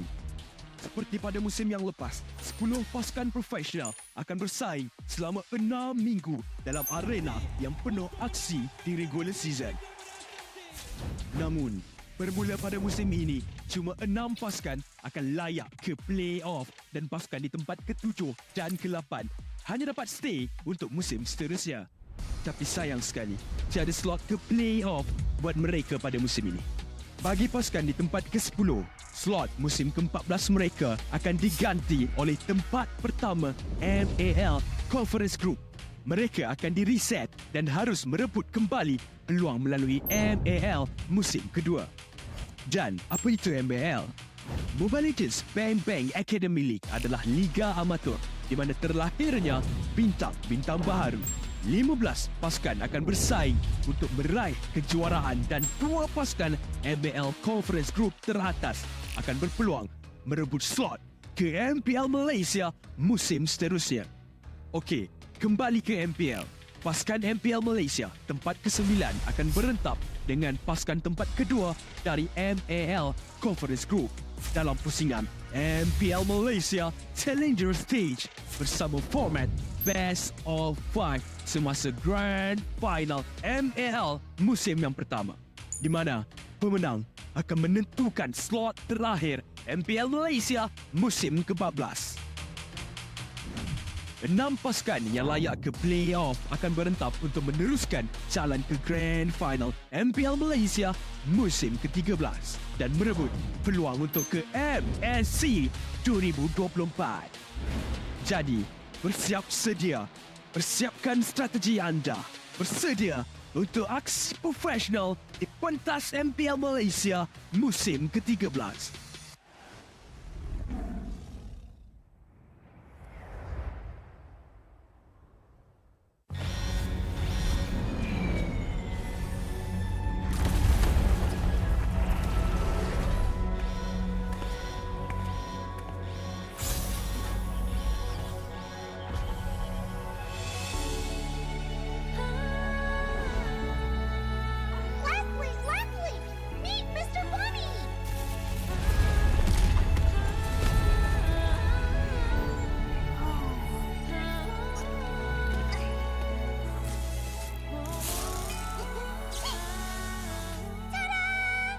You'll be the best sniper ever! No! It's a decoy!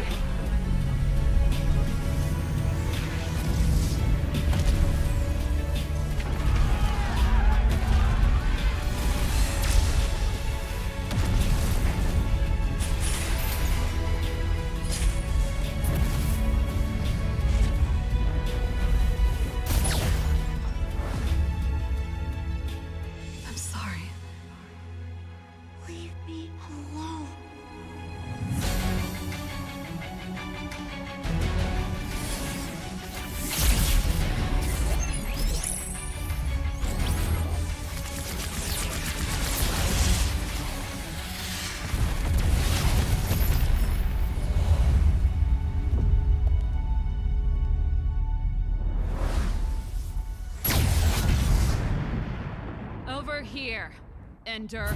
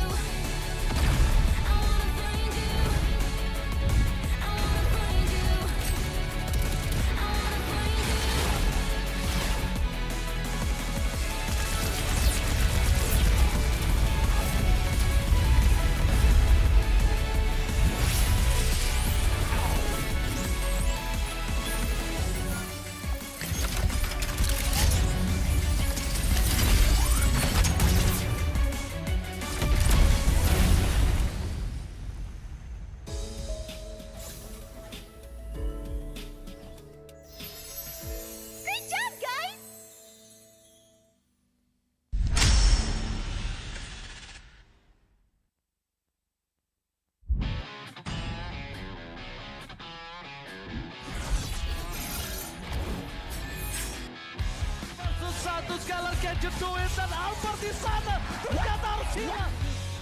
Minus one gets instantly shot down by the Blazing Duet as well as the Electro final blow. This is going to be easy cleanup for Torak as most of the... Apat yun, pero nasipa din siya yung ninakaw na sipa. Buhay pa rin ang 4v1! Backline already, and you're running for the lines, gunning it. Gary trying to drag the members of RG right underneath the turret. It's not enough though. Gray coming all the way in, he cleans it all the way up. Just nowhere for him to run. Kita akan ada satu warrior weapon di Malaysia membuat pergerakan dari Liga ke lama benar-benar slow. Rafanya sudah tumpah.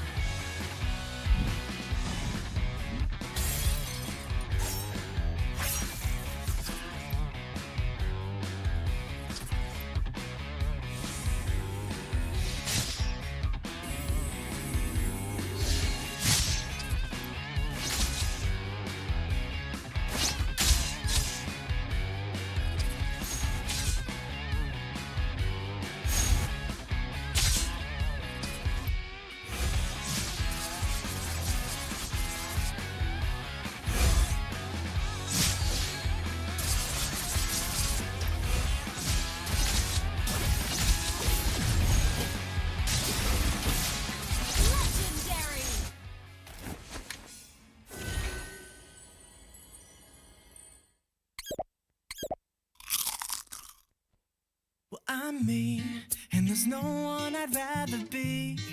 You can sit around and wait and see. For a moment I'll be standing free. So hurry up and wait for me. Got a bag of chips by the sea. The sun is blazing down. I've got my smile now. Here's the thing, your chips will really make me sing. Come on, relax and have some chips for me. Chill out, lay back, I'm right where I wanna be. We've got time to take it easy.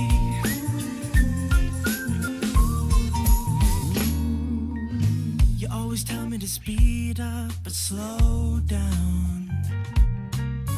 I've been kicking my feet up and just going to town. A bag of chips in hand, I got nothing planned, yeah. Good treats by the sand, you know I wanna chow down. Oh yeah.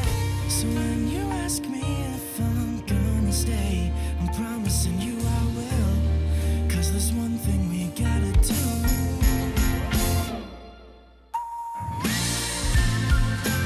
Come on, relax and have some chips with me.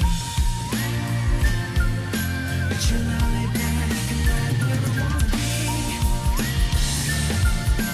We've got time to take it easy.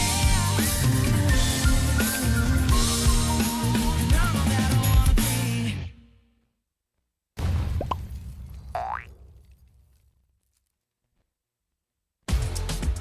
Hotlink Prepaid 5G serba baharu. Nikmati jago 5G untukmu. Dengan kelajuan internet 5G tanpa batas. Layan gaming sepantas kilat. Dan stream video paling lancar. Nikmati juga lebih nilai dengan 20% cashback hanya RM32 sebulan. Dapatkan sekarang.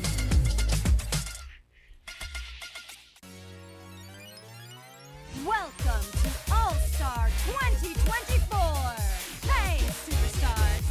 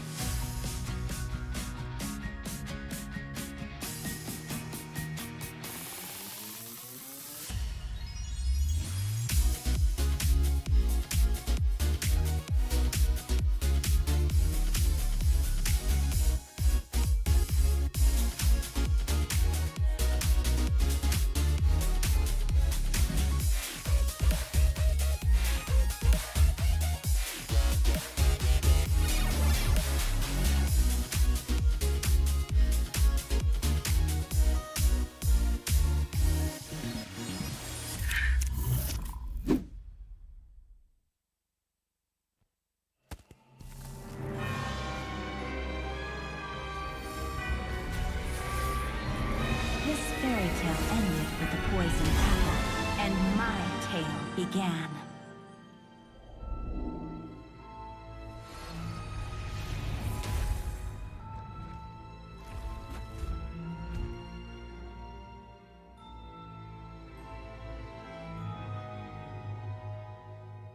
A princess in a tower is just a bird in a cage.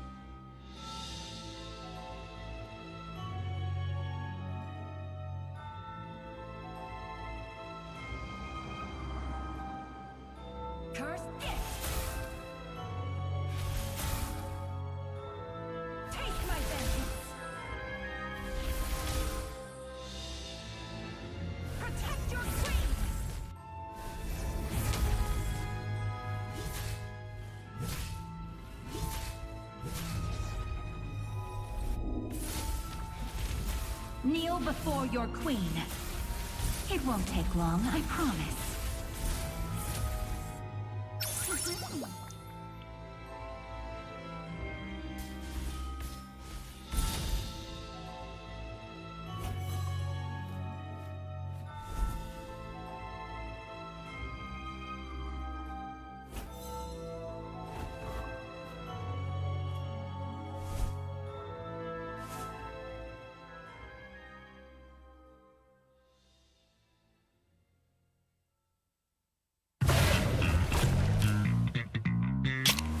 Confirm mantap, confirm lah Nescafe.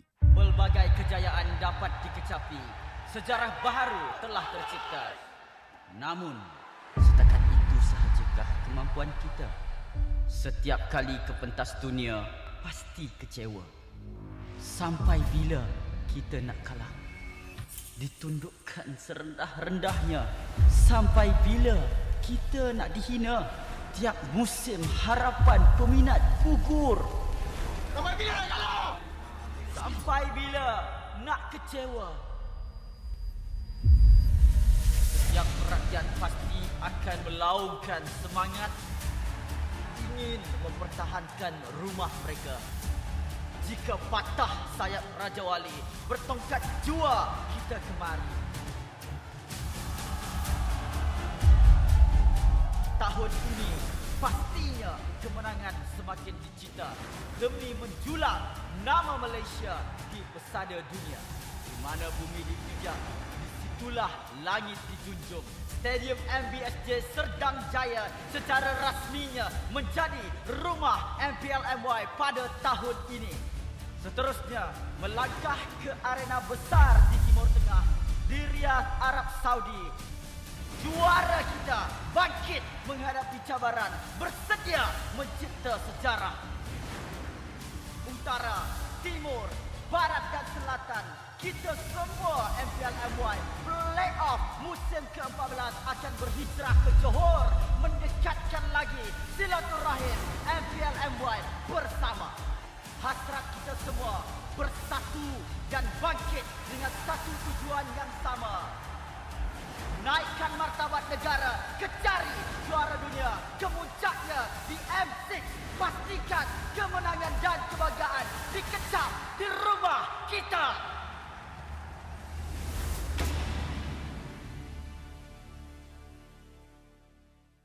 Aman. Watch down guys. Mana? Low shot. I come. Nice one. Don't let die. Die. Nice one. I push. Cancel. Take all leave. No flick. Alot, send. Bot. Nice go send. Nice one set. Nice one. Love you. Chill. Matilah kau Zon. Almost. Adik careful, no let me sing. Come on. What you doing, Nance? Alah, Nance. Buat lot dia. Why so many kill ah? Why so many kill, Cok? Nice. Okay, kenapa? Aman, chill lah. Chill. Aman. Alat. Tidur lah Zon. Apa ni Zon? Alamak, walau weh, you want to fight? Tahu tinggal sah. Nice. Boleh. Aitang. Okay, done. Chill lah, tahu. Have luck guys. Esports no play Okay, aman. No, pilih pa ya. no pwede. Tower. Let's go!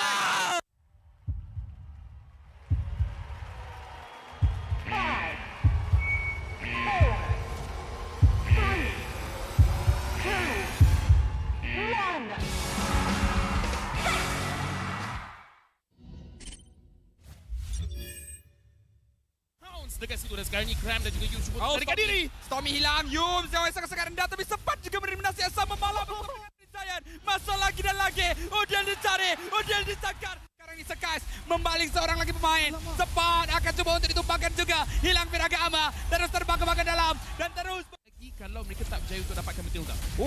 Satu final slash agak berani tapi Cram masih lagi terselamat dan sekarang ini Homebois gerak.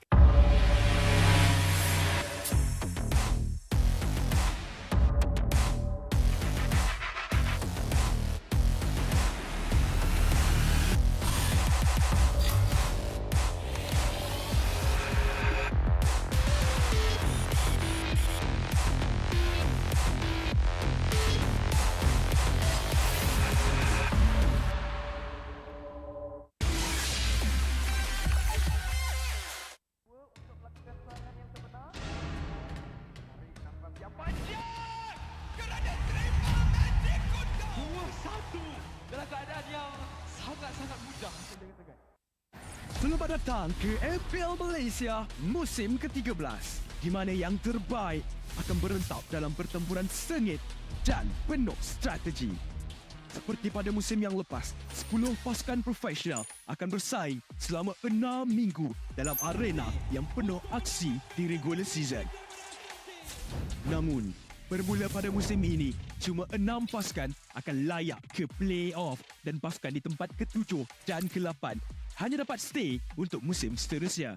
Tapi sayang sekali, tiada slot ke play-off buat mereka pada musim ini. Bagi pasukan di tempat ke-10, slot musim ke-14 mereka akan diganti oleh tempat pertama MPL Conference Group. Mereka akan di-reset dan harus merebut kembali peluang melalui MPL musim kedua. Dan apa itu MPL? Mobile Legends Bang Bang Academy League adalah liga amatur di mana terlahirnya bintang-bintang baharu. 15 pasukan akan bersaing untuk meraih kejuaraan dan 2 pasukan MPL Conference Group teratas akan berpeluang merebut slot ke MPL Malaysia musim seterusnya. Okey, kembali ke MPL. Pasukan MPL Malaysia tempat ke-9 akan berentap dengan pasukan tempat kedua dari MPL Conference Group dalam pusingan MPL Malaysia Challenger Stage bersama format Best of 5 semasa Grand Final MPL musim yang pertama, di mana pemenang akan menentukan slot terakhir MPL Malaysia musim ke-14. 6 pasukan yang layak ke play-off akan berentap untuk meneruskan jalan ke Grand Final MPL Malaysia musim ke-13 dan merebut peluang untuk ke MSC 2024. Jadi, bersiap sedia, persiapkan strategi anda, bersedia untuk aksi profesional di pentas MPL Malaysia musim ke-13.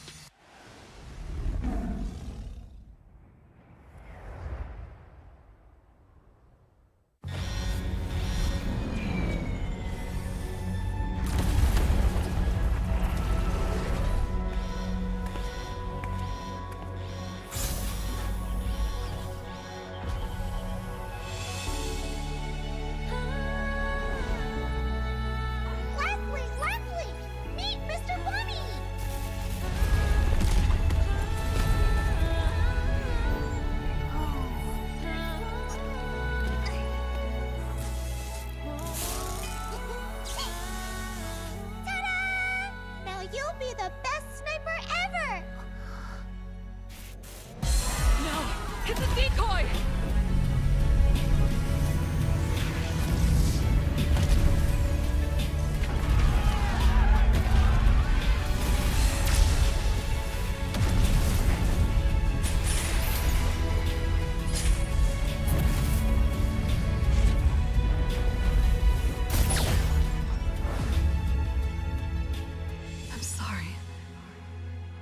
Leave me alone.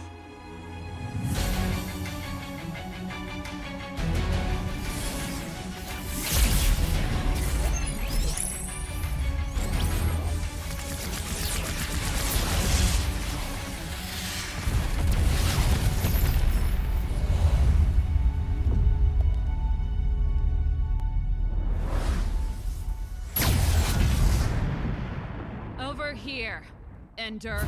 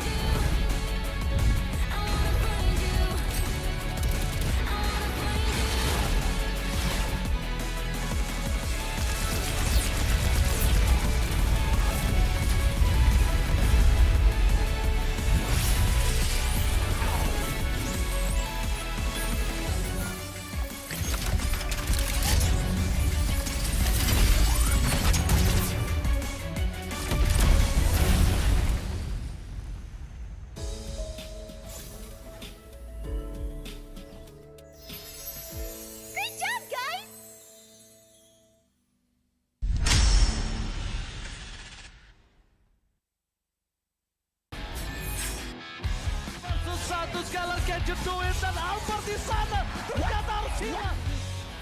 As well gets instantly shot down by the Blazing Duet, as well as the Electro final blow. This is going to be easy cleanup for Todak as most of the... Apat yun, pero nasipa din siya. Yung ninakaw na sipa. Buhay pa rin. Ang 4v1! Backline already, and you're running for the lives, gunning it. David trying to drag the members of RG right underneath turrets. Not enough though. Gray coming all the way in. He cleans it all the way up. Just nowhere for him to run. Just... Kita akan ada satu buah reward di Malaysia membuat pergerakan dari Liga terlalu benar-benar slow. Rafanya sudah tuh.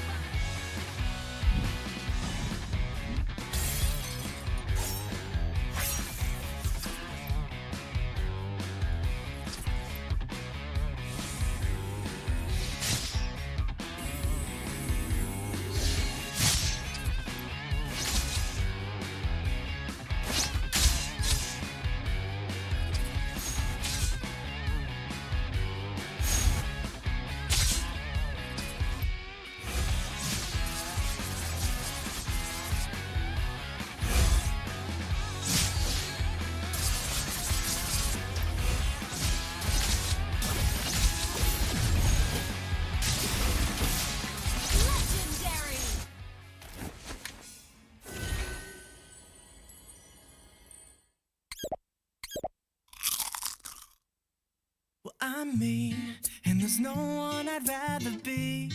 You can sit around and wait and see. For a moment I'll be standing free. So hurry up and wait for me.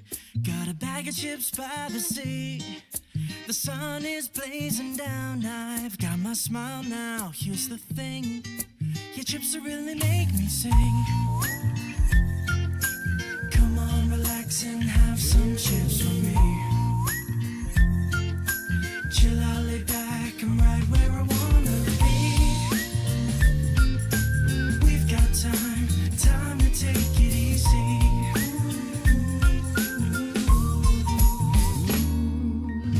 You always tell me to speed up, but slow down. I've been kicking my feet up and just going to town. A bag of chips in hand, I got nothing planned, yeah. Good treats by the sand, you know I wanna chow down. Oh yeah. So when you ask me if I'm gonna stay, I'm promising you I will. 'Cause there's one thing we gotta do.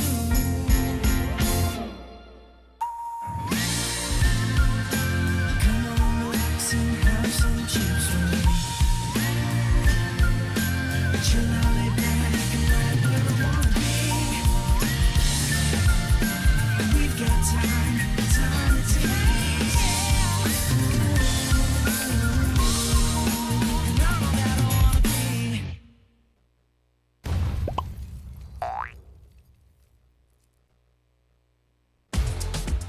Hotlink Prepaid 5G serba baharu. Nikmati jago 5G untukmu. Dengan kelajuan internet 5G tanpa batas. Layan gaming sepantas kilat. Dan stream video paling lancar. Nikmati juga lebih nilai dengan 20% cashback hanya RM32 sebulan. Dapatkan sekarang.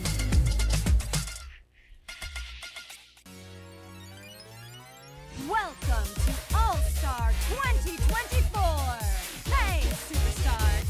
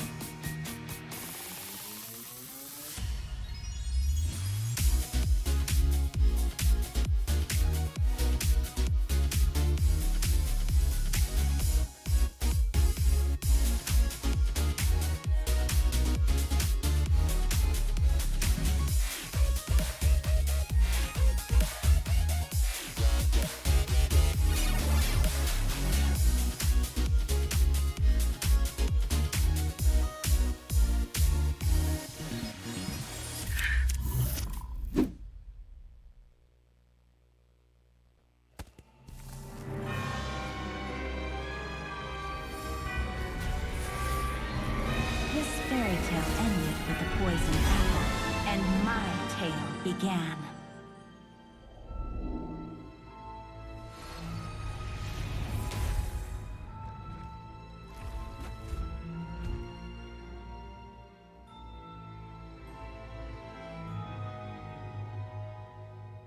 A princess in a tower is just a bird in a cage.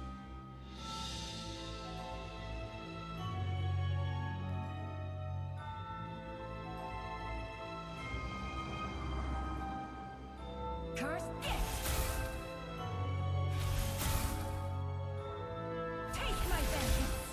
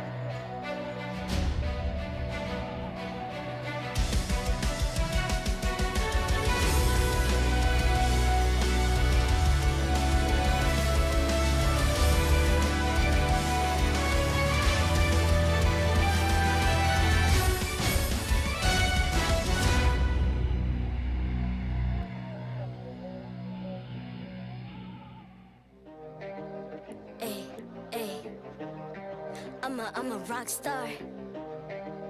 Yeah, rock star. Ay, ay, ay. I'm a rock star, baby. I'm a rock star. I'm a rock star. I'm a rock star. I'm a rock star. Panggil aku rock star. Ini kejohanan kita semua orang rock star. Kita rock star, kita buat saja gaya kita. Makin panas apinya sudah membara. Macam mana pun ku menempuh segala. Demi negara ku buat semua bangga. Step into my world, you know I'm always in my zone. You know I got my team, no I'm never alone. Bring out my best, buat yang terbaik. Jadi juara perlahan kita naik. Aku nak push, naik-naik jadi lebih bagus. Jadi hero, ku ada skill. Berapa banyak musuh aku dah kill. Ramai cuba mencapai, cause they envy me. Tiap game aku pasti jadi MVP.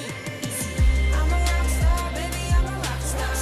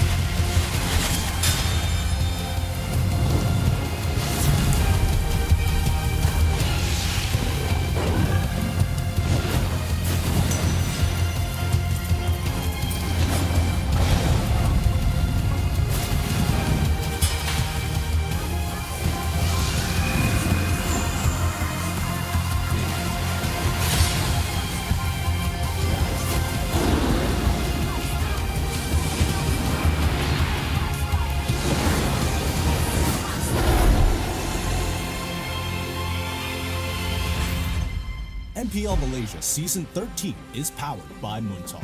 Enjoy a superior 5G network and lightning-fast gaming experience only with our official mobile internet hotlink. A big shout out to ROG Phone 8, the official gaming phone, for keeping our players at the top of their game. Grind on with Nescafe to keep your gaming spirit going. Thank you to all of our sponsors and partners for your support in MPL Malaysia Season 13.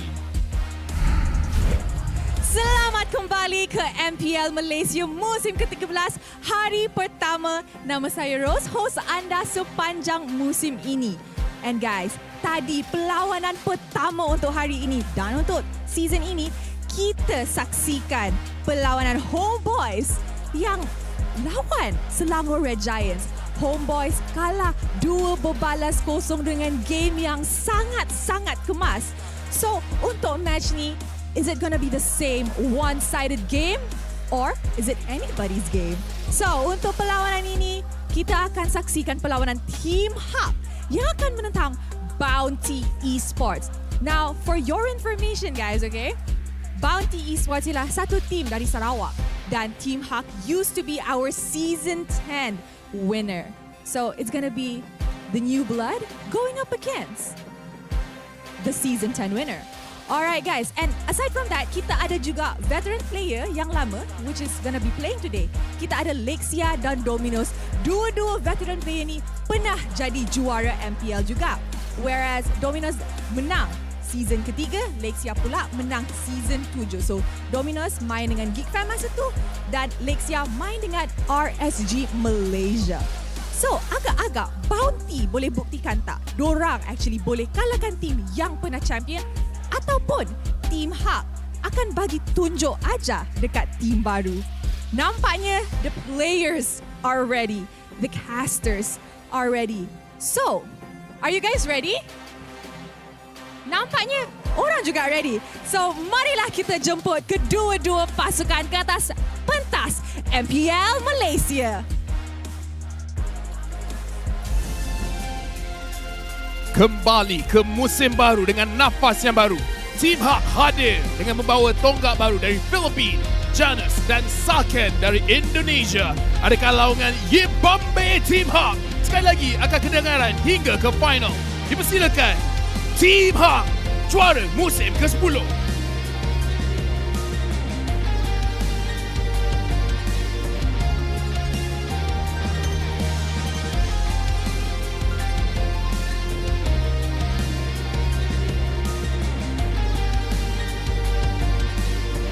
Berjaya melayakkan diri ke MPL Malaysia musim ini melalui pusingan kelayakan. Dengan kemenangan bersih menjadi amalan pertama kehadiran mereka, adakah Bountee Esports bakal menggemparkan pasukan-pasukan lawan yang bertanding? Diterbangkan khas dari Sarawak, selamat datang para pahlawan Borneo, Bountee Esports.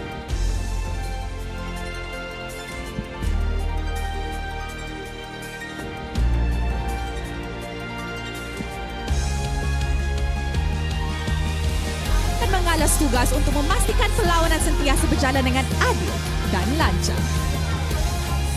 Terima kasih atas kerja keras anda. Mari kita teruskan dengan fist bump di antara pasukan sebagai tanda profesionalism. Inilah gaya kita. Inilah semangat kesukanan kita. Kawan di luar gelanggang, lawan di Land of Dawn. Alright guys, untuk hari pertama musim ke-13 kita dah ready untuk saksikan perlawanan terakhir untuk hari ini. Bountee Esports yang akan menentang Team Hub. And with that, let us throw it over to our casters. So teams, this is your moment. Game on. A showdown of epic proportions and returning champions with accolades under the belts of multiple players. It's Team Hug against Bountee Esports, and you're here with us. It's me, Husky, alongside Kid and Q. Look, these players, some legacy players, been here for a long time. Lexia, Dominus, both of which have started early on in the early seasons of the MPL MY, now back to show that they've still got it after all that time. Craziest thing is, Lexia, we can say, well, he took a short break. Dominus came out of retirement, right? And we also have players from last season that you're probably familiar with. Yuna, Panda, we have players from different regions. Saken from Bigatron is here. We have Homebois from Game Lab from the Philippines. This is the best way to close out day one. Yeah, it really is. And I think, you know, for a lot of this, I have to say, it's a shakeup. It is. I mean, we are seeing that Team Hawk is looking to redeem some former glory. They've won an MPL before, but Bountee, being a representative of the Sarawakian community, our East Malaysian brethren halfway across the ocean, it's great to see that we're seeing more of Malaysia. And speaking about Dominus and the teams dominating the battlefield, you gotta dominate it with the ROG 8 phone. Dominate with spectacular gameplay via the ROG Phone 8, the king of performance, your ultimate gaming phone. I heard they have 165 hertz on their phone, and I think that is ridiculous. That Ridiculous. is crazy. That's more than my current monitor.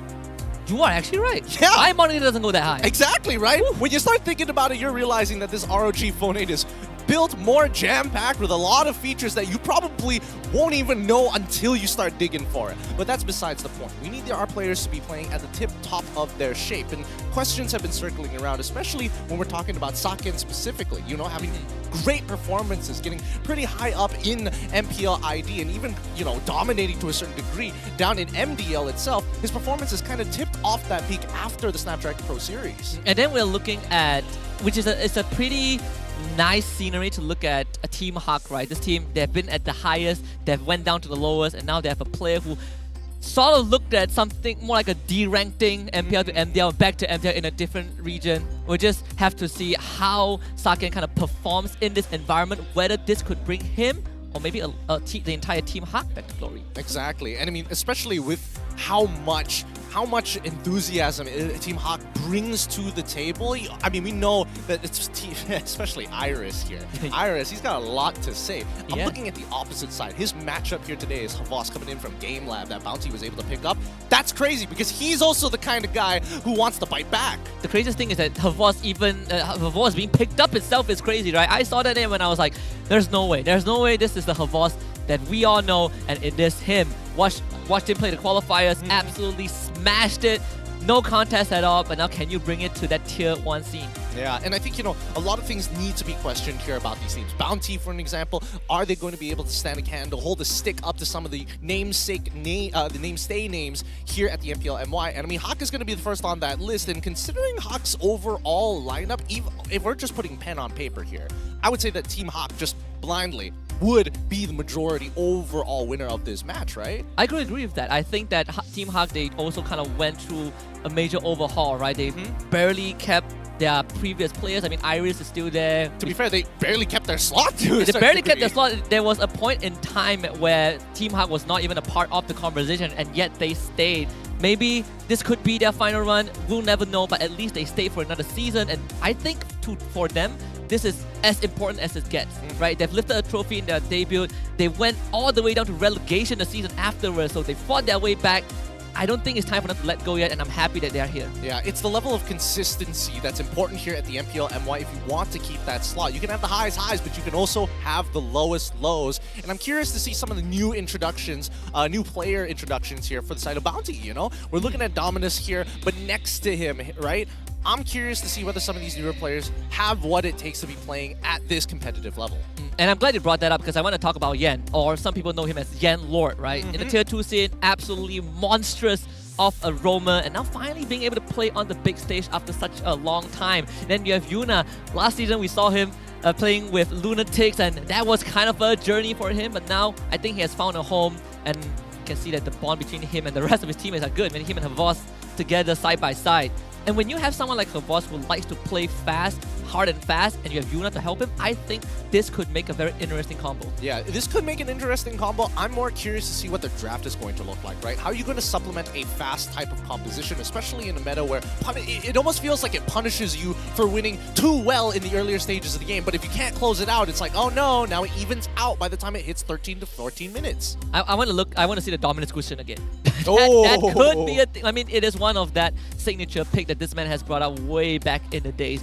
On the other side of the aisle, we also have Leisha, right? The man of many faces. He has played many different roles and now settling down in the mid lane for Team Hawk as well. How do you think this is going to go? It's him against Dominus. They've both won a trophy before. Yeah, they definitely both have won a trophy before. I definitely think, you know, Lexia, considering, I mean, I mean, I don't want to bring age to the equation here, but I'm curious to see whether Dominus still has what it takes, right? I mean, prior to him joining the team, he's been streaming consistently as well, and it doesn't feel like his mechanics have kind of tipped off. Yes, obviously, when you are streaming for like 8 hours to 10 hours to 12 hours a day, towards the end of that stream, it's going to start falling off, but it does kind of prep you for these long, drawn-out bouts. Helps him stay sharp, but now the environment has changed, right? How do you fare when you come back into a team environment, onto the big stage when there are fans cheering for you, there are people watching, there are people cheering against you? Is Bountee Esports up to the chance? I know that, I mean, some of these players, we look at Homebois, Tier 2C in the Philippines, absolutely crushing, right? Only falling short because of Euphoria Esports, but aside from that, GameLad at their prime was unstoppable. But now, you're on the MPL MY big stage. Even though you didn't make it to the Philippines MPL, this is still in and of itself a Tier 1 league. And how can Homebois integrate into this league? It remains to be seen. Well, let's find out here. Let's arm our players with the best weapons possible as we jump right into the draft pick and have a look at their band. So far, with Team Hawk on the blue side, up against Bountee Esports on the red side. Angela, oh boy, okay, so they get rid of the Angela, they get rid of the Claude as well as the Arla, and then we jump over to Bountee, who gets rid of the Joy, Nolan, as well as the Matilda. It really feels like Team Hawk's priorities are completely separate to what's been so refined in the meta. I'm surprised that the Claude gets banned now. Surprised in the sense that Claude only gets banned out now, right? We look at the first series, Claude was untouched at all, not banned, not picked, but I think in this case we're going back to a more standard understanding of the meta, nothing crazy. You know, we get the Fredrin first pick and we make sure that if we want any late game insurance, there's always the carry and not having to worry about the Claude. But this Paquito second pick, Homebois, already feeling really good about it. Yeah, it seems good. I'm interested to know the thought process of Team Hawk. I feel like they have a set composition that they want to kind of put together, and they might start changing up the last 2 picks at the end of the day, because again, it's not often that you see Fredrin being the it's Fredrin do or die first pick of all things. It was like that perhaps a couple of patches ago, right? And then the nerfs came in and we started to see heroes like, you know, even X-Borg at one point, you can flex him into the jungle over the Fredrin. So perhaps Team Hawk, we know them as a team that likes to just play a more standard game of MLBB, you know, Iris as kind of the forefront of everything, playing heroes like Terizla in this case. Well, in most of his games, and now he gets the X-Borg.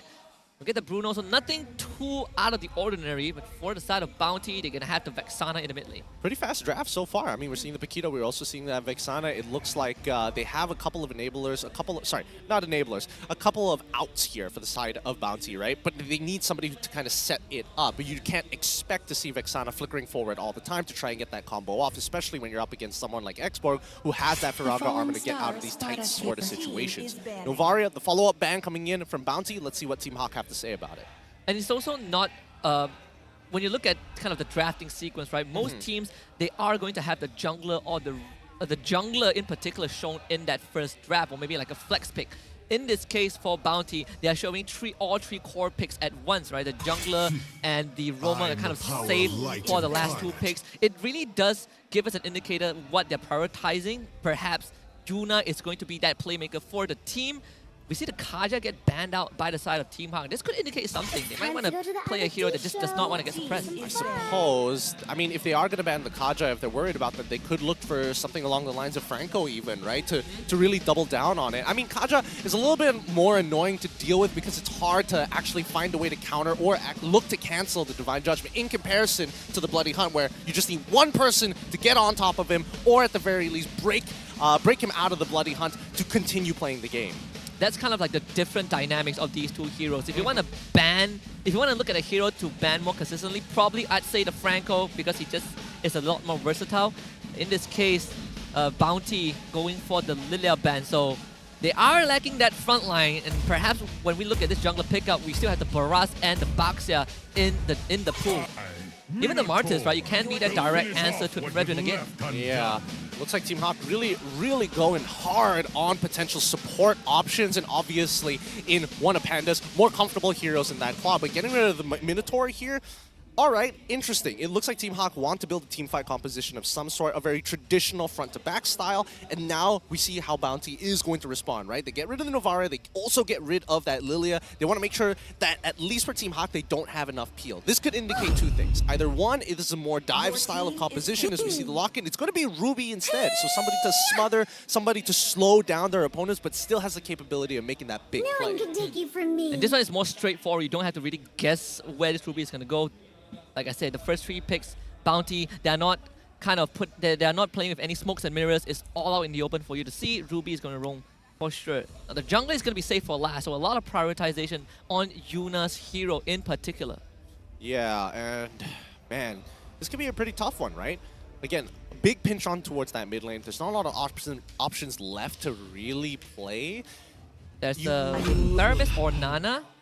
Or the Valentina, that could be an option. I mean, I think Valentina is going to be the safest option. They lock in the Valentina here. So far, so good here at MPL MY in terms of its overall stats. But they're also going to go for the Cho this time around. Okay, so still have a bit of that pick-off potential. Perhaps that could indicate why the Minotaur and the Kaja were banned out, right? You do make this show a lot, you give him a lot more agency to work with, but of course, the final pick for Bountee in the jungle is going to be that Martis, a direct answer to the Shredrin.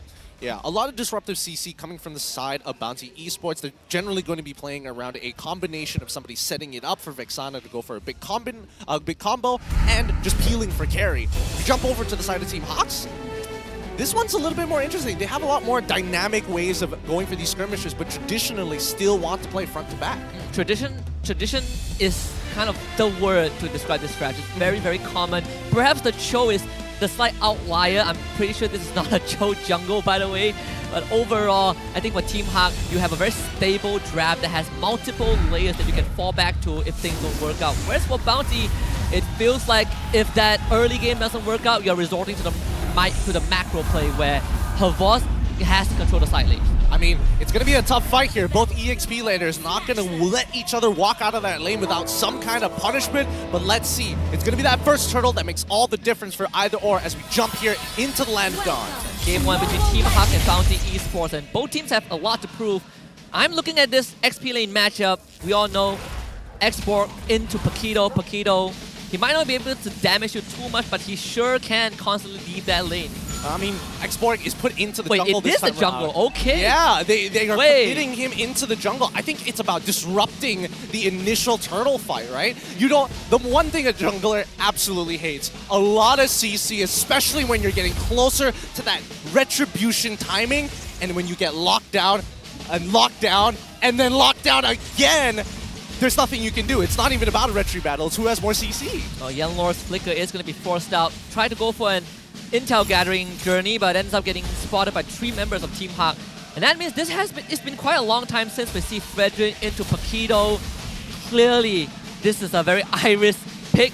Not many players go for this choice anymore. It's a good sandbag, but again, you can't. It gets harder to keep up with the Paquito as the game progresses. Yeah, I mean, it really depends. If he dies at least one time, oh boy, Iris is in so much trouble. But Homebois, even trading against somebody like Iris with so much sustain is almost kind of pointless, right? But he needs to get out of the lane regardless. Obviously, Homebois has the upper hand. He's gonna let that wave shove in first. And on the top side, Yuna unfortunately won't be able to get any avenues. No steals on the jungle camp.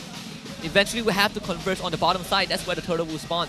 Yep, first couple of items are already coming in hard, and it looks like Homebois not even going to go for tier 2 boots. Doesn't need it. He wants the Fury Hammer as soon as possible to make sure that these trades are going to stick onto Iris. Allows him to kind of leave the lane as well. If I want to manage the wave, I want to cut it between the turrets, I can do it as well. It's going to drop low. Homebois, unfortunately, can't land the KO punch, but it's fine. With Dominus beside him and both of them at level 4, it's about for the turtle contest. Yeah, Lexia, he hasn't hit level 4, by the way, and Dominus has. It's going to be a bit of an awkward timing. Team Hawk going to look to delay this Lord for as long as they possibly can. And that's also because the wave got shelved up so fast that Iris had no choice but to take the minion for himself before Lisa even arrived. Now he has hit 4. The good news for Team Hawk is that they forced this early recall out from Panda, right? So at least Saken is sort of winning the lane out, but whether he can crash this wave early, I don't think is possible. Well, it's going to be tough. Yuna going to start pulling the Lord here. A level ahead of Iris. I think they might just have to give this up, right? There's just no there's just no reason for them to actually keep on going. Homebois is already going to be there to make sure they have some coverage. Perfect, exactly what we wanted to see here from Bountee Esports. Might have to go back to plan B, let this Xborg continue to farm up. Needs that first core item before he start making some impact. But you also need someone to really smother this Martin. Can't let him run for you, and it become Yanlord with the flicker pull instantly takes out Saken without a beat. Good play coming in from Yanlord, really punishing Saki, giving him no window of opportunity to flicker out of that in tandem with Dominus. And this is going to be great for Panda at the very least, right? He's going to continue to scale up just a little bit faster, and Saken, unfortunately, just has to wait it out. And that's coming off of Saken having that lane priority for the first 3 minutes of the game, and now the entire pendulum have shifted. Team Ha wanted to look for something in the middle lane, is going to pull Dominus back, but you have Homebois with them, and Noir is going to be the second victim, decimated by Yuna, and this top tier 1 gone before the 4-minute mark. Yep, I don't know whether that hot fix was enough to make sure that Ruby is out of this meta, but it's I guess it's quality of life for everybody dealing with her. 2 seconds to 1 second slow, like, okay, I guess that's her problem. It's less annoying, but they didn't say it's not effective. Yeah, she's so good at what she does. With so many ways to force Noir to actually use the Shunpo to get out of tight spots, this puts Noir in a very tough spot, right? He's got to be very proactive. He's got to be very patient with the way that he actually approaches the situation before he makes a play. I think you could say the same for the side lane, especially for Iris. I know it's too early to say, it's only 4.5 minutes in, but judging by how things have transpired, her voice just getting that Hunter Strike means that Iris will, at this point onwards, won't be able to keep up with this Paquito. Paquito is always going to be the first to leave the lane, the first to join fights, and Iris, he's going to either have to soak up the wave or give it away to help his team. Well, it's a little tough to say. They're not going to dive this, are they? I mean, Yanlord's going to try. They definitely can dive this. It's not even close. I mean, at the very least, they made a good read thinking that, hey, there's a good chance Iris is going to try and walk out of this lane, get some information before we do anything. Let's try and go for this big punish, and we're going to get a lane swap done right off of this. They understand this hurdle means absolutely nothing to them. The gold being invested into Panda as an insurance policy to close out the game is far more a priority. The deposit is paying off. They are now getting that dividend from the side of Panda. And in fact, this entire snowball is starting to get accelerated just a little bit. Homebois now has free reign of both the top and bottom lane. I mean, just look at the jump. Oh, flicker kick. Can they get rid of Yanlord? This Ruby will be able to flicker to safety alongside with the Qs for the conceal. Janus comes in with the last standing, but the damage is not enough. Panda also joins the fight. Both teams disengage. All right. At least they got the flicker out of Yanlord. He's not going to be able to make some significant plays for the next 105 seconds, but same can be said about Noir. At the very least, nobody takes any significant casualties, just a bunch of battle spells being thrown into the wind. Or Team Ha looking to kind of slow things down a little bit, and this is where we kind of fall back to the fundamentals, right? Keep that tier 1 mid alive, and you sort of keep that map control within your grabs. If you're Yuna, you're going to start power farming. Again, the turtle now becomes a secondary objective for Bountee Esports. Team Ha can have it, but we're getting something done elsewhere. Yep, a majority of this gold lead is coming from Yuna himself, right? He's 1,000 gold ahead of Janus as of right now. Eventually, it's not going to matter. Oh no. Saken with flying tackle, gets the stun, okay.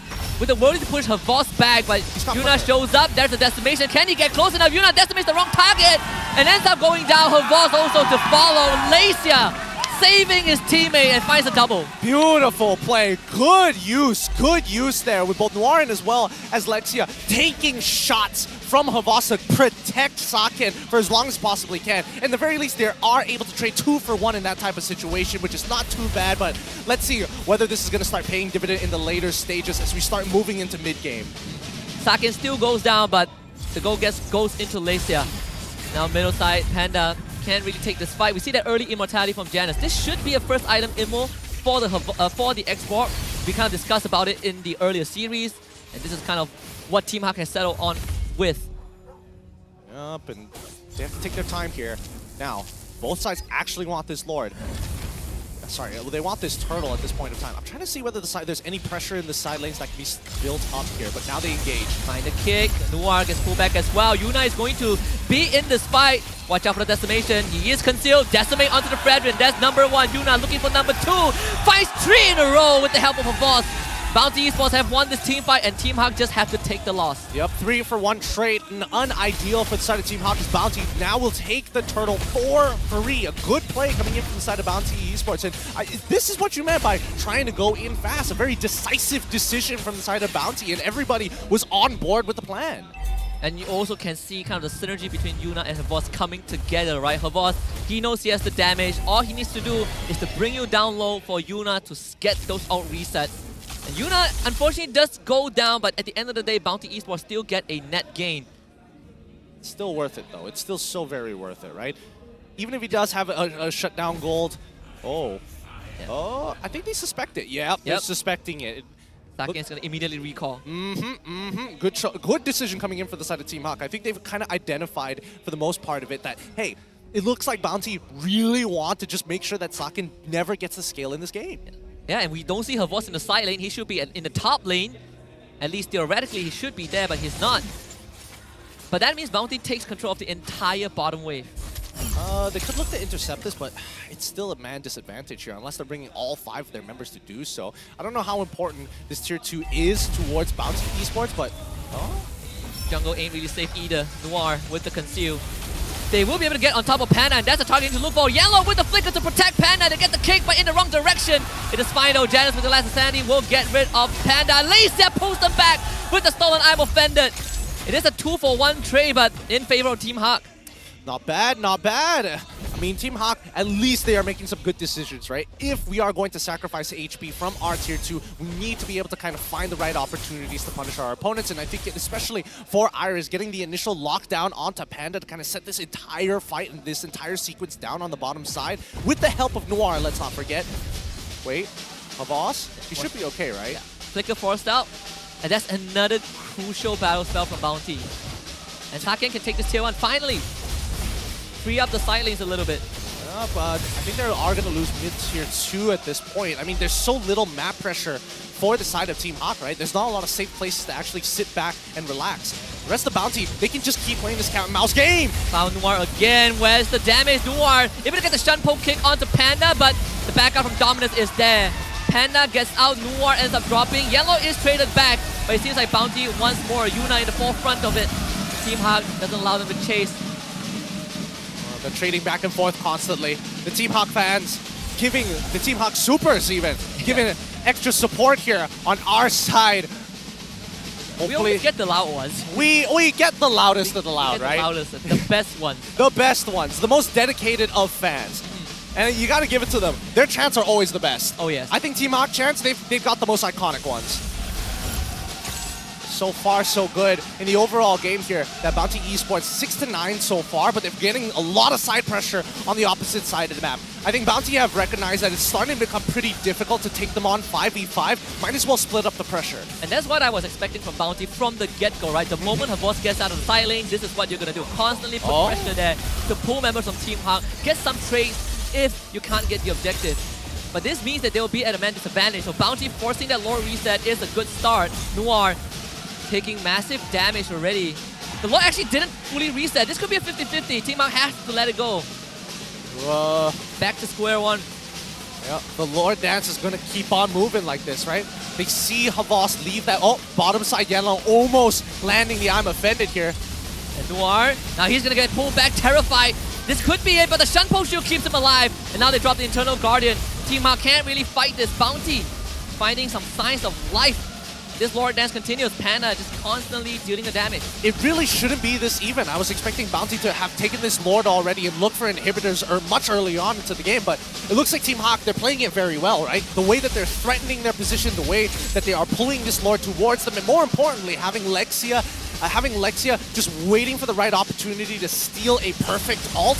This could be the setup that they want to punish Bountee with and flip that goal from 3,000 into a at least a 2,000 lead for Team Hawk. And you can't forget about Janus as well. This man has an immortality. It takes a bit too much effort to break through 4 health bars. And he's going to constantly be a thorn in Bountee's side. And that means this Lord Dance is going to be postponed for now. Both teams going back to manage the waves a little bit. Team Hawk is going to be the one to kind of have a bit of that advantage on this Lord area. Bountee, I'm setting shop down bot with only Yuna handling the Lord. Well, let's see how long they can actually hold this out, because the longer that this goes, the quicker Janus is eventually going to get even levels with Yuna, and then it's just not going to be worth it, right? Yuna needs to hit level 15 to maintain the lead of EXP and having a bigger retribution to threaten the Lord, but now Team Hawk, decisions need to be made. Bottom lane, even the AI winning prediction is saying there's a small dip in Bountee's chances of winning, but it's still 73. And this is what you want to see from Homebois. Noir with the punish, gets the kick. The kick came late, and Homebois is going to get out of this.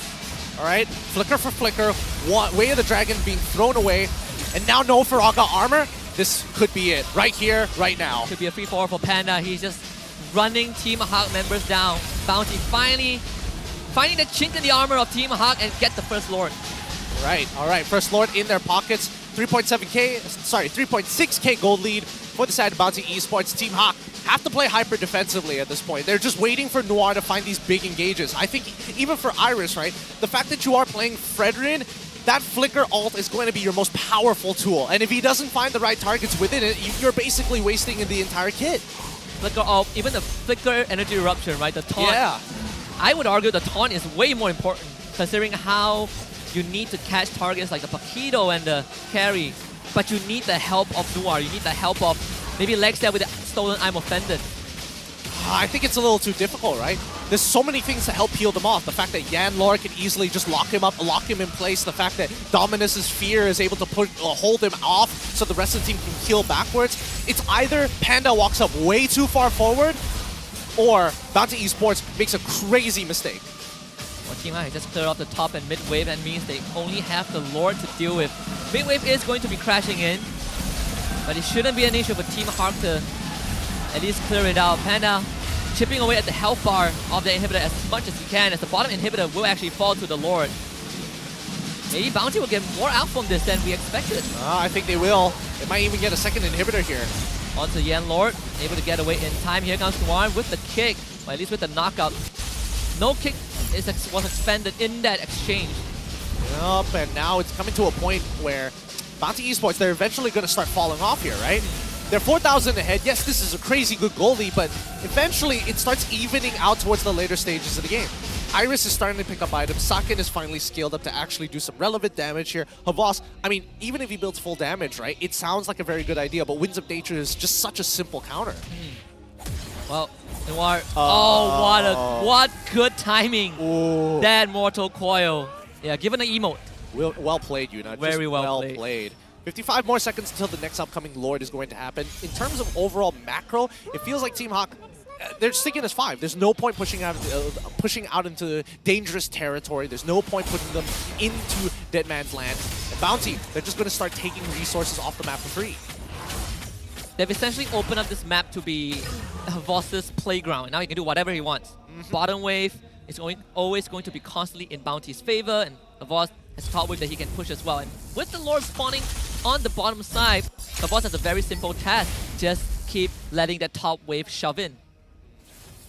Let's see, he needs to kind of set this up, right? Yeah, 16 seconds. He could actually get a slow push going if he really wants to. Doesn't find the pick that wait. No. Wow.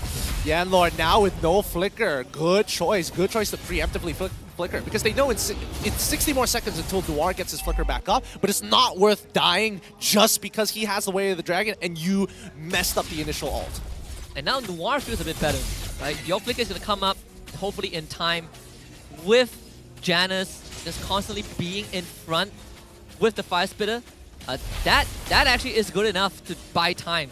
Let's see if Bountee Esports, will they brute force this down? I think they're going to reset this. The fact that Voss isn't moving in for this fight means that they're just going to hold them hostage for as long as possible until we get a side wave advantage to turn this into a 5v4. Ooh! And the pull from Yan Lore. Is there enough damage to get rid of Iris? It seems like there will be. That's the immortality down. Iris will have to flicker out. That means that the counter engage mechanism is no longer there. They're getting a small reset here. Oh, the Terrify. Yeah, that's the thing. There's just so much peel for the side of Bountee Esports. It's hard to get in on them. And, I mean, for the most part, Homebois having the time of his life. He's just proxying wave after wave after wave. It'll be such a hard contest. Bountee can start moving up again. Iris wants to join his team. They get the kick this time. Onto Yuna. Can they get rid of the Martyrs at least? Here comes the last sanity. Yuna's immortality is going to be gone. As Panda taking 3 shots. Oh! Blaze there is the one that finishes him off. Blasted. Absolutely blasted. He wasn't expecting him to do that much damage. Sakin landed 2 soccer balls in his face and he thought, okay, I'm going to find Winds of Nature, but Malaysia is not going to let that slide. Oh, nicely done from the side of Team Hawk. And now the gold lead is starting to not matter at this point in time. With this Lord in the pockets of Team Hawk, it's all coming together, boys and girls. This is the meta, man. Skills about to tip. Not to Team Hawk's favor just yet, but at least it's now kind of balanced equally between both teams. Oh, for how long, though? For how long can they actually keep this up? Bountee have now starting to fall off the face of the earth at this point in time. I mean, look at their builds, right? Really greedy from the side of Yuna. He thought he could try and end this as quick as possible. Yep. Brute Force breastplate on top of everything else. All right, buddy. I see what you're trying to do. I mean, you look at Sakin, this man sold his shoes. He's like, I don't need no boots. DHS, Wind Talker. A classic treat of his for sure. Yep. Synchronizing top as well as middle wave. They have a lot of catching up to do. They gotta give this away. They might not even be able to hold this mid tier 2. Janus, he has reached that point of being an export that he can do whatever he wants. You can't take me down fast enough. I have immortality. I'm always going to be a threat to you. They're trying to slow down this Lord as much as they can. Retribution's also being used, but I don't think this is a dive, right? They're gonna try though. That's gonna be a 2-man knockup on the side of Bountee, unfortunately. Yuna didn't even get to see the day of light, and once more Panda goes down. Lord to follow, and Team Hawk, they flip the script, they swing the pendulum, and he crashes into the base of Bountee Esports for game 1. Yep, great opportunity here. Noir playing a huge role in that game, finding some pretty crazy kicks overall to stall this out, right? Trading resource for resource, and most importantly, trading resources against the main engage tool of Bountee. Something to keep in mind for their upcoming game.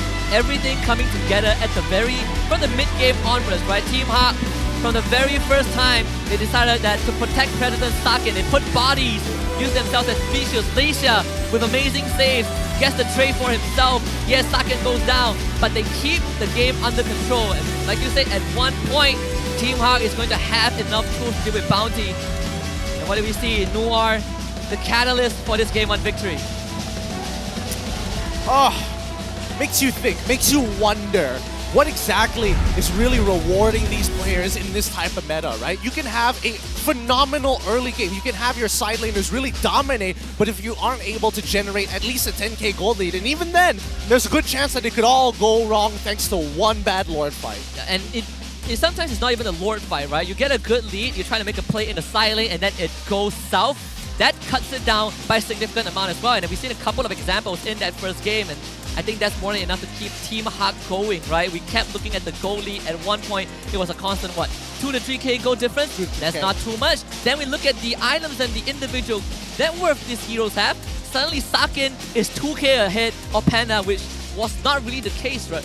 In a few minutes ago. Yeah, it honestly shouldn't have been the case, right? But these small things start adding up on top of each other, and it really starts to cost them some big amount of interest later down the line. Because at the end of it, right, without a battle spell, without your resource, you're scared to walk up. You saw Yanlord, as soon as he doesn't have his flicker, he becomes a lot more passive, but he's still looking for the right opportunities at the right time to punish people like Iris, who have a lot of CC to set up that big fight. What an interesting first game. We got a XP Fredrin win as well. This is the camp of Team Hawk, and Janus, the MVP of the game, debuting in the MPL MY stage and taking the time. I mean, the Filipinos have been cooking something hot. We had Innocent from SRG, and now it's Janus. I mean, they really are making an impact. This export jungle, we briefly touched on it, and to see it in action is definitely something that I think we're going to see a lot more of down the road. I like the way that he's building the X-Borg as well for the jungle. The fact that he wants to have that extra bit of movement speed.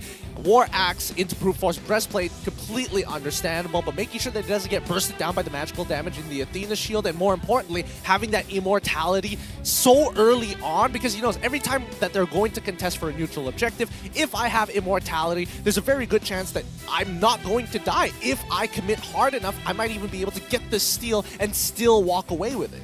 And he perfectly understands that for a big part of the early to mid game, he's the only one that can reliably walk up without feeling too threatened, right? Especially with that early immo. I think immo, and then Brute Force Breastplate, and then Athena Shield, and then he went back for the War Axe for that extra bit of damage. Yeah. All in all, well worth it. Congratulations to Team Hawk for taking their first game here in this series, but there's still a lot of work to be done. One more game. Let's see whether they can actually get a 2-0. That would be a great start for Team Hawk, but then you look at the other end of the arena is Bountee. Kind of what went wrong?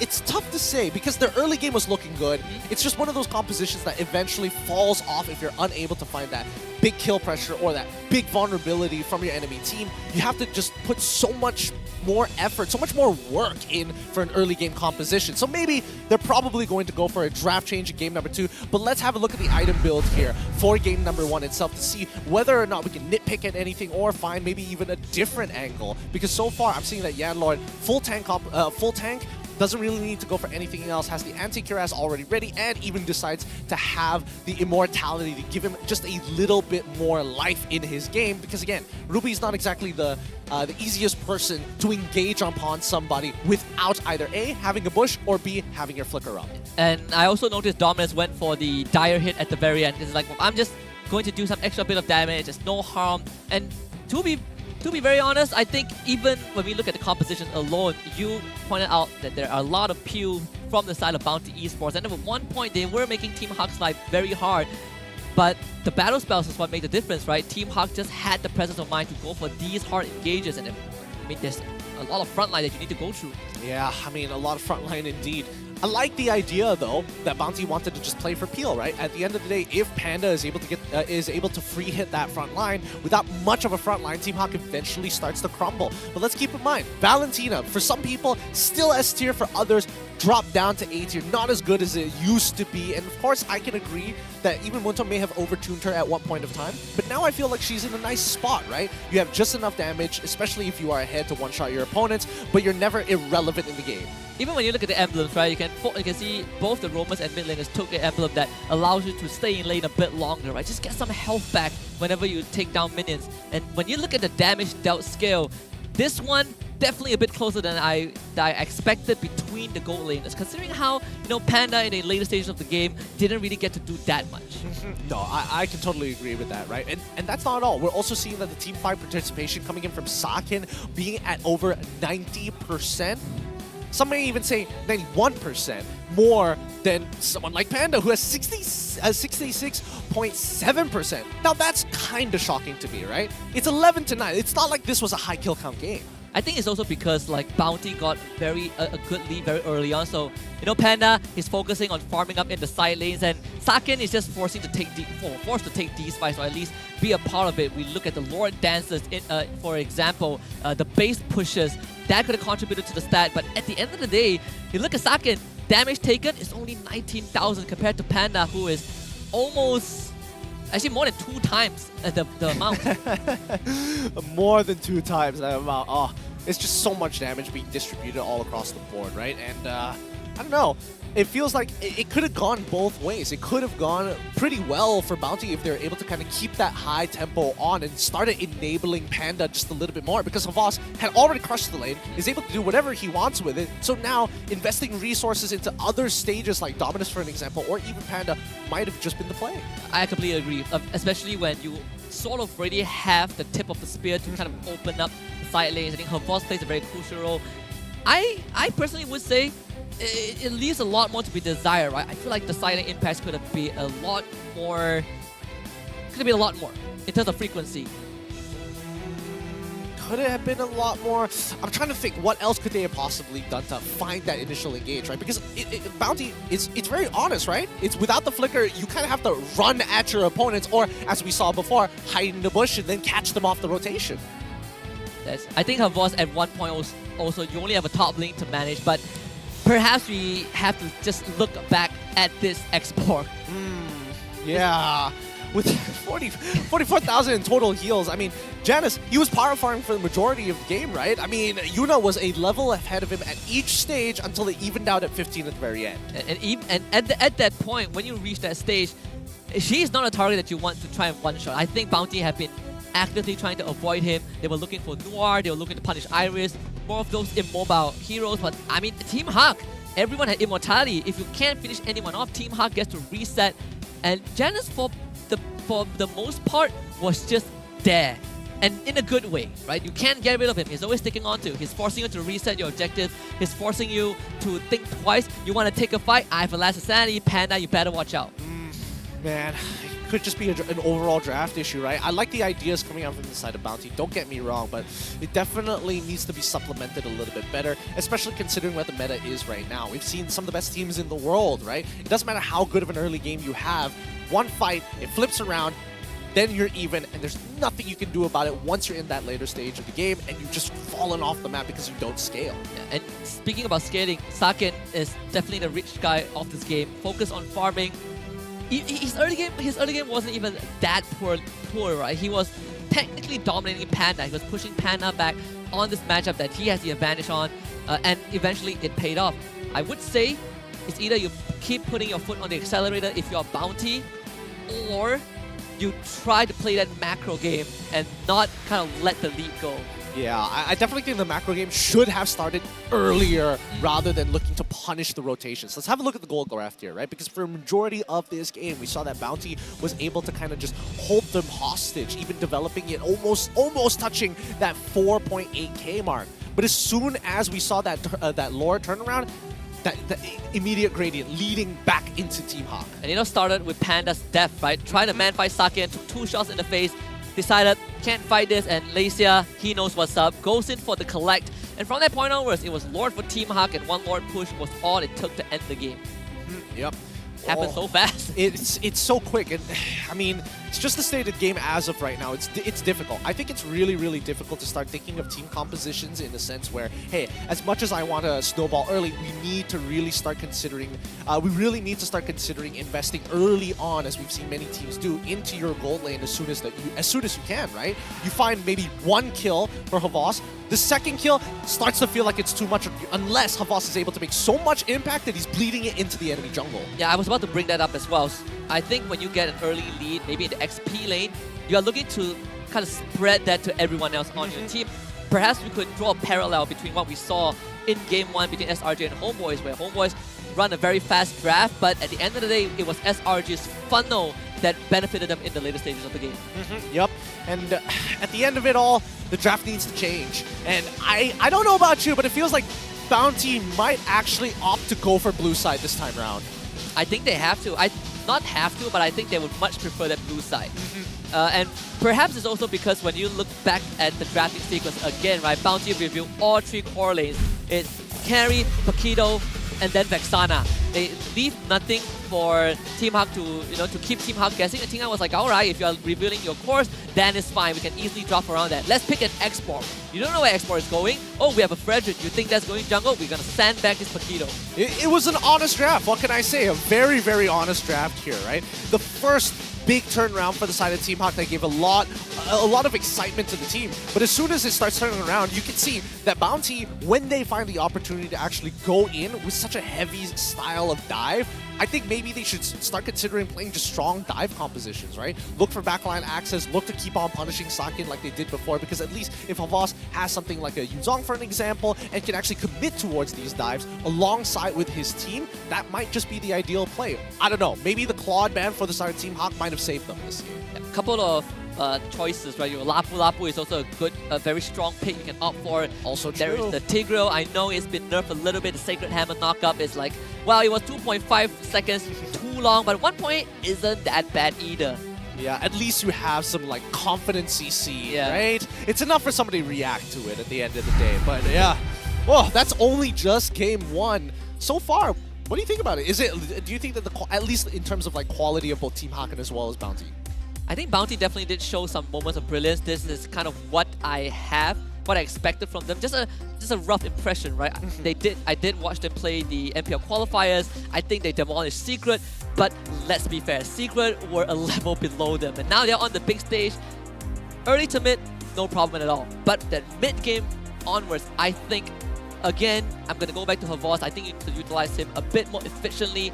There's certain times where we see Bountee camping in bushes, right? They want to keep getting these picks, but Havas not showing on the map is actually a big indicator for Team Hawk to take back control, and that's why Saken feels a lot more confident, right? Well, you are not appearing in the top lane. Where could you be? War is there to protect you. We have Malaysia coming in on the rush beside you. All we need to do, we get Saken to a safe side. and that's time wasted. A lot of time wasted, in a matter of fact, right? And these plays start to add up upon each other. Could you believe it? That was actually our longest game of the day. Yeah, crazy enough. And it's 18 minutes. 18 minutes. Well, I mean, that's why we're the most entertaining region, right? For the most part, at least we're not seeing the consistent back and forth 30-minute to 20 to 30-minute average games. I mean, we had that like last season. It was 47. I blame... 43 minutes. MAL had a 47-minute game. That was special. But the fastest game in MAL was actually 10 minutes, 13 seconds. 10 minutes, 30 seconds. Well, I mean, let's have a quick insider here from Panda himself. Less than 30 seconds. Immediately replying to the question. Yeah, saying that he's very confident beating Team Hawk because, of course, they're his ex-teammates. At least Homebois and Panda were his ex-teammates. And he thinks that Sakin ain't nothing. Well, at least that's what he said. Or just simply not on his level. By the way, for anyone out there who thinks that all these messages are forged, no, they are 100% raw from the players. We did not edit anything. Yep. Didn't miss a question mark, didn't miss a single piece of punctuation. If there was a typo, we're leaving the typo in. They just leave it in the whole time. They don't even bother correcting it at all. It's crazy. It's crazy to imagine that we now are taking import. Most teams are taking the majority of imports. It's hard to find a team that keeps all their local side. But speaking of which, let's see what Sakin actually has to say about it all. Yeah, I mean, Sakin is very straightforward, right? From the point of view of him having accolades, he has a lot more accolades than Panda. And he will just prove that he's better than Panda. Simply that. Simply that. You can't argue against that. When people start bringing up that trophy case, it's over. It's done for. It's done for. Like, you go up to someone and you're like, I think I have higher IQ. He brings out a 10 straight A's. That's GG, you know. 4.0 CGPA. You can't fight against that, you know. Numbers prove everything. And in this case, trophies prove everything. But the overall statistics do tell us, at the very least, 100% win rate, Fredrin in the EXP lane. I don't know whether they're going to keep using Fredrin as this flex pick to sandbag the EXP lane. Because Havas has done a very good job at not only sandbagging, but winning out that lane.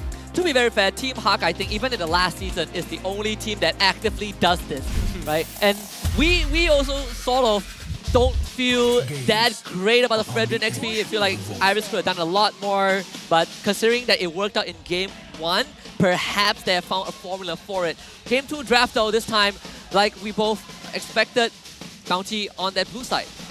Yeah, but it looks like a lot of Team Hawk's overall drafting plan has changed a little, right? It looks like they've kind of swapped on what they want. Gonna go for the Joy, Angela, Arlott ban for Bountee, and so far the ban's very straightforward. Compared to the first series, this one is a lot more standard. You know, no Nolan, no Matilda. I wonder if they would consider let the Vexana go to Bountee.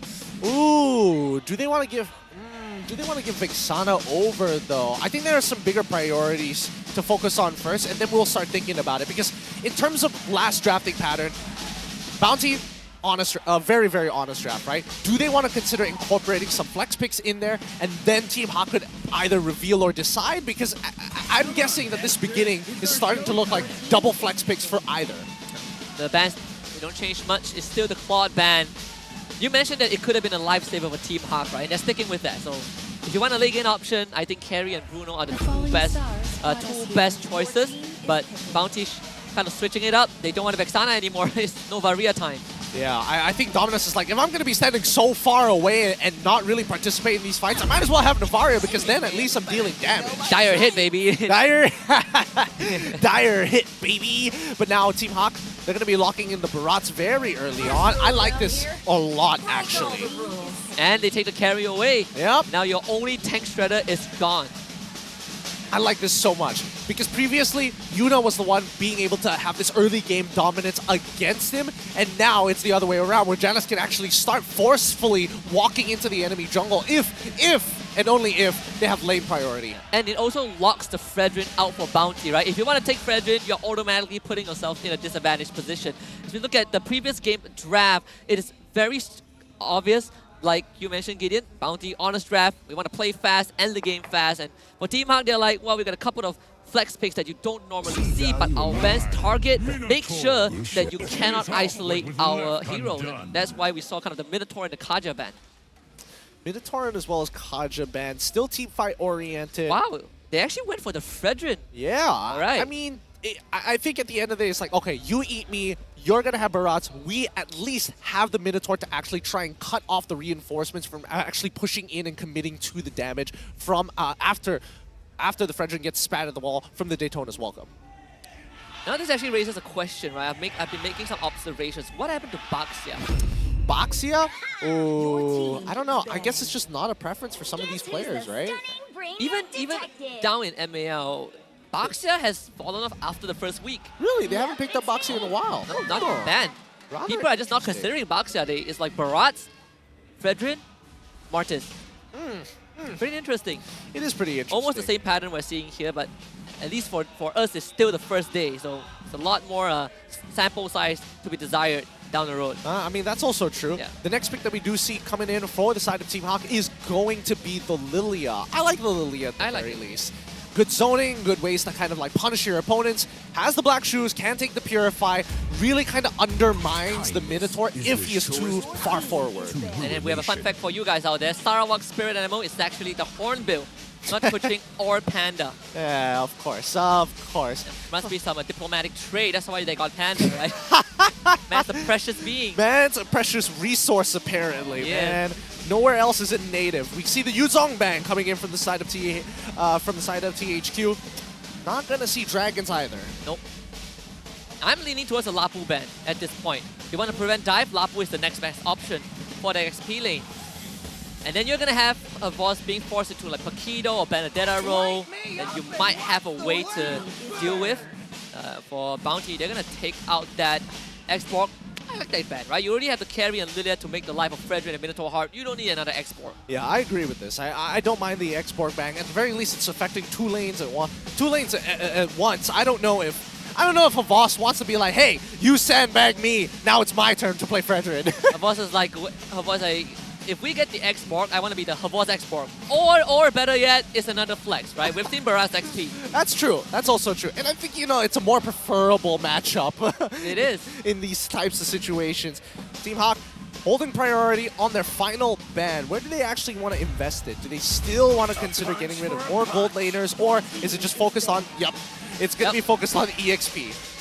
So they can let the Lapu through. They feel like it's fine, they can deal with it. But not having the Pakido means one of the heroes left that can effectively be as mobile as Pakido. Only Benedetta, I believe. Yep. Benedetta would be a very good option here. It kind of depends on like what angle they want to take and add to their arsenal, because we know it's somewhat team fight, but is it the sort that is pushing and pulling, or is it an all committal type of team fight? I would say they definitely are lacking in that damage department a little bit. Novaria, not the most reliable damage dealer. Yeah, big burst, but not the most reliable. You probably have the Bruno left in the tank. You're gonna ban out the Tigreal. All right. I think that's completely fine here. Team Hawk, I mean, if they really want to go for like hard counters, the fact that they've got two heroes dedicated around CC, Diggy is wide open, but I don't know, that's not for me to say. I think that for at least Team Hawk's side, just keep it standard for the time being. Maybe even reveal your EXP early, because at the end of the day, it's more important to have a support that's actually able to contribute rather than, hey, you're playing team fight, therefore I play team fight. You either play the game or you play by your own rules. And actually, Janus did play in MDL Indonesia, I believe Season 2 back then, under RRQ Kaito, so another one of those blossoming stars. Definitely has met Sakin at one point. Now that I think about it, yeah, on the same team, so not that big of a problem. The Grok comes out. All right. The Grok comes out. They want to make sure that they have their EXP for the very last. Oh, the classic! Yes, the classic. The classic Clint gets locked in this time around, and they're going to go for CC as well. Interesting composition that they have here. The majority of the damage is going to be quick bursts, right? Clint, Novaria. Does worry me a little bit. If the fight gets extended, does Bountee have enough fuel in the tank? I think If it does go extended, I think the ones that benefit from these types of extended fights is going to be Lexia on this Lilia 100%. If it lands those Shadow Balls, it's so good. And now we see the pick here. It's going to be EXP Barat, and we're finally seeing Fanny after so long. Last time we saw Fanny, Demon Kite decimated Todak, so teams learn from that experience, but it's a new season. Janus getting his hand on this hero. I mean, Baras being such a valuable pick right now. It's been a long time since we saw this big boy, but obviously the recent patches has made him a force to be reckoned with again. It's going to be the draft for game number 2. How are you feeling about it? Honestly, I'm really liking this Fanny pick coming in from the side of Team Hawk. I love that they picked it right at the very end and used that flex pick for Iris at the end of it, because again, Clint, super immobile. He's only got one move to get him out, and that is going to be the trapping recoil. Once that's down, guess what? You're a sitting duck. And it's only most effective if you actually land it. Yep. And on a Fanny, well, good luck to Bountee. We're going to hop into game 2 against Bountee Esports against Team Hawk. Team Hawk looking to close it out 2-0 if possible, but judging by the trajectory of game 1, Team Hawk are looking very good. Well, let's see for how long they can actually do this, right? This could go one of two ways. Either we do see the initial snowball coming out from Janus' side, or we're going to see every purple buff after the first one be taken away from him, and he's going to immediately drop off the map. How do you feel about Fanny going into the late game? I mean, there were some examples I saw, like Fanny is still good. Others are like, Fanny just drop off when the game goes late. In this situation, where does it fall? Well, I think it falls where it descales elegantly, right? Mainly because your main target is going to be Panda at the end of the day. Nobody else, right? Everybody else is kind of like, yes, give or take if you have the damage to actually do so. Wait, is Norn dead here? No, he's not going to die, right? Like okay. CC Minotaur.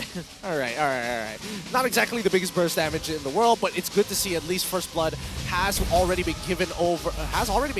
No, what? That's not right. No, that graphic is that graphic is just telling me that they've already taken the game. Sorry, but overall, I do think that Janus is going to descale relatively elegantly, right? Like a graceful drop-off. Yeah. Like you don't hit the floor, you don't fall flat. Yeah, exactly. It's not like he wants to one-shot Havas. He wants to one-shot Dominus as well as Panda. Both of which, worst comes to worst, they lose a Wind of Nature, or they either lose maybe a Battle Spell. And we just saw Janus making that first attempt onto Yan Lord. Thankfully, he could leap over the wall.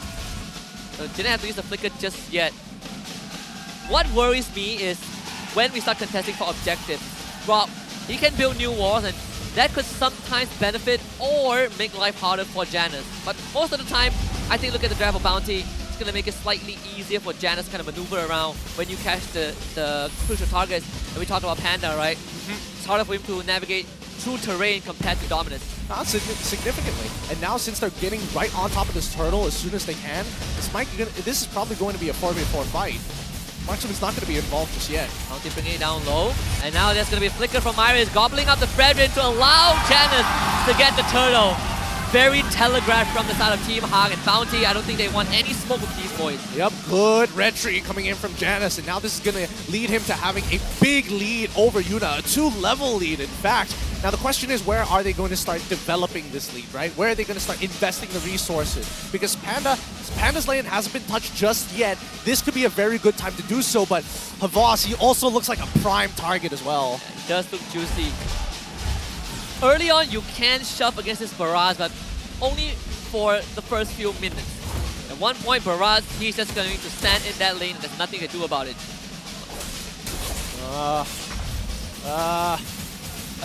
Look at how much damage he's taking. He may be a level ahead, but it's just like Iris is having the time of his life. Slowly stacking, slowly sustaining, doesn't need to do too much.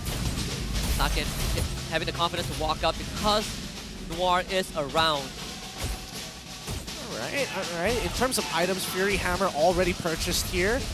Looks like it's going to be not even first item, tier 2 boots instead. Good choice of the pants coming in from Panda's side. It's interesting to see, right? Panda is extremely immobile, but he's still taking into consideration, I could be dove under turret, and since I'm manipulating the waves to just keep it right in front of turret range, I still get the bonus of the protection damage. Oh, wait, hold on. On to Noir. Still pretty healthy. 4 members tagged by the Astral Echo, but nothing comes out of that. Yeah, oh man, the supers giving all their support on our side here. for Team Hawk. After that first, oh, hold on. All right, go. It's gonna be wild shot to the young lord. Here comes Sakin. Damage, not really enough, but does force a reaction. Young lord having to blow that flicker. This is going to allow, at least for Panda, to walk up into the lane just a little bit more. He is a little nervous whether or not Noir is going to show up one more time, but having reset this lane is going to be perfect for him. Even better for Sakin. I think you do want that lane to be reset at Dominus. Oh, not so lucky. First blood for Lacey in that mid lane. Oh, man. Did not want that to happen, but it's going on to Lexia, and once again, he's been controlling the way Bountee Esports move in these fights. Homebois having used his vengeance here. Well, force out the vengeance, and Homebois barely surviving. Noir the wall doesn't really connect. It's enough to force Homebois away. Turtle gets resetted for now. Wow, I'm surprised that Iris didn't flicker in for that, actually. He probably should have. Noir cancels it out, and I mean, man advantage for Bountee for now, but Janus, he's got his energy back. Yeah, level advantage for him, so it's easy red 3 for Janus. Noir, he's going to be the punching bag. 4-man knockout by Yenlord with that ultimate, but he's going to be the sacrificial cow. Team Hawk finding another kill and Turtle. How nice of Janus to hand that kill over to Lexia. Now, cut back down towards that bottom side of the map, right? Panda, as of right now, looks like finishes his tier 2 boots. Lane is in, alright, pretty neutral state overall, and I think, you know, Sakin is getting more and more confident now that I'm guessing that he's already finished his first item at this point, right? And he has an experienced lead over Panda, which was not really the case just a few minutes ago. Now you can see the attention from Noir bringing himself down bot to allow Sakin to open it up. Middle lane Dominus falls once more. Good play, good maneuvers. Looks like Team Hawk more coordinated this time round. Having the initiative on their side to actually make these macro plays is a good choice, but we're not seeing the big conversions just yet. We see the tier 1 on bottom side due to just Sakin, honestly, just winning out these 1v1s. Yeah, 3.5k goal advantage. At this point of time, Iris not afraid to walk on forward. She's gonna get rid of the turret first and then gobble out her force to send him into the wall. Vengeance is forced out, but Malaysia is just gonna keep pummeling him with the gloom, forcing her force to back off. Okay, not bad, not bad. 42 seconds. By the time the turtle spawns, there should be just a little bit left until Iris gets the Daytona's welcome back once more. And he's also got the flicker, so he can actually look to make the big play. Not really breaking a sweat so far. Team Hawk slowly but surely building up that goal advantage. And without the Vengeance, the CC becomes a lot more vulnerable to these big damage numbers. Yeah, we're seeing goal difference here. The breakdown of it. A majority coming in from the jungle, a little bit coming out from the gold laner as well. Now the chase. Look at the posture from Noir, just putting himself out in the open, and with the power of nature, you can't really lock him down. Bountee doing whatever they can to protect that mid-tier 1. Actually, Janus was dropped out very low, so had to reset. But the third turtle spawning on the top side. Man, Homebois was greeting out for it. He was greeting out, walking up into the lane, and it's good punish coming in from Panda's side, right? 10 more seconds until he comes back to life, and at this point, I think Team Hawk should just take priority over to the side of Turtle. Somebody needs to clear that top wave. Don't want to miss out soaking up some extra EXP gold. Sakin getting that solo queue. Well, here we go. Daytona's welcome. Gonna spit that Frederick into the wall, and wow, Dominus not even getting a chance to respond. Flicker was what, 2 seconds off cooldown. Very unfortunate. Now, speak of Panda, he's gonna get dole, but good protection coming in from Yanlord to keep him alive, and Team Hawk biting off a lot more than they could chew, giving away 2 kills. Homebois not done just yet, jumping onto Lacey over Iris, but can't really chase. Yeah, it's not going too good here for the side of Bountee, but I'm not seeing this goal lead really getting developed much until we see this first Lord, and it's going to be important, right? Especially for Team Hawk to develop this 2.6k lead into a clean 5k lead. And they've taken a majority of the outer turns, right? Mid still holding strong for the side of Bountee, but if we're looking at the win prediction so far, it's 81-19. Yeah. Complete opposite of that game #1 statistics, but they could change. To say Bountee had a 73% chance of winning, and that didn't happen. But for Team Hawk, at least, I mean, we're seeing the exact same scenario as we did in the previous game, where Bountee had a lead around 3k, and then it was stuck at 2.5 to 3.5k for a while. And that's what's happening with Team Hawk. They overstepped a little bit a minute or two ago, and now we are in this deadlock where Bountee can still keep up with them. the worst part is that it's difficult for Bountee to find big punishments on Team Hawk. Like, they could have easily started walking towards the purple side buff of Team Hawk's right side jungle, but no, it's more important that they sit right on top of this Lord, right? They don't want to find opportunities for Team Hawk to catch them off the rotation. Yeah, just trying to deal with the side waves. I believe that was Homebois that sent him back home. Well, Team Hawk forcing to slow the tempo down, and I'd say Bountee doing a very, very good job of keeping this mid tier 1 alive. That is making life slightly hard for Team Hawk. You can't really go for a dive. And taking this Lord might be a bit harder than they would have wanted it to, but for now, they are keeping Bountee at bay and just relying on Janus, Sakin to get rid of the objective, and Bountee could not contest at all. Yep, can't even walk up here. No holes in the gameplay coming up from the side of Team Hawk for now. But time is ticking. 9 minutes going into 10. This is where it's going to start getting really, really stressful. And you're hoping, many cables, no kills, no conversions. Can't really dive. At least not for now. You're relying on the Lord to be the one that breaks it wide open. Yeah, it's gonna take some time here. It really is. Team Hawk, the supers, even building up the anticipation of them, trying to crack down onto Bountee with the Lord. This could be the first step to the beginning of the end. Oh, Bountee, do they still want to defend this mid-tier 1? Doesn't look very possible though. Yuna's going to take the wild charge in the face. That's 2 by Noir. Yuna trying to keep Iris at bay at least, but Iris is just going to turn around with Daytona's welcome, put his out of range, spit the Spreadwind back into his team, and that's a 3-man energy eruption into that ult. The big slam that Bountee has been looking for, and Iris goes down. Beautiful, beautiful stuff coming in from the side of Bountee. They do lose a bottom tier 2 in the meantime, and I think that's overall okay, right? Oh, unless... Janus gets it. Manages to get out. Homebois movement, Dominus. Going one burn, unfortunately, just not enough. Oh, I thought he was going to go in just a little bit more. Just a little bit more. Maybe even flicker in for the auto attack there to try and commit to him. But so far, I think Lexia has been doing a phenomenal job here and just zoning out, making it really awkward for Yanlord to walk in safely to use that Minoan Fury. Yeah. You say that, but Bountee has been punishing Team Hawk. At least at the end of the day, Team Hawk, they still got the turret. Well, actually, they didn't get the turret.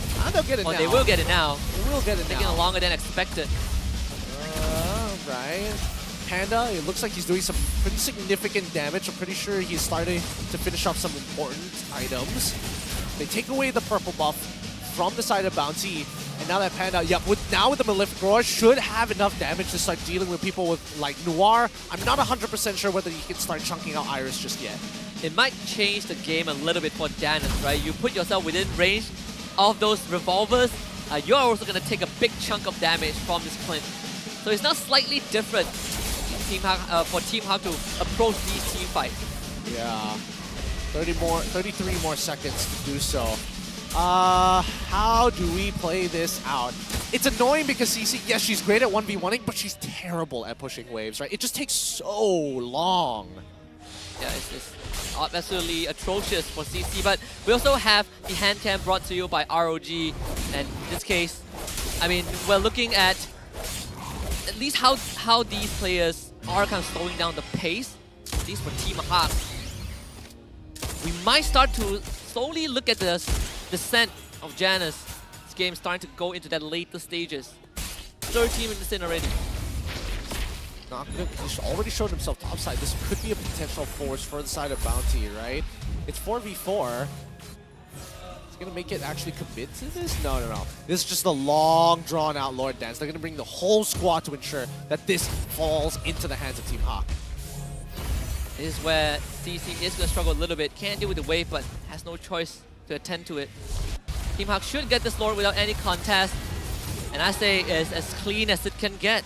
Yep, very clean indeed. Everything just falling into the hands of Team Hawk, right? It feels like they can't do any wrong just yet. Panda, on the other hand, still looking to get his next item, still waiting to scale hard. Let's see what he has. Played ahead to C's endless battle into the Malefic Roar. He's just been holding on to the component of Fury Hammer for a while. But if you look at the opposite side, right, Sakin, he's got the Trinity build up and going with the Malefic Roar, and it looks like he's going to go for the Winds of Nature as his final item. Don't want to get too shouted by the Clint. There's some extra penetration, so Panda went the extra mile just to keep that Fury Hammer. Maybe it's an extra like what?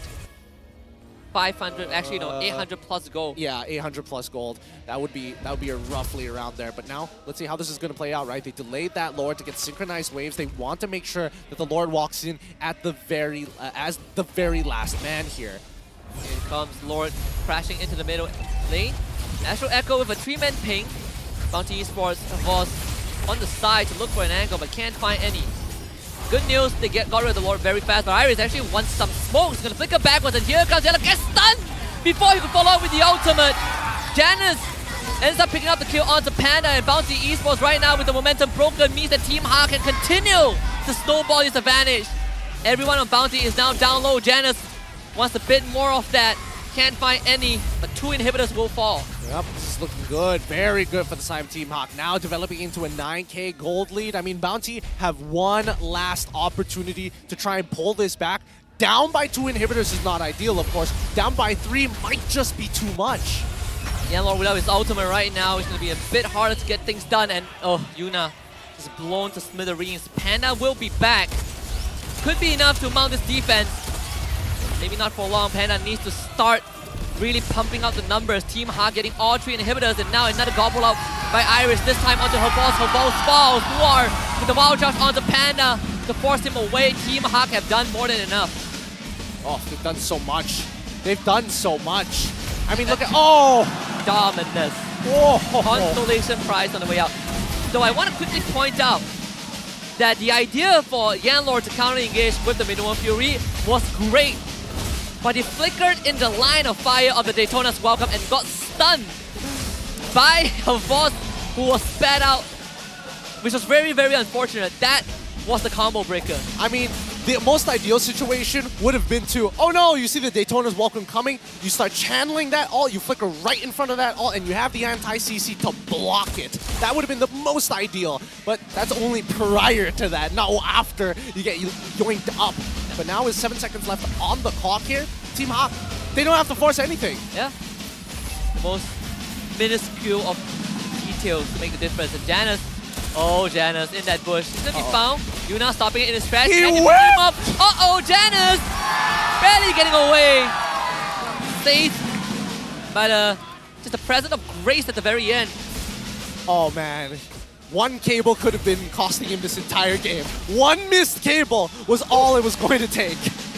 Gotta admit, Dominus landing that Star Shatter was almost kind of the doom of Janus. Speaking of which, Dominus is going to reveal the map, and I don't think Team Hawk can actually sustain through all the consistent poke coming out of him, right? Panda wants to be able to walk up, but he only gets to walk up as the last line of defense if they manage to break through. Because again, he's immobile. You go as far as Yuna goes. And Janus was handling that side wave, so Bountee, they're forced to deal with all these crashing minions. And Team Hawk gets another free Lord. This could be the game ender.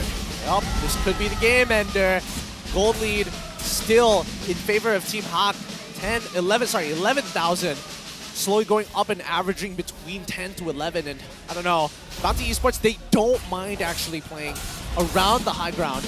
But now with these Lord Empowered minions, 17 minutes into the game, people like CC, people like Frederick are going to really struggle to deal with an amassed amount of minions, super powered minions in fact, in their base. Remember we talked about you dominating your gameplay via the ROG Phone 8, the Janus hand cam.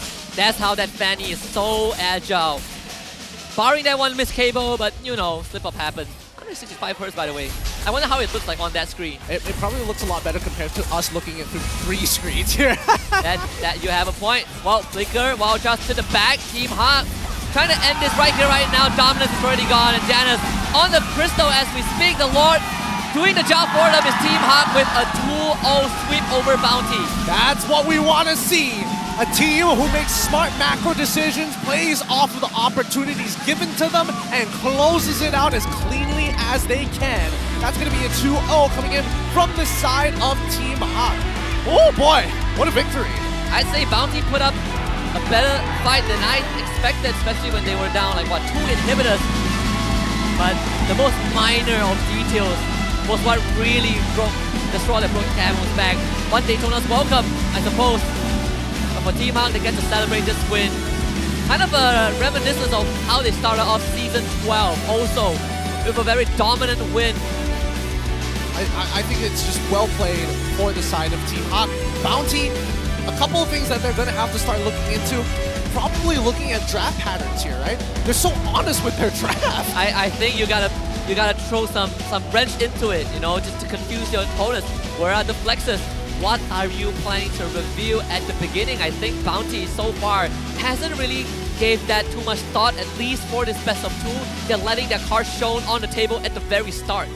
Yep.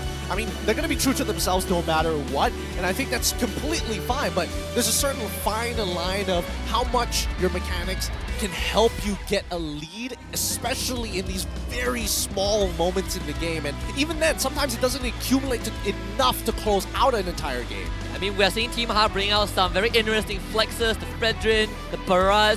Let's show it to host. Let's talk to Team Hawk about that 2-0 victory. Host, take it away. Kemenangan bersih untuk match terakhir hari ini manakala Team Hawk baru je menang 2-0 lawan Bountee Esports. Alright guys, nampaknya walaupun baru je buka puasa tapi tengok fans Team Hawk hari ini datang sokong Team Hawk dan you know what, you guys slay that game 2-0. So, sebelum apa, Lexia, the mic is with you. Lepas you took a break for 1 season. Sekarang datang balik main atas pentas MPL Malaysia dengan tim baru. How are you feeling? I'm feel great with the new team and thanks for Team Hawk for trust me in this lineup and I still can play in MPL lah. Thank you for trusting me. Okay, Lexia nak tahu. Dulu you main beberapa role juga kan? Pernah jadi jungler, pernah jadi roamer if I'm not mistaken. Sekarang you main sebagai mid laner. Kenapa Lexia jadi mid laner untuk season ni? Sebab bagi saya roamer dengan mid lane sama saja. Kita akan kontrol bahagian mid dan sebab saya dah lama pengalaman dekat pro scene, so saya rasa saya dapat manage dengan main mid lane. Wow, ni betul-betul multi role kan? Alright, Iris pula.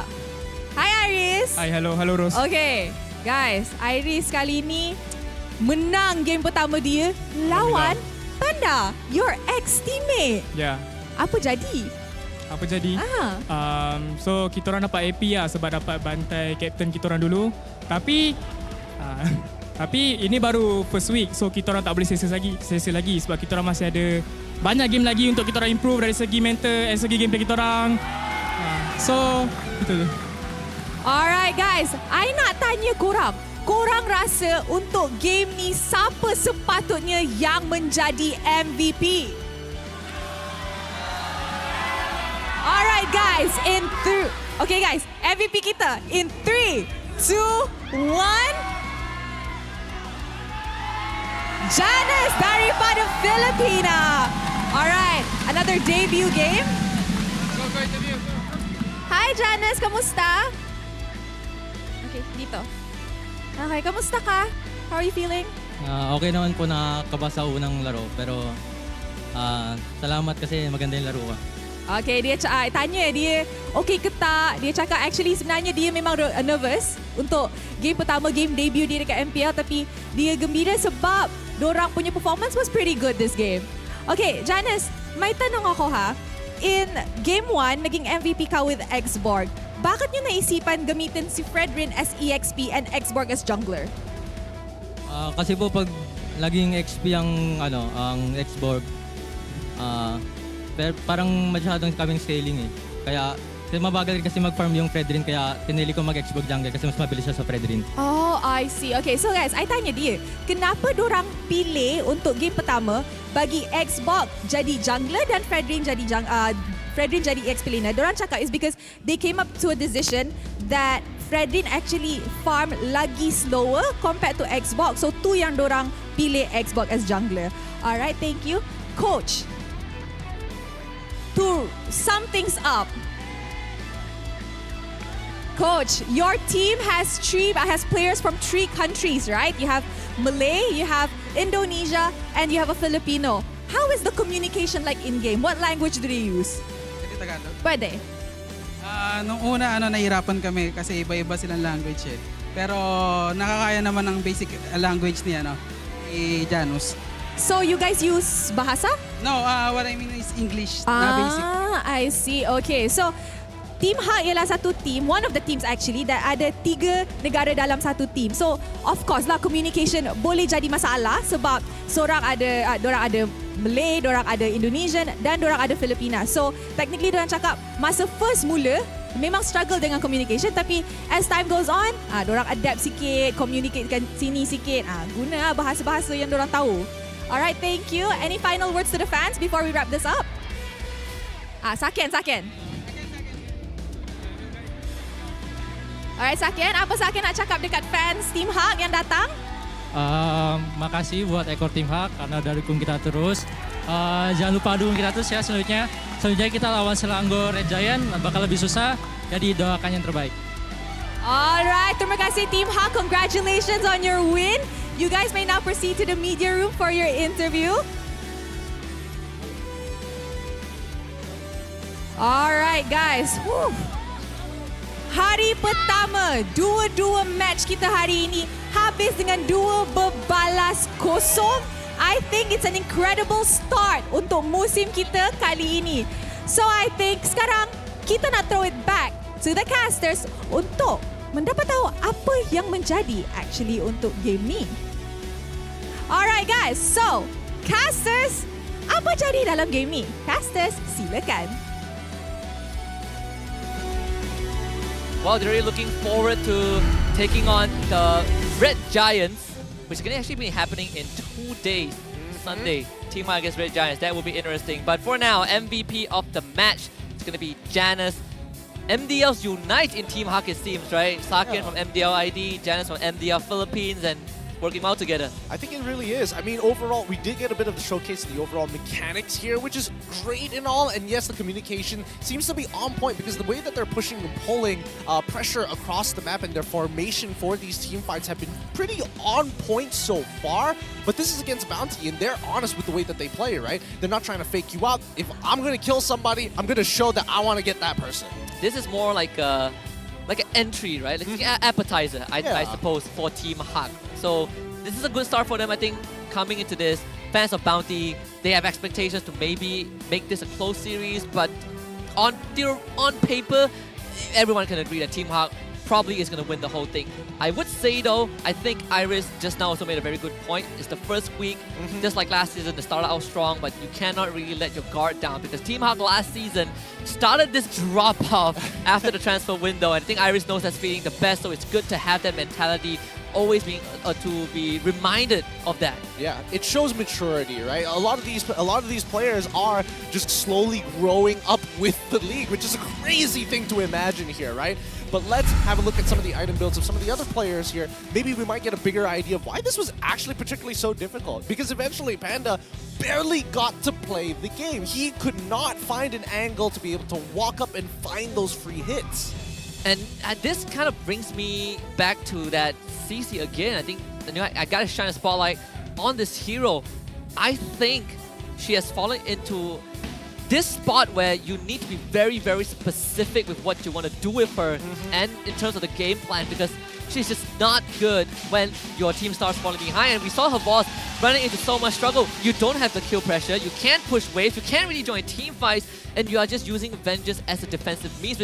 And by all means, that's the intention, but as a CC, you need to use it offensively, and I don't think he got the space to do so. Yeah, and more importantly, so I think I'm going to take it a step further. What are the situations that they actually wanted to find here? They want to be able to lock down Fanny with some priority target, like maybe even carry, right? Use those steel cables. You can't go too far away from them when they're locked down. If you get it, right? Yeah, and that's even if you get it. Worst part yet, if you are thinking, hey, I'm going to get Sakin as well as Lexia, Lexia's got Purify. So there's not enough viable options for you to actually make this CC work. And I think overall, just well done.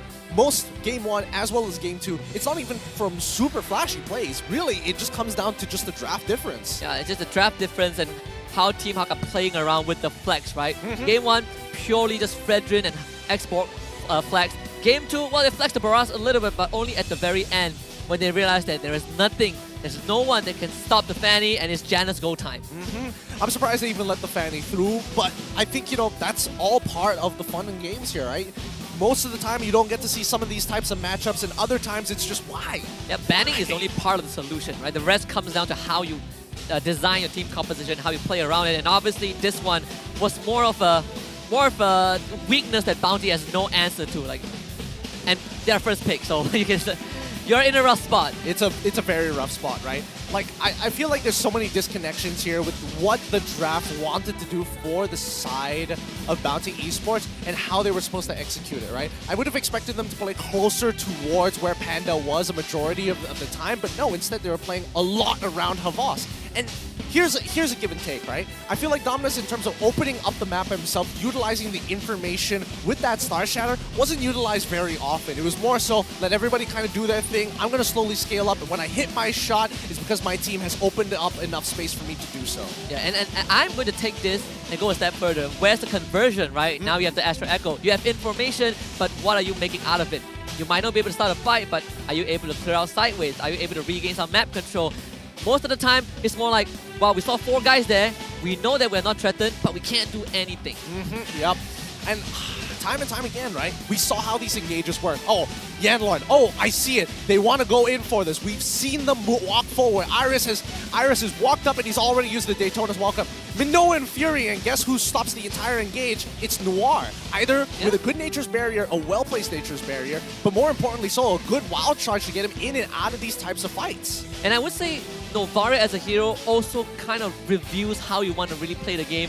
Very rarely you see Novaria get picked and the rest of the team comp doesn't revolve around some sort of team fight, right? So in this case, I definitely think for Bountee, in terms of draft priority, you gotta get something that gives you either flexibility or just a massive advantage in the early game. And that kind of brings us back to the Vexana, which was not really touched this entire game. And even if not Vexana, I believe Lilia first pick, Carry first pick would probably have done a lot more, but that's just us kind of us like theory crafting. Yeah. At the end of the day, I think Bountee, like you mentioned, has a lot of work to do, has a lot of adjustments to make in terms of the draft before the next series.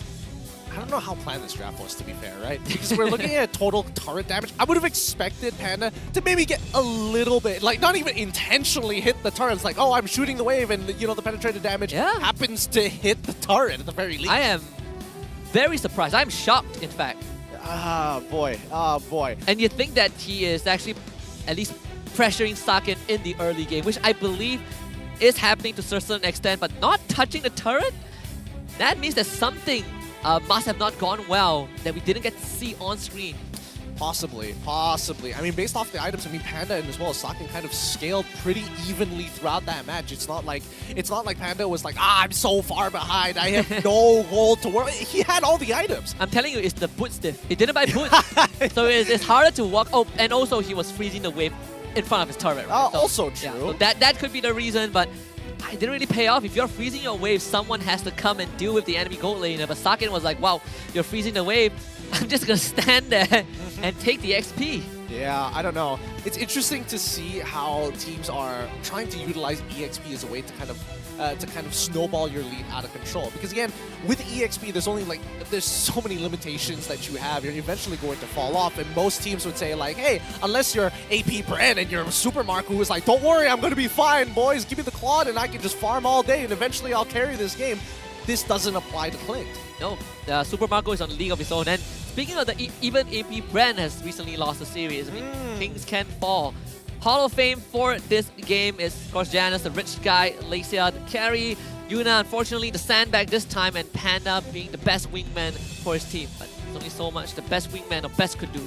Yeah, couldn't snowball it, couldn't get him out of the lane in time, couldn't snowball his lead. I mean, what can you really do about this, right? Man, it's interesting to see how honest Bountee Esports plays the game, right? It's like playing Uno with your hand open, so everybody can see what you're gonna play next. Yeah, they know your next move and they just play around it. Maybe that's their identity. I don't think I have. I don't want to say I don't fully have an issue with it. I do have some some points to nitpick at, but at least for Bountee, they have a direction they want to go into, but it's way too revealing. You got to cover it up a little bit. Yeah, there's got to be some way to kind of cover up. Don't tell people your plans. Yeah. And I think, at least for the side of Team Hawk, they're good at adjusting. At least they're good enough to adjust to the situation accordingly. We saw that in game number 1. Game 2, it was literally them in control the entire way, so didn't get to see too much in that side, but at least we're seeing different variations of Team Hawk and the extent of their play. This does set the precedent for the rest of the regular season. In fact, now we discussed a little bit about how Baxia is sort of missing, at least in the tier 2 scene.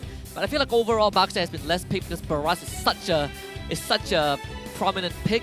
But I want to see what happens when that Baraz gets removed, right? Surely at some point teams would want to remove this flexible and also very, very controlling hero from the game. I think a lot of it has to do with how your tools to zone your opponents. Because of Baraz, as soon as he pops that ult, it's an all-in or I'm out sort of situation. There's no in-between for this. It is very reliable though. Like taking objectives, Baraz XP lane, no problem. Still get to do the same thing, but right now, I don't have to worry about pressing that retribution. And I have a flicker as well. And I have a flicker. I can extend it. That's the crazy part, right? Because when we look at the earlier stages of this game, it's like, yes, Janus was able to steal this one, even though it was looking a little bit dire to a certain degree, and it should have probably fallen into the hands of Yuna. Retry battle, 50-50. What are you going to do for it? But afterwards, once you see how Bountee's, again, very, very much a pattern in the way that they play, Team Hawk can maneuver around it, right? Janus, for an example, taking the call to say, hey, I can actually go for a flank in some of these fights. I don't necessarily have to run it down from the front. The Bountee has some good defenses to kind of stifle the momentum of Team Hawk, but not really enough to really put a stop to Team Hawk's aggression. Team Hawk's like, uh-oh, I trip over a rock, but never mind, I'm gonna dust it off, and we're gonna do it again. This was that moment where Yanlord could have really turned it all around, but I suppose Irish just got the timing right. Either to sheer luck or pure skill, didn't matter. Worked out. Didn't matter. Worked out anyway. And I think even if the game did decide to extend, I don't think Bountee have the correct tools to really utilize it, right? I mean, Team Hawk, at the end of the day, it's going to be Saken who cuts through these tanks like butter before you even see the raw burst damage come out from the Clint even connect. Your front line is being threatened by the carry. Your back line, you are dealing with Mikasa. All right, let's just say that. There's no running away from the cable girl. Well, look at the standings right now. SRG and Team Hawk both got a clean 2-0 victory, so they're going to be placed in first place for now. And unfortunately, for Bountee, Esports, and Homebois, they're going to be sitting at the bottom. But remember, this is just day number 1. It could change very, very soon. Yeah, it could change very drastically. We could see completely different identities and playstyles from some of these teams who have already dropped a 2-0 and 3 points under their belt. I would say it looks, for some teams, it could be a rerun of that first 3 weeks of the regular season for them. SRG was a very good example. Oh, that's true. Came out swinging. We did talk to Simon, early on during the break, and he feels really good about the team, but now it's about the conversion. How much of that practice, how much of the scrim results can you put on the board to put SRG on top? With that being said, let's have a look at tomorrow's schedule. What are you guys going to be excited for in these next 3 best of 3s? We got Todak versus Barracuda. I'm excited for Barracuda, to be fair, and the new lineup from Todak. I'm just excited to see 2 fishes fighting. That's what I'm here for. But of course, in the afternoon, 1:30 p.m., the second series would be MB Esports Monster Vicious against RSG Malaysia. Another one of our team that came to the qualifiers now going up against one of the top dogs. And finally, to end Saturday, it's King Empire debuting against Niners. Yeah, I'm excited to see King Empire, to see what they're all about. The Niners, a lot of familiar faces. It's hard not to notice that. And I think they're going to do okay at the very least. But MV, very excited to see how this team is going to perform. They've dominated the Tier 2 scene prior to the MAL's inception. Basically the Tier 2 slayers. In fact, if they didn't make it to MPL, I'm pretty sure they would be smashing it at MAL. That's how dominant they were. So thankfully they're here, because MAL would have been a totally different league with MV there. Even then, they have an academy team in ML, so it's not really, a big of a difference. But for MV themselves, we also have veterans there, right? Subway, for an example. That man is in MV. He is in MV. AIM as well, also in MV. So, I mean, if you're excited about it to see how MV is going to perform, well, you're going to have to wait until tomorrow to actually see that. RSG, for an example, is another team that I'm hoping has maintained its quality from, because last season, regular season, they crushed it. It's just the playoffs that they couldn't get through. Kaiser is back. That is something to look forward to. it has brought upon a lot of mixed reactions, right? Like, is this the right choice? Is RSG gonna go far? What are you guys doing with the roster? But maybe tomorrow RSG can make a statement just like how they did last season. I mean, the last time RSG won, did they have Rippo or did they have Kaiser? Just gonna say that, leave that out there. Ooh. I mean, I heard Ripple might not be as active, right? Maybe that's the reason. Possibly. Maybe that could be what shifts, you know, RSG's momentum in this group stage. RSG, they were the win streak breakers last season. Can they do it again? I think that is something that they need to prove tomorrow. Yep. And finally, it's going to be Toda who also needs to make that own proving. But man, we're only going to have to leave it for tomorrow. With that being said, we're going to be closing out the day. My name is Gideon. This is Husky. We're going to be signing off here, and we'll see you guys tomorrow. So let's go 5 man you want? Let's go. Yeah. Wait guys. We can eat this. Come. Nice. Let's take this. Stop. Let's trade. Joe. Should I? No, chill. Freddy, Iris. Chill. You not chill. Chill. Chu here. Yeah. Tall. Oi, no flick. Joe, no outy flick. Hey, wait. Back. Okay. Naughty, Robin. Agay mo. Go, guys. Go.